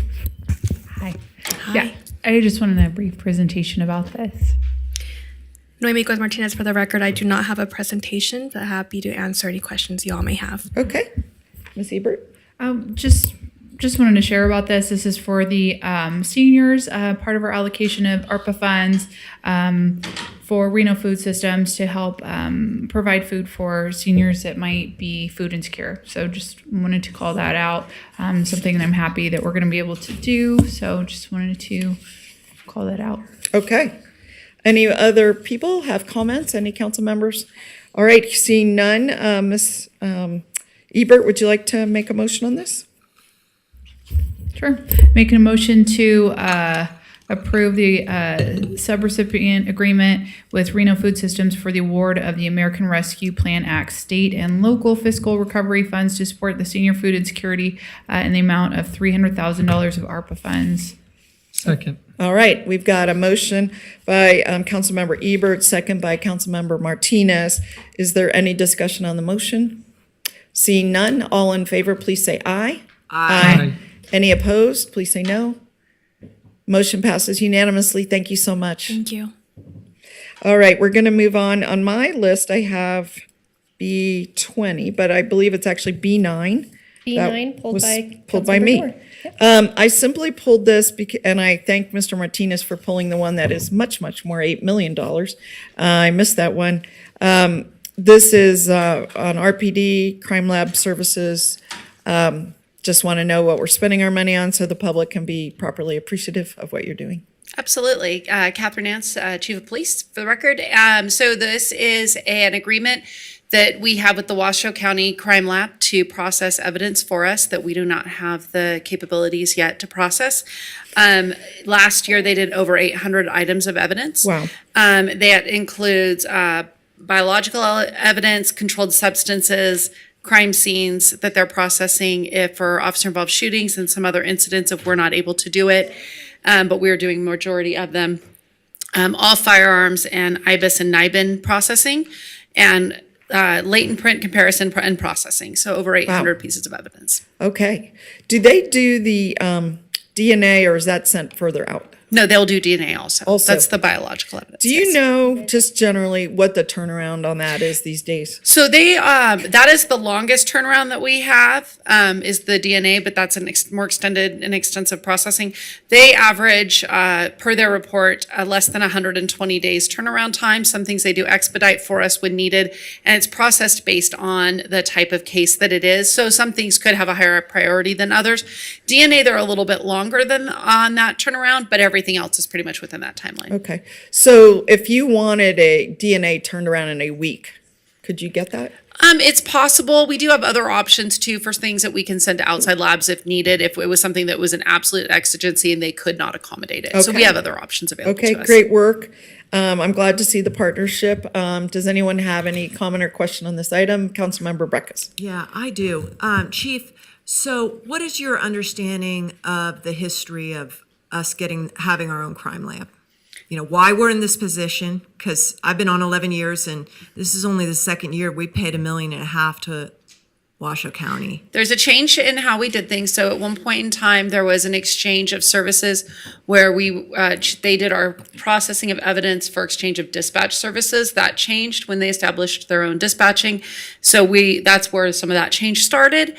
And then since then, we have also began the process of establishing our own crime lab. So it's in its baby stages right now. We are getting equipment.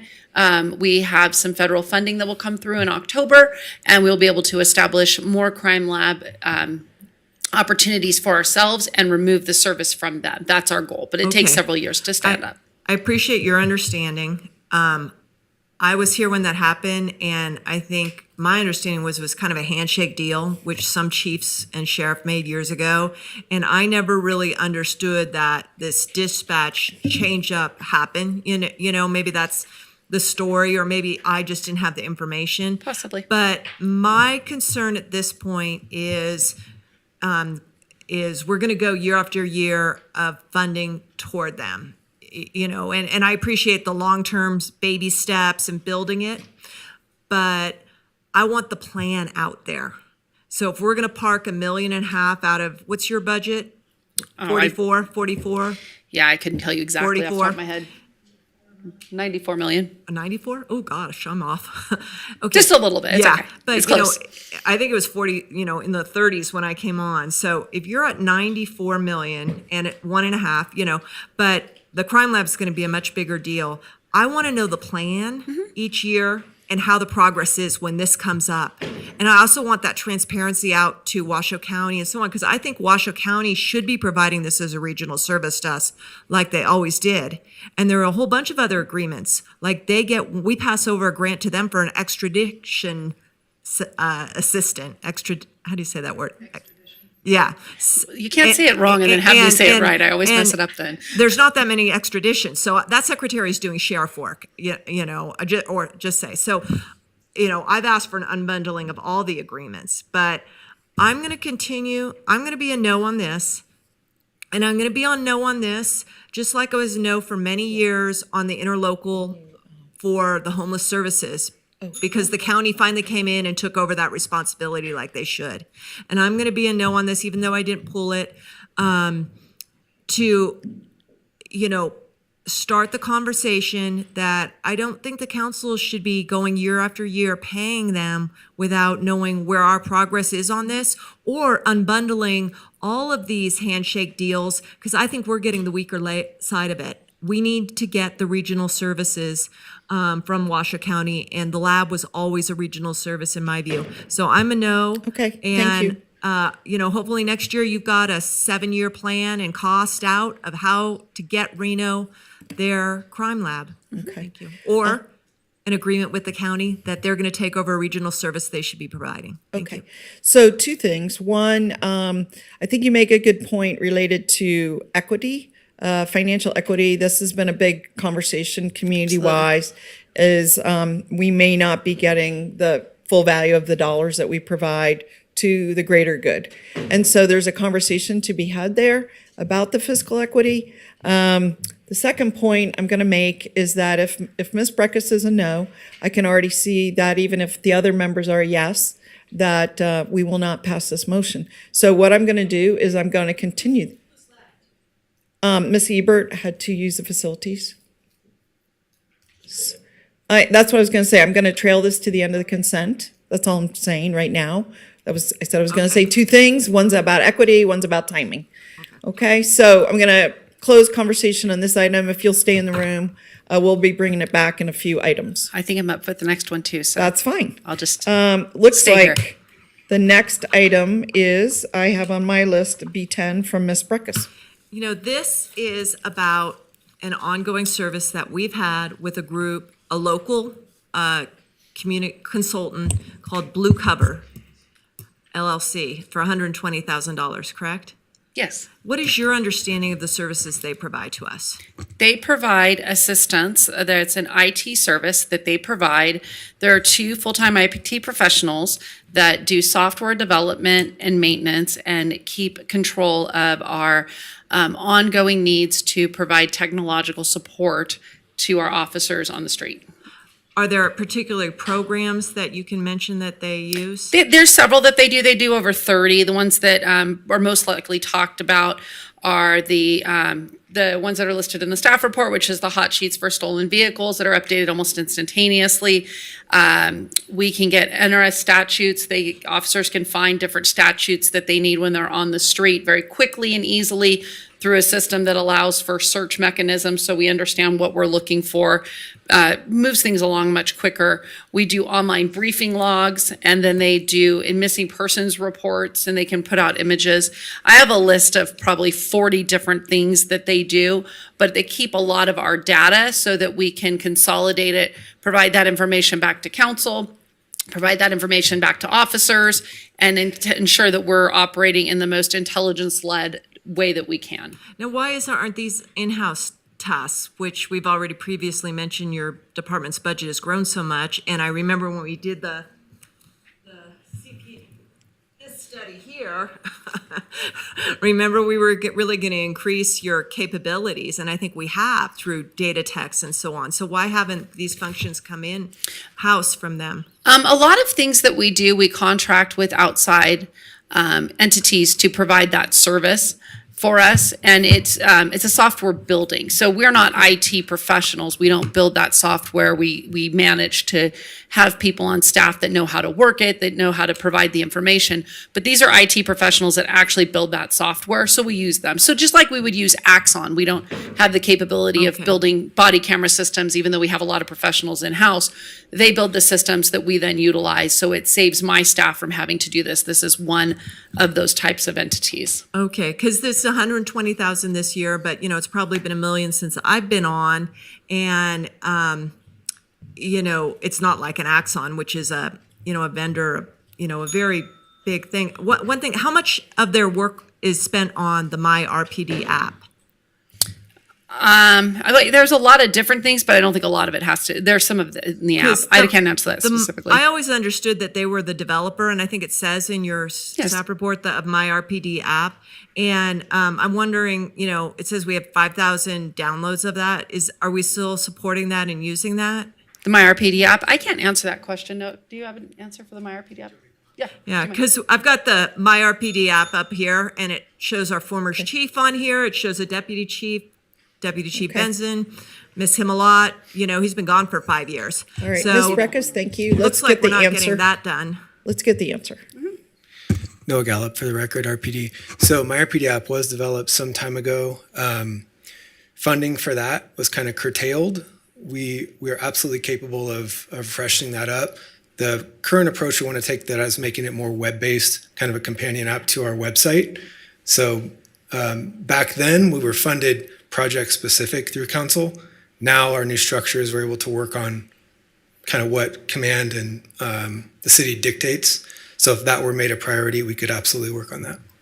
Well, I guess my question has always been, is it obsolete? And we're paying $120,000 to this vendor who's, because of this obsolete, program, we've moved in a different direction. But I'm hearing that we've got these people doing a lot other critical information that helps your interface with the community. Yes, so absolutely. We are nonstop with developing different things to add in to make that the product that they give us more usable for our officers and allows them to provide better service. And not only that, it leads into the intelligence-led side of this, where we understand where crimes are happening, where they're occurring, how to deploy resources, and then provide a lot of information out. So there's a lot of interdepartmental information that we utilize on a daily basis from this. Yes, there's a My RPD app, but really for us, that's part of, there's a website and a city website, and it links back to the police department website. They eventually could interface, but my priority right now is deployment, how we get people out on the street, not necessarily a website with pictures. So. Okay, so if we could hold that, Ms. Breckus, if you need a second round, is there any more conversation questions? I did have something I was here during the development of My RPD app. I thought it was amazing. I have it on my phone as well. We really sold it to the public as a way to easily interface with our police department and get crime stats. What I am concerned hearing this conversation is the data that's backed up by My RPD app, is that current or is that 3 or 4 or 5 years old? I don't know that answer. You can. Ma'am, there may be cosmetic data issues like a chief picture, for example. However, the underlying crime data is current. Those jobs run daily, multiple times daily. That's what I thought. Yes, ma'am. So I think it'd be a simple thing to update My RPD app. I mean, we really tried to get the community using that as an easy way to interface with the police department. if I might just say, we just are waiting on some assets, pictures, for example. Oh, really? Sure. Let's I make mean, that happen. those You things can make that happen. All right, let me ask, Mayor or, Councilmember Ebert, do you have questions on this item? This is B10. This is about the blue cover 6. Madam Mayor? Did you have a question about this? I'm just gonna call for the vote next. Oh, no, please do. Okay. I'm very supportive. This, hold on, is this also in with forensics? No, forensics. We held that. We're gonna go back to that because we didn't have enough people in the room to vote. Oh. To get a motion passed. So we're on B10 right at the Okay, moment. good. Yeah, no, I'm always supportive Okay.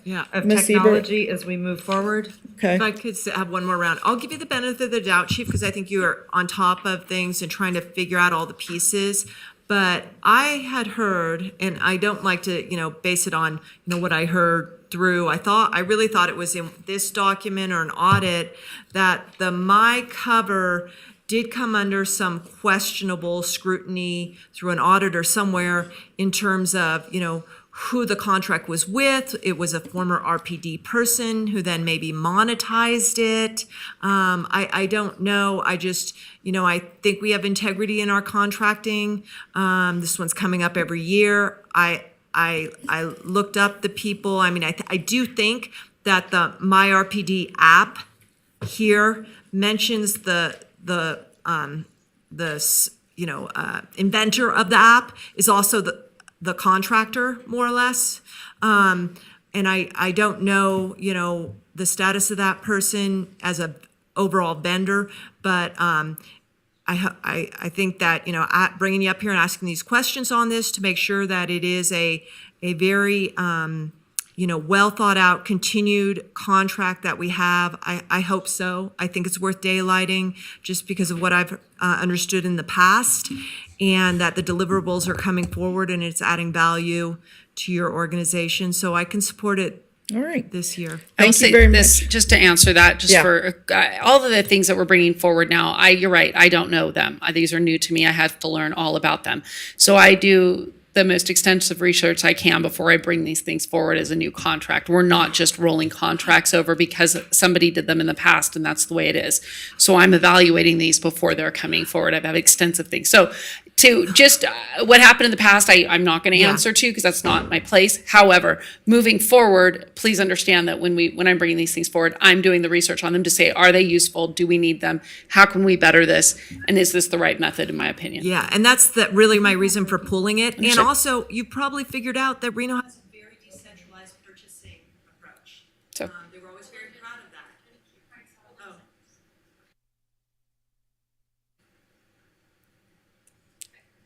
Okay, decentralized purchasing, which leaves the department sometimes hanging on their own, but there's pros to it also. I will make the motion. Okay, let me just see. Sounded like Ms. Ebert. Did you have a comment? Okay. So I'm calling for a motion. Ms. Breckus? I'll make it. Okay. Motion by Councilmember Breckus. Is there a second? I'll second. All right. A second by Madam Mayor. Are there any further comments on the motion? All in favor, please say aye. Aye. Aye. Any opposed? Okay, motion passes unanimously. Which is rare. What's that? Which is rare. I'm excited. Well, and we're going to go back to item B9 while you're here and while we have a full complement. We've already had all the conversation, the time is run, and I'm at the point of calling for a motion on item B9. And this was originally pulled by myself. So I am happy to make the motion to approve item B9. Is there a second? Yep. And then comments on the motion, Madam Mayor. Yes, I would, I'm definitely in support. I just want to know a couple of things. Sure. Because this was super important to me. Explain, is some of this funding going to go towards cold cases? So it can. It depends on how we're doing things. There's some better options for cold cases that I think we've talked about a little bit in the past, but a lot of the DNA evidence that has been processed has to be processed in a different manner because it's a cold case. It's a very different process. So a lot of that we would use private laboratories for that specialize in genealogical DNA. Okay. So that's a different type of thing. So I'm not saying that none of this could ever be a cold case or none of this money could ever be used for a cold case, but I think what you're asking and what you're talking about is the genealogical side of DNA, which is done in a different lab with different types of things. So that would be a different funding mechanism that we would look for if we had an applicable cold case that we wanted to move forward on. Okay. And maybe when you do, because I know sometimes they might not be a priority, because obviously, like, I get it, right? And sometimes they're years, but you have some incredibly dedicated people absolutely that want to make sure that you seek justice. And so I want to be able to support that in any way possible. That's super important to me, so that, those families and those victims get, because it's changed so much now with DNA that there's so much more they can do, right? What you didn't have so long ago. So I'm glad we're doing this, but I did want to put the cold case piece in there in some capacity so that you can have those resources. I think that's super important. So I think the best way to do that is we're continually looking at the cold cases, evaluating them, see what we can move forward on. There are some cold cases that I know we're ready or getting ready maybe to move forward into that genealogical stuff that can happen, and other avenues that we can follow up on. So they're there. It's just part of that is staffing, but I don't really know that plays into it as much because we're continually working on them. It's what is that proper timing to move forward on them. And so watching that. So the funding side, I'm really less worried about, because even though it does sound very expensive when you bring it forward, I think for what you get out of it, once we're at that point and we're ready to, it's very positive. Okay. Just let us know how we can support you. Absolutely. Thank you. Awesome. All right. Anything further? No? Okay. So we've had a motion and a second. I'm looking for any final comments on the motion. I apologize, Councilmember Dwyer. I'm not clear who the motioner and the seconder were. So I was the motioner, and I believe Councilmember Taylor was the second. Thank you. Yes. So I'm going to call for the question. All in favor, please say aye. Aye. Aye. Any opposed? Opposed. Okay, motion passes. Thank you All very right, much. thanks for being here. Great work. All right, and with that, Madam Mayor, I'm handling it back to you next up is B20 and B21 pulled by Councilmember Martinez. All right, sending it to you, Mr. Martinez. Thank you so much, Madam Mayor. In line with what my colleague, Councilmember Dewar, typically does, I just wanted to see if we can get a presentation about B20 and B21, which is just north of $8.5 million. Thank you. Yeah.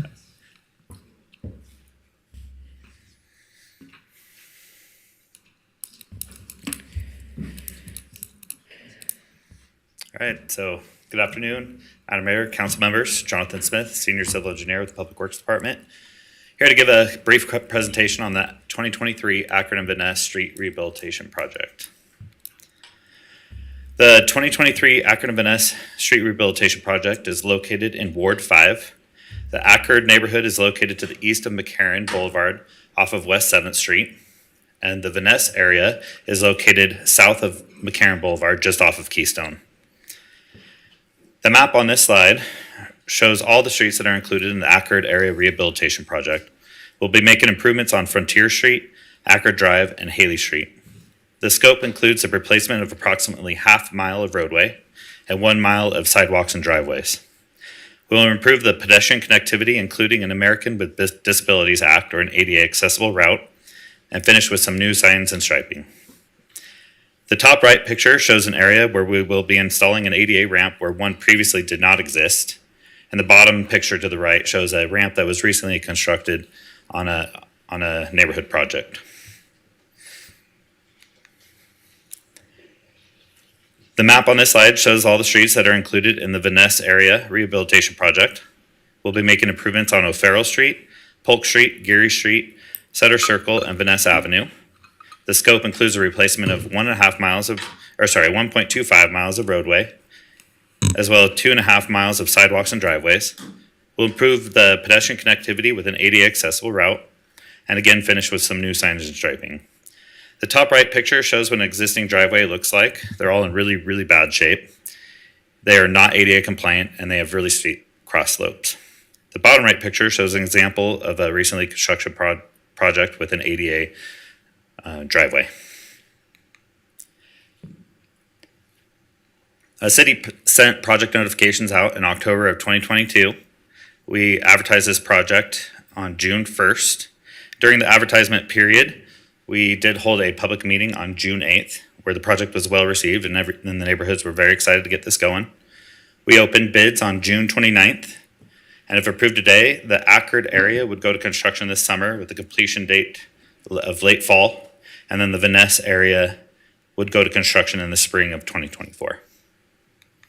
I recommend to award the contract to Sierra Nevada Construction, as well as the consultant agreement with Eastern Sierra Engineers for construction services for the 2023 Ackerd and Vaness Street Rehabilitation Project. Thank you. Okay. Thank you. Any questions? Go ahead, Councilman Breckus. Thank you for the presentation. Are there currently any traffic calming devices on those streets, or are there any requests by citizens for traffic calming on those streets? Yes, we did have requests in the Vaness neighborhood on Vaness Avenue. We did have a petition. We talked to them about the petition process and how to move forward with that, and that is something that we're looking into. I did work with the city traffic engineer on this, and they did a study. I don't have it in front of me.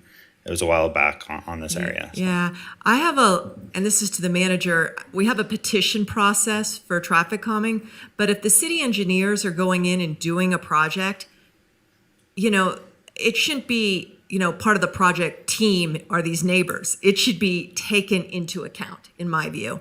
And so just to some of my other colleagues, because I've had some of these go on in my neighborhoods where they've been calming, or people have been asking for years for calming, and they don't make it into the plans, and the project practically gets built, and people are like, wait, we've had dialogues with you for years about doing the calming. So not my ward, but I know how much we all hear about traffic calming, and I just don't think we can go to bid without doing this ourselves to solve this problem. So I'll be disappointed if traffic calming doesn't go into the bid. Maybe it can be an add-on.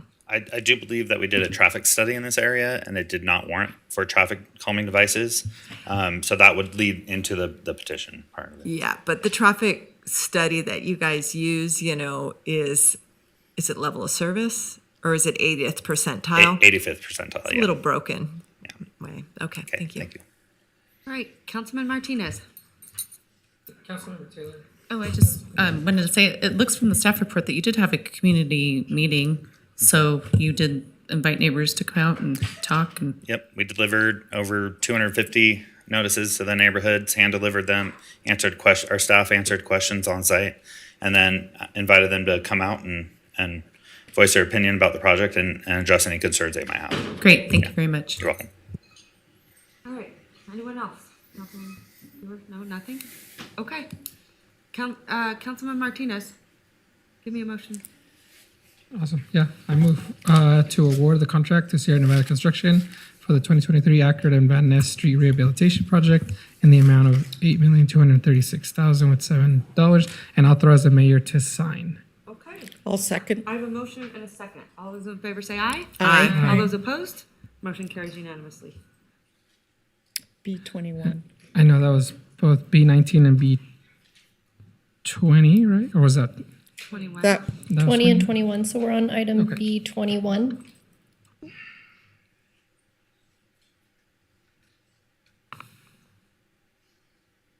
As pulled by Councilmember Martinez? Yeah, and I think the presentation covered both. Yeah, the correct, presentation right? covered both. This is the consultant agreement with Eastern Sierra Nevada Engineering for construction administration services for this project.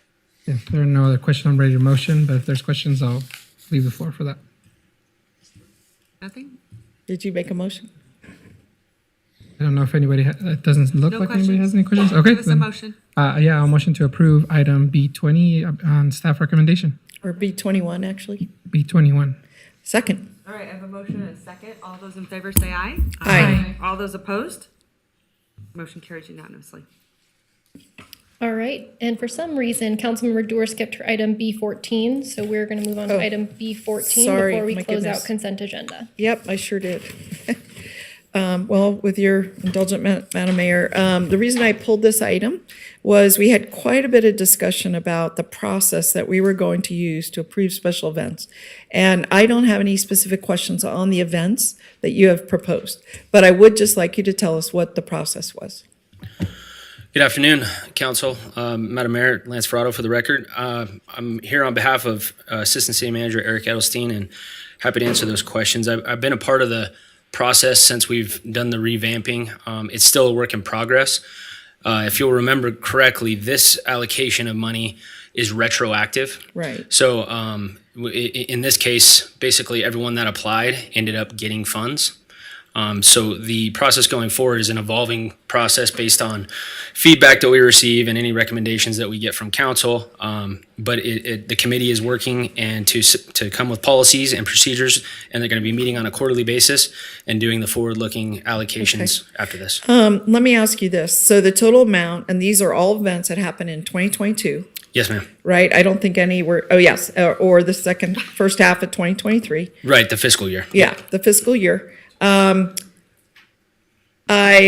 am hesitant to open up this. I just want to know who is on the committee. And you said we're still working on policies and procedures. So who's on the committee? Yes, ma'am. Well, the council liaison is Councilmember Taylor. Yeah. And then that I don't have the two names in front of me right here. There's some staff. I'm sorry. When? Yeah, so we have Wendy Brown, Thank you, Richard Nikki. J., and Lily Barron. Okay. So what I would like to request is, I'm in full support of this. It's already happened. We're going to vote for it. But there have been issues that have come up regarding Pops on the River, which is a special event. I don't know that they get any money, but they may have gotten in kind from us, whether it was street closure, security, whatever it was. And I know that that was a pretty big issue this year about how we're applying events that have alcohol involved in them.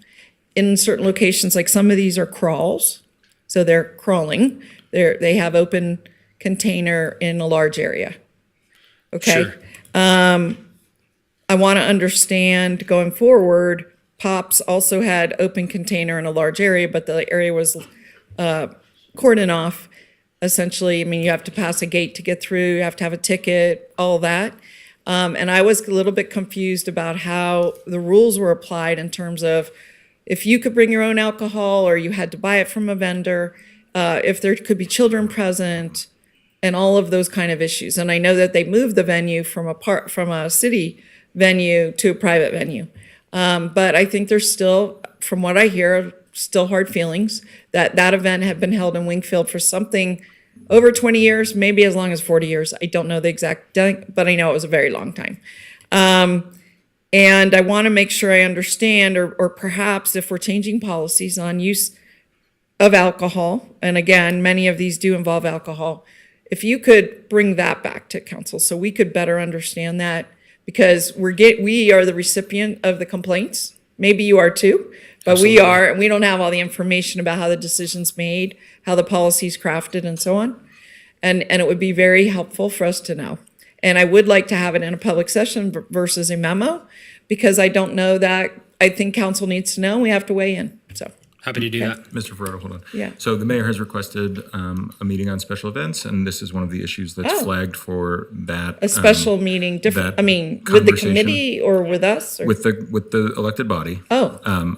I do want to jump in though and be really clear. I don't think you necessarily meant it this way, but you said some of these events are crawls. None of these are crawls. And one of Oh, the I thought, I saw crawls. One of the challenges with the crawls is that they are not licensed up or permitted as special events. Well, And so right that's- here on the fifth line, it says Crawl Reno. I can clarify for you. That's the name of the organizer, Ed Atkins Crawl Reno. That's the name of his organization.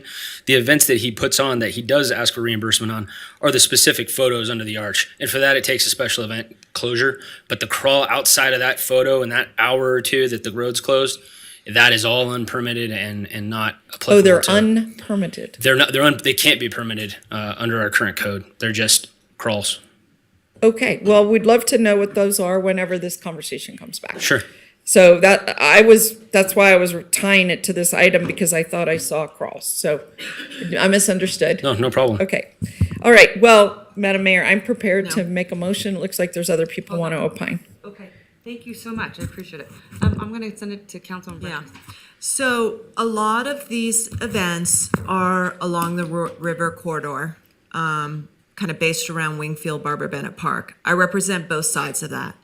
And my phone has been off the hook this summer from, up around California Avenue, all the way down to 4th Street. I'll play one from just this weekend for everyone to hear. I don't think she'll mind one bit having her message played, because she certainly was, has been someone of tremendous concern about what's going on. So let's just listen to what happened this Friday. Hi, Jenny. This is Lori Leonard, the Executive Director of Promenade on the River. It's Friday afternoon. I just wanted to bring you up to speed with a problem we seem to have more regularly than we prefer, which is these street events and park events that are happening at Wingfield that close access to Island Avenue, and our waste management pickup didn't happen today because the road was closed and nobody let them through, and we're going to be swimming in garbage come next Monday. Okay, so so we all get the idea on that. And then does Jacobs, I know a lot of those are on private property, but did they get any special event permits for crossing the streets and closing off other streets that The only events that qualify for this kind of sponsorship are special events, which take place on public property, city property. Okay, so yeah, if it's just on Glow Plaza with no closures, they would not qualify. But you do closures of Wingfield, you do traffic control. Right. It is absolutely not managed.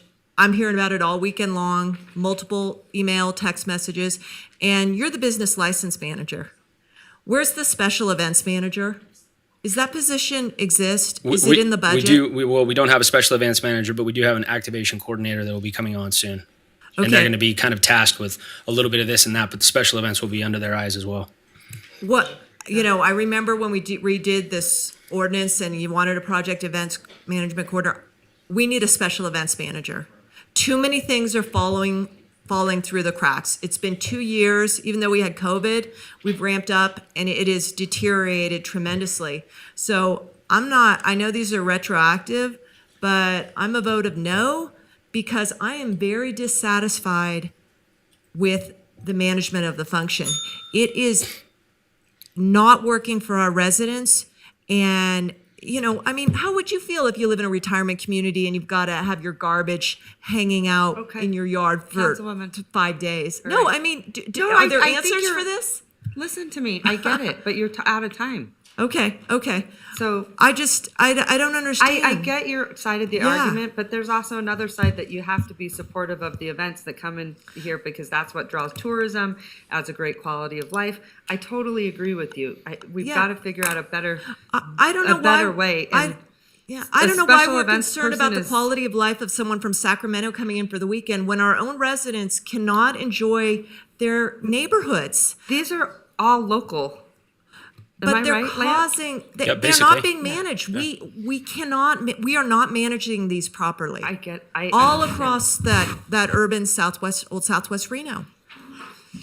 So I'm not in support of them. If you can't manage them, if you can't do the whole job, don't do it then. Okay. Thank you. Thank you so much. All right. Moving along. Anyone else? I'm prepared for the motion. Just to make sure everyone knows, putting on the record, I have heard a lot of feedback from the events that we do have, and so we are going to have a special meeting because I want everyone to weigh in, and hopefully, Lance, that kind of helps you in some capacity. Sure. So sort of the areas that you need to look at or of concern. For sure. Before we, start to point fingers and, because I was thinking about it earlier, if I was like, let's say you guys, and this is your first council meeting, I was thinking, gosh, we sound like gloom and doom over here. And then I thought to myself, there's always like this idea that, oh my gosh, there's a gotcha in government and the conspiracy theory, that's happening. Oh my gosh, see, they didn't tell us that this was going on. And Doug knew all behind the scenes, this whole crazy thought process. And we were just having this conversation. And just quite honestly, that we want to do a really good job. We want to be here for our citizens. It's not intentional at all. We're human. We're going to make mistakes. So I want to do whatever we possibly can to help you navigate that and get through it. So We will have a special meeting, and I would just encourage everyone that has a special event, I hope that they come out, and even the residents, to Jenny's point, so we know what exactly to look at, because that's got to be horrible if they, Waste Management didn't come. Was Waste Management contacted after that? Were they able to get I don't there? know. To be honest, this is the first I'm hearing of this complaint, so Yeah. if it hasn't gone through service now, Yeah. I hope it would. So, and that's another thing that I learned, because I was trying to do it all myself. As council members, I would just stress to you, I can't stress to you enough how some things could get taken care of so much faster if I would have just put those complaints into Reno Direct. Absolutely, Instead of yep. just like trying to navigate them on my side. Like, I learned that is a bad idea. So I would just say any time you got complaints, cover both sides, because it will help you guys. So Sure. Anyway, I just wanted to throw that out there, and I want to be positive. I want to support these events, but I also want everyone to participate and communicate the best possible way so we can make them successful. And kind of, what I also noticed since COVID, some people have been a little reluctant to get back in the game. I mean, there's a lot of things have changed. So I think now it's a time for a reset and just to help everyone sort of be successful in our events. So I appreciate, because I know, Lance, it's super important to you. Yeah, and absolutely. everything that you've been working on. That department's never easy. There's a lot going on. A lot going on, but you're doing a good job. So Thank you. Thank you so much. So we had a motion and a second. All those, I don't know that I heard a second. I thought made a did. motion. So, yeah. Oh, good. All those Thank in you. favor say aye. Aye. All those No. opposed? Motion carries. Thank Okay, you. thanks, Lance. Thanks. We're done with consent. We are done with consent. Wow. Okay, that was a long consent. All All right, moving on to item C1, which is Carson Lane abandonment from Brooke Oswald. Hi, nice to see you. It's been a while, Brooke. Yes, good afternoon, Madam Mayor, City Council. My name is Brooke Oswald. I'm Associate Planner with Development Services. The case before you today is an abandonment. Got a quick presentation just to run through that and go through some of the specifics. Okay.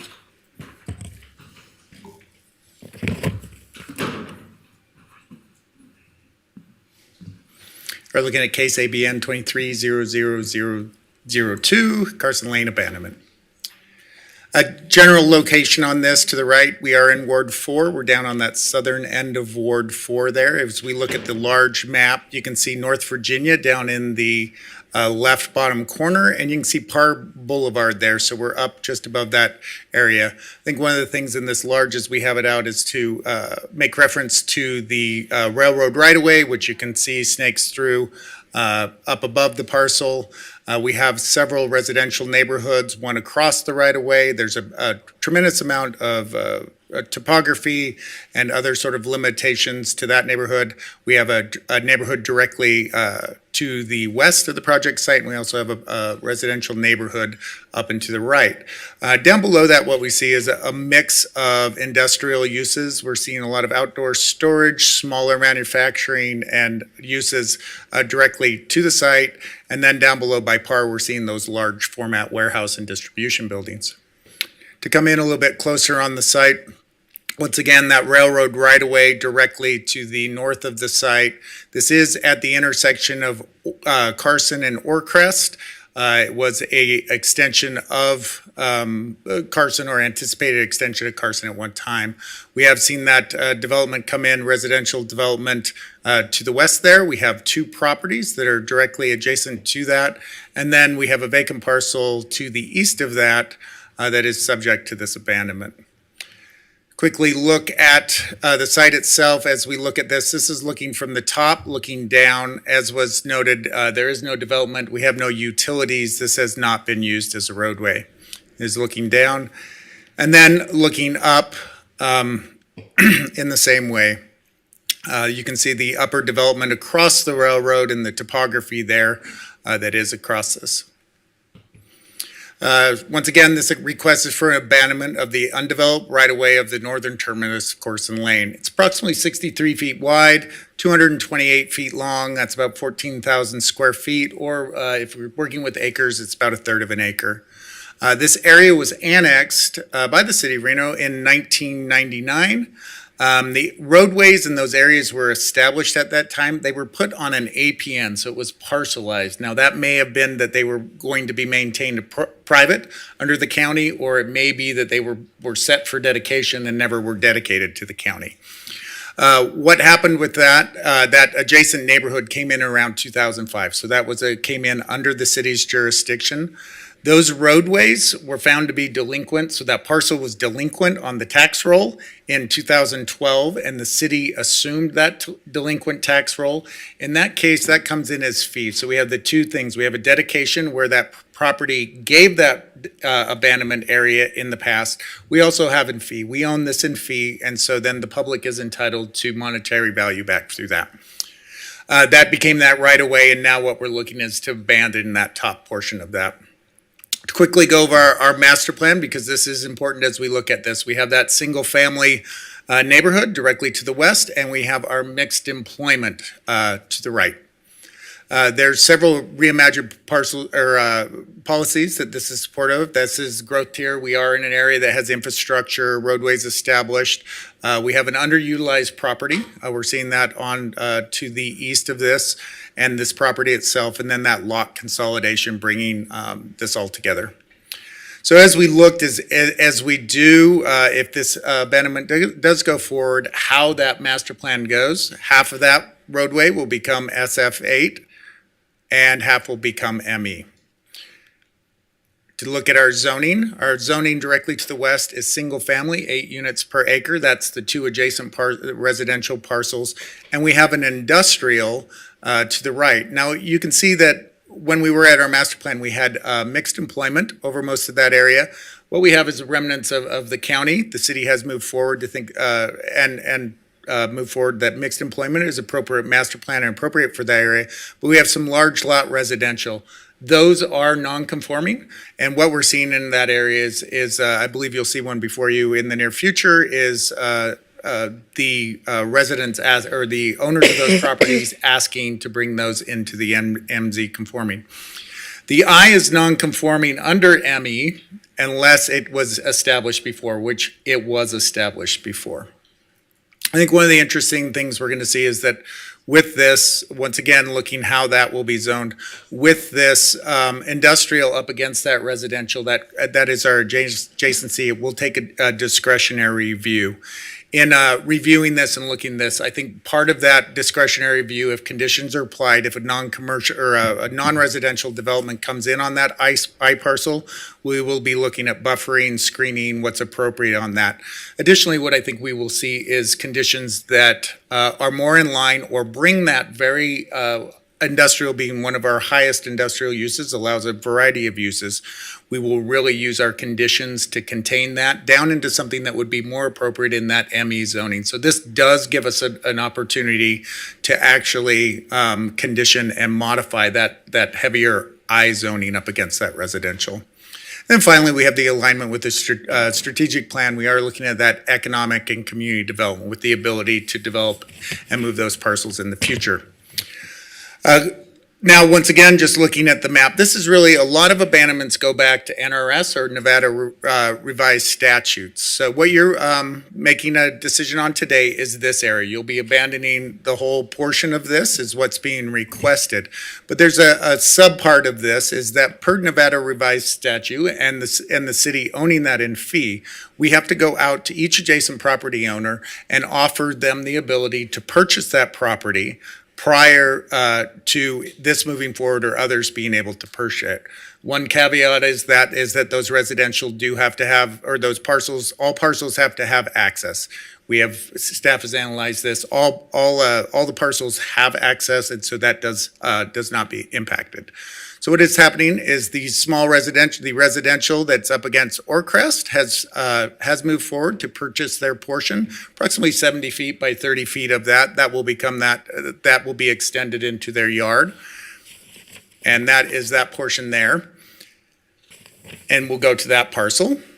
And then additionally, as we look at this parcel, the residential parcel to the north decided not to enact their right to purchase that property, and that allows the ability to the neighboring parcel to buy that, which they have chosen to do.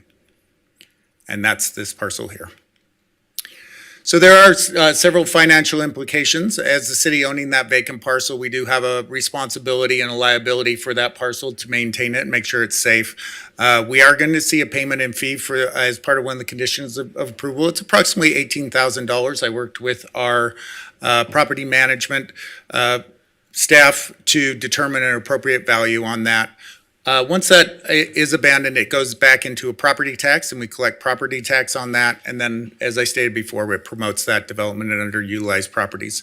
Staff did review this and could make all the findings, and I will leave you with the motion, recommended motion, and available for questions as necessary. Thank you. All right, thank you so much. Any public comment, Madam Clerk? Thank you, Madam Mayor. We do not have on this item. No, Damien, just all you have to do is fill Yeah, something Damien, go out. ahead and go up, and then you can fill another one of these out for me later. Damien Cole.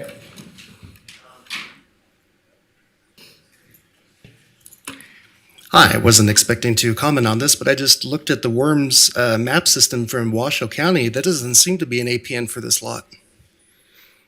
So just wanted to mention that. Thank you. Thanks, Damien. Okay, Councilman Breckus.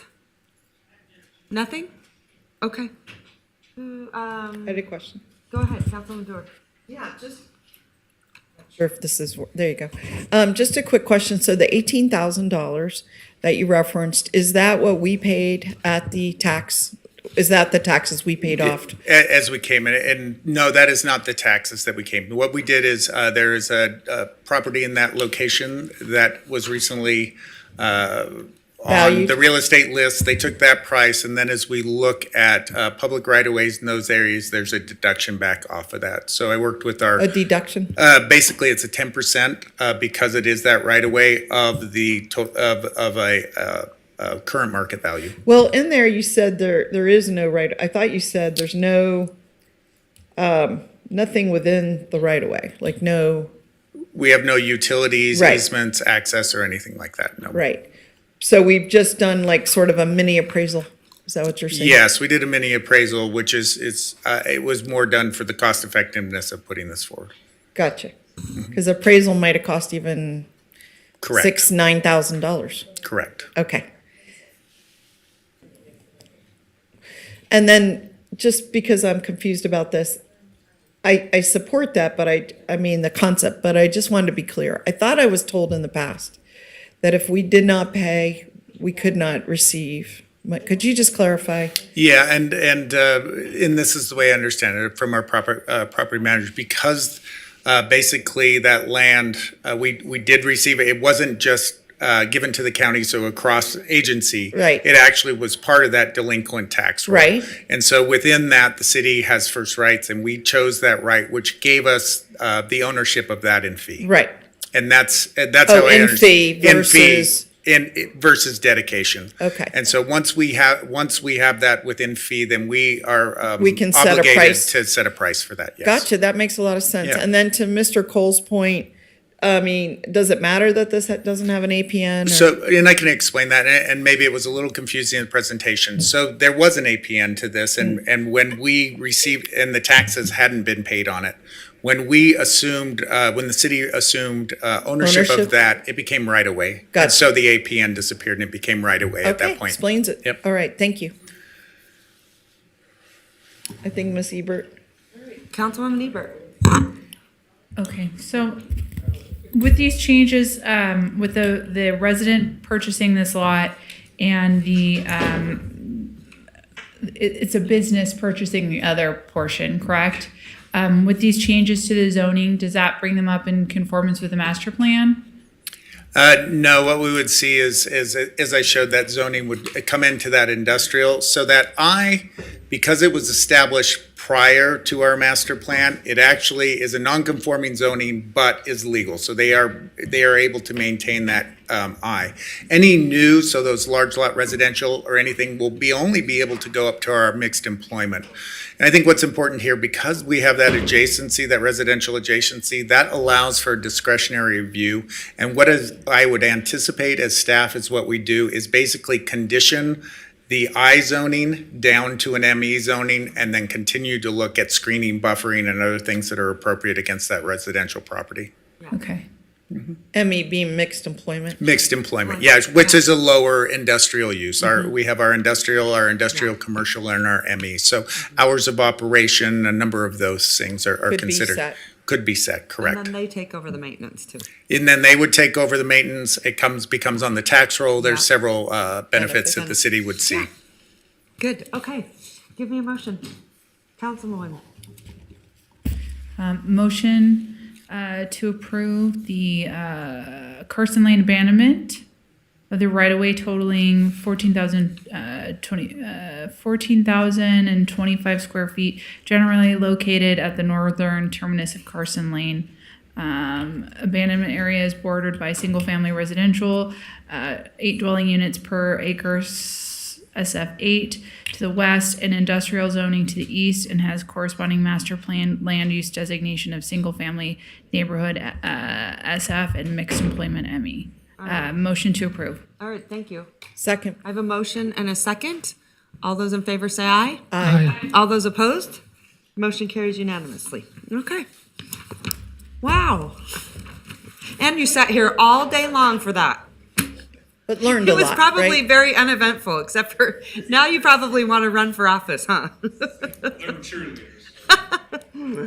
All right.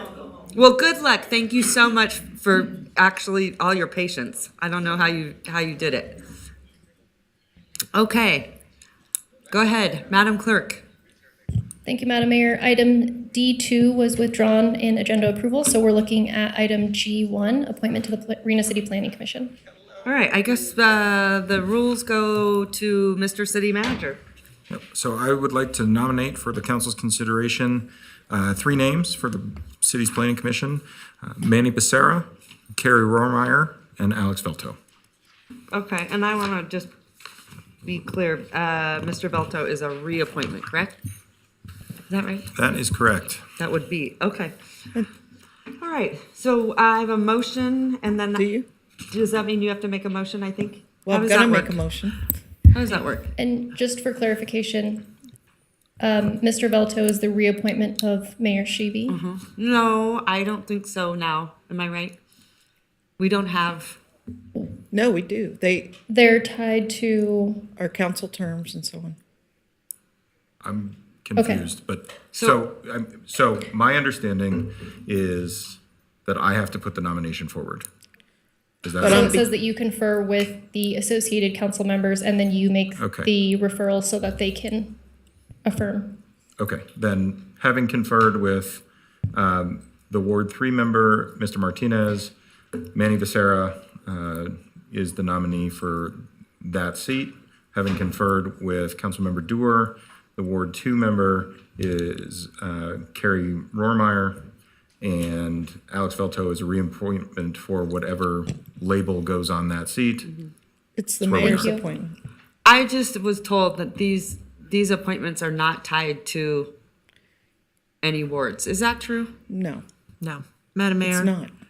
What's your understanding? Yeah, and I was the sponsor of the resolution at the time. Okay. And they were tied to a seat. Okay. And I think even the staff report recommends yours is Alex Velto. I want to say that I cannot support, if they're all rolled up together, I get it, but I cannot support Alex Velto's continued appointment there because of his conflict of interest in being the labor attorney for the one of our bargaining groups. I've seen him have to pull out of too many serious votes related to that conflict. Those are sitting as the infrastructure subcommittee when we were talking about, because the Planning Commission stands as the capital improvement plan subcommittee, and he's had to recuse on that. And I just can't let that conflict go, and so I can't support the motion with Alex Velto continuing to serve. Okay. Thank you.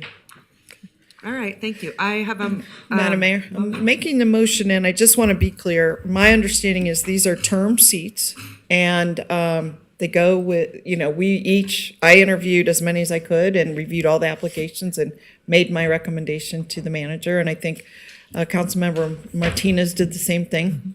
So that, that's my, he can decide whether he wants, I guess, to move forward with our proposal or recommendation. Maybe the way to phrase it is that there is not a residency requirement for these. That is applicants. correct. Okay. And my recommendation does not reside in Ward 2. There is a City of Reno residency Yes, requirement. but not within the ward. Correct. So, for example, my I feel recommendation, like we should change that at some point. I think it's in, might be in Okay, but wait a minute. So it's okay, it's not okay if you're a city council person that's running, but it's okay if you're on the planning commission. No, you have to be a city Right. resident to be on the planning Right, but commission. I'm just saying, like, basically, we're appointing these people at large. Shouldn't they, if your argument from, I don't think we are. right? I don't think we are. No? Yeah, no one's arguing that. No, but my point is, it should be done by the ward. They should No. represent the ward. Why not? Well, because I interviewed all the people and chose the person I thought had qualifications. And I'll give you an example. My appointee, when I first came on council, was Mark Johnson. He was in Ward 2, to your point. But we redistricted, and Mr. Johnson was no longer in Ward 2. I reappointed him. And so he's now in Ward 1. So, I mean, But we all have to be representative, except for me, but you guys have to represent your wards. Why wouldn't your planning commission have to be the same? I mean, preferentially, Come perhaps. on, let's just call. I'm call that saying, again, you know what I mean? yeah, but most of the people I interviewed did not live, only, I think, one person out of all of these people lived in Ward 2. Well, then how would they know what's best for their wards? I'm putting them on the planning commission, which not only represents my ward, but they have to vote on every topic, like your point you've made over the years. Plus, one of them goes to the regional planning commission. They could live in any ward there too. Yeah. So, yeah. I just see that we're doing it both ways. Well, one time, the history is, one time we had, I think, 6 of 7 planning commissioners living in the same ward, and that was problematic. So we went to this process, and there has been some movement of some people pointing, there's obviously the 2 at large, and there's been some people appointing people out of other, areas. But with 2 redistrictings coming on such close timing, Exactly. it's these appointments, if you're looking for geographic distribution, are very problematic right now. We have to seat a planning commission. Like, they have business to do, but I just think it should so- change. If it's that you guys have to be represented by your ward, so should your planning then, commissioners. I think that's a fine discussion, particularly once we redistrict. I really do. Yeah, I that's- don't object okay. to what she's saying, Yeah. but we need to seat a planning commission. I've expressed my objections for other reasons to that person, and I think Madam everything Mayor, else is in order. Yeah. And I had thought about waiting till we redistricted so I could. No, and I'll let it go now, but Yeah. I just think Yeah. it's interesting how, don't get me going on this whole at-large thing, and it's only getting worse. And it's really too bad. Then your whole city should be represented, just like you both are making the great argument today. Yeah. Right? Which wasn't at all considered. Whenever Well, I they're was not sort running of like for office, screaming but about it. No, going it on doesn't matter. It qualifications. doesn't matter. We put them in there because supposedly the idea is they know their neighborhoods better and can be a reflection and represent them better, right? So then when you're out there supporting that, we should be supporting it on the planning side too. And I would have if we waited for the redistricting, so then I would know where my new ward is, Yeah. and maybe this person is in my new ward. I don't know. Okay. All right, so I think I had a motion and a second. All those in favor say aye. Aye. All those opposed? Opposed. Motion carries. All right, where are we at? What a day. What a day. Where are we at? Sorry, Madam Mayor, we're moving on to item H1, City Council comments. Okay, starting with you, Councilman Breckus. Just my concerns about how special events are being managed out in the neighborhoods, and for the record, Okay, thank you. in lieu of having a special events coordinator to text when neighbors are texting me or things I see, I have been in communication with my liaison and Assistant City Manager Edelstein and doing Reno Direct, but it is really problematic to have this many special events and not have a staff member who is doing it exclusively. The progress that we had when Miss Hill was doing this job, when Mr. Fitch was doing this job, All those plans, it's like they've disappeared into some filing cabinet, and it's not being done, and it's causing problems. So I agree. Thanks so much. Okay. Martinez, Mr. Martinez, Nothing from me. Thank you so Nothing? much, Madam Mayor. Councilwoman Taylor. Councilwoman Dewar. Nothing today. Councilwoman Ebert. No. All right. Nothing, Madam Clerk. So All put that right. on the record. Thank you, Madam Mayor. We're moving on to item J1, which is closing public comment. Damian Cole. Damian, give us some positive news. Can I have some positive news? Something inspirational. Okay. Give us some ideas and inspiration, okay? Informative news. How about that? Okay. Okay. So the reason why I'm here is because there was a recent article that was put out by This is Reno, in which Mr. Thornley, you were interview is regarding the bidding and consultation process for the Truckee River Path. One comment was made, not related to you specifically, but by city staff. I don't know if this could be shown here on the screen. I went ahead and printed it out. It mentioned that city officials said, however, erosion has complicated the matter when the property, and we're talking about the Auto Museum off of Lake. When the property was conveyed from the redevelopment agency to Harrah's, an easement for the path was reserved. The city officials said that easement was created in the same time frame as the fence construction. They're referring to the fence that makes a very narrow, dangerous bottleneck on that path. The fence did not come in until after the fact and encroach on the path. In other words, they're saying that this makes no sense at all, and I needed to correct the record on this. I've written emails about it, but I really felt it was important because I'm not sure who the city official is. It wasn't specific, but they're absolutely wrong. This easement was created in the 1970s as part of the Greenbelt project. In fact, there was a Reno, Nevada State Journal article that I discovered that mentioned the landowner at the time had promised to dedicate it to the path. So the tract map on Washoe County, which was made in 2015, shows the demarcated path already set into the property here in that dark gray. Now, from that, I went ahead and took an overlay from Google Maps, and the yellow area here that you see, the highlighted area, is the part which has been lost to the fence. It gets into about 10 feet into the public easement, which is 20 feet wide. The erosion is supplemental to that. The erosion is barely starting to take out the path. It's gotten bad enough to where there should have been, riverbed beyond the path. It shouldn't be there on the very edge, and there have been wooden barriers to try to retain the path and make sure it doesn't fall into the river. But as you can see, we lost about 50% of that pathway due to encroachment from that. And this was made, I'm trying not to take too much time, but this was made, the fence was made after the 2016 deed, which was signed between Harrah's and the Auto Museum and signed by the Reno Redevelopment Agency. It clearly demarcates specifically in item B, or Exhibit B, the path legal description. It goes into extraneous detail about where the path actually exists, and it was signed and surveyed. So I'm not sure who in the city thinks that the path was created in 2017 or 16 or whatever, but it doesn't really matter the coincidental time of when the path was created. The fact is that they agreed to that 20-foot easement, and they built a fence in the middle of it. Before, after, during, doesn't really matter. They did it. So that's what's creating the bottleneck.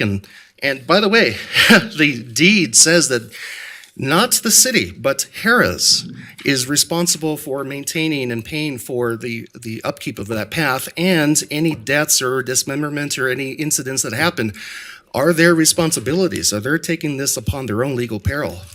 Thank you very much. All right, thanks, Damian. Appreciate it. Anything else, Madam Clerk? All right, Madam Mayor, for the record, we did receive 11 additional comments, which were general in nature, not directly associated with an item or after 4 p.m. yesterday. Those have been distributed to the Reno City Council. There were 2 items in favor, 6 in opposition, and 3 letters of concern. And with that, we have no additional public comment, and we are looking for a motion to adjourn. All I'll motion to adjourn. All right, so I have a motion Second. and a second. All those in favor say aye. Aye. All those opposed? Motion carries unanimously. It's the only motion that I've never seen anyone oppose. I'd like to see that at some point. All right, thanks, everyone.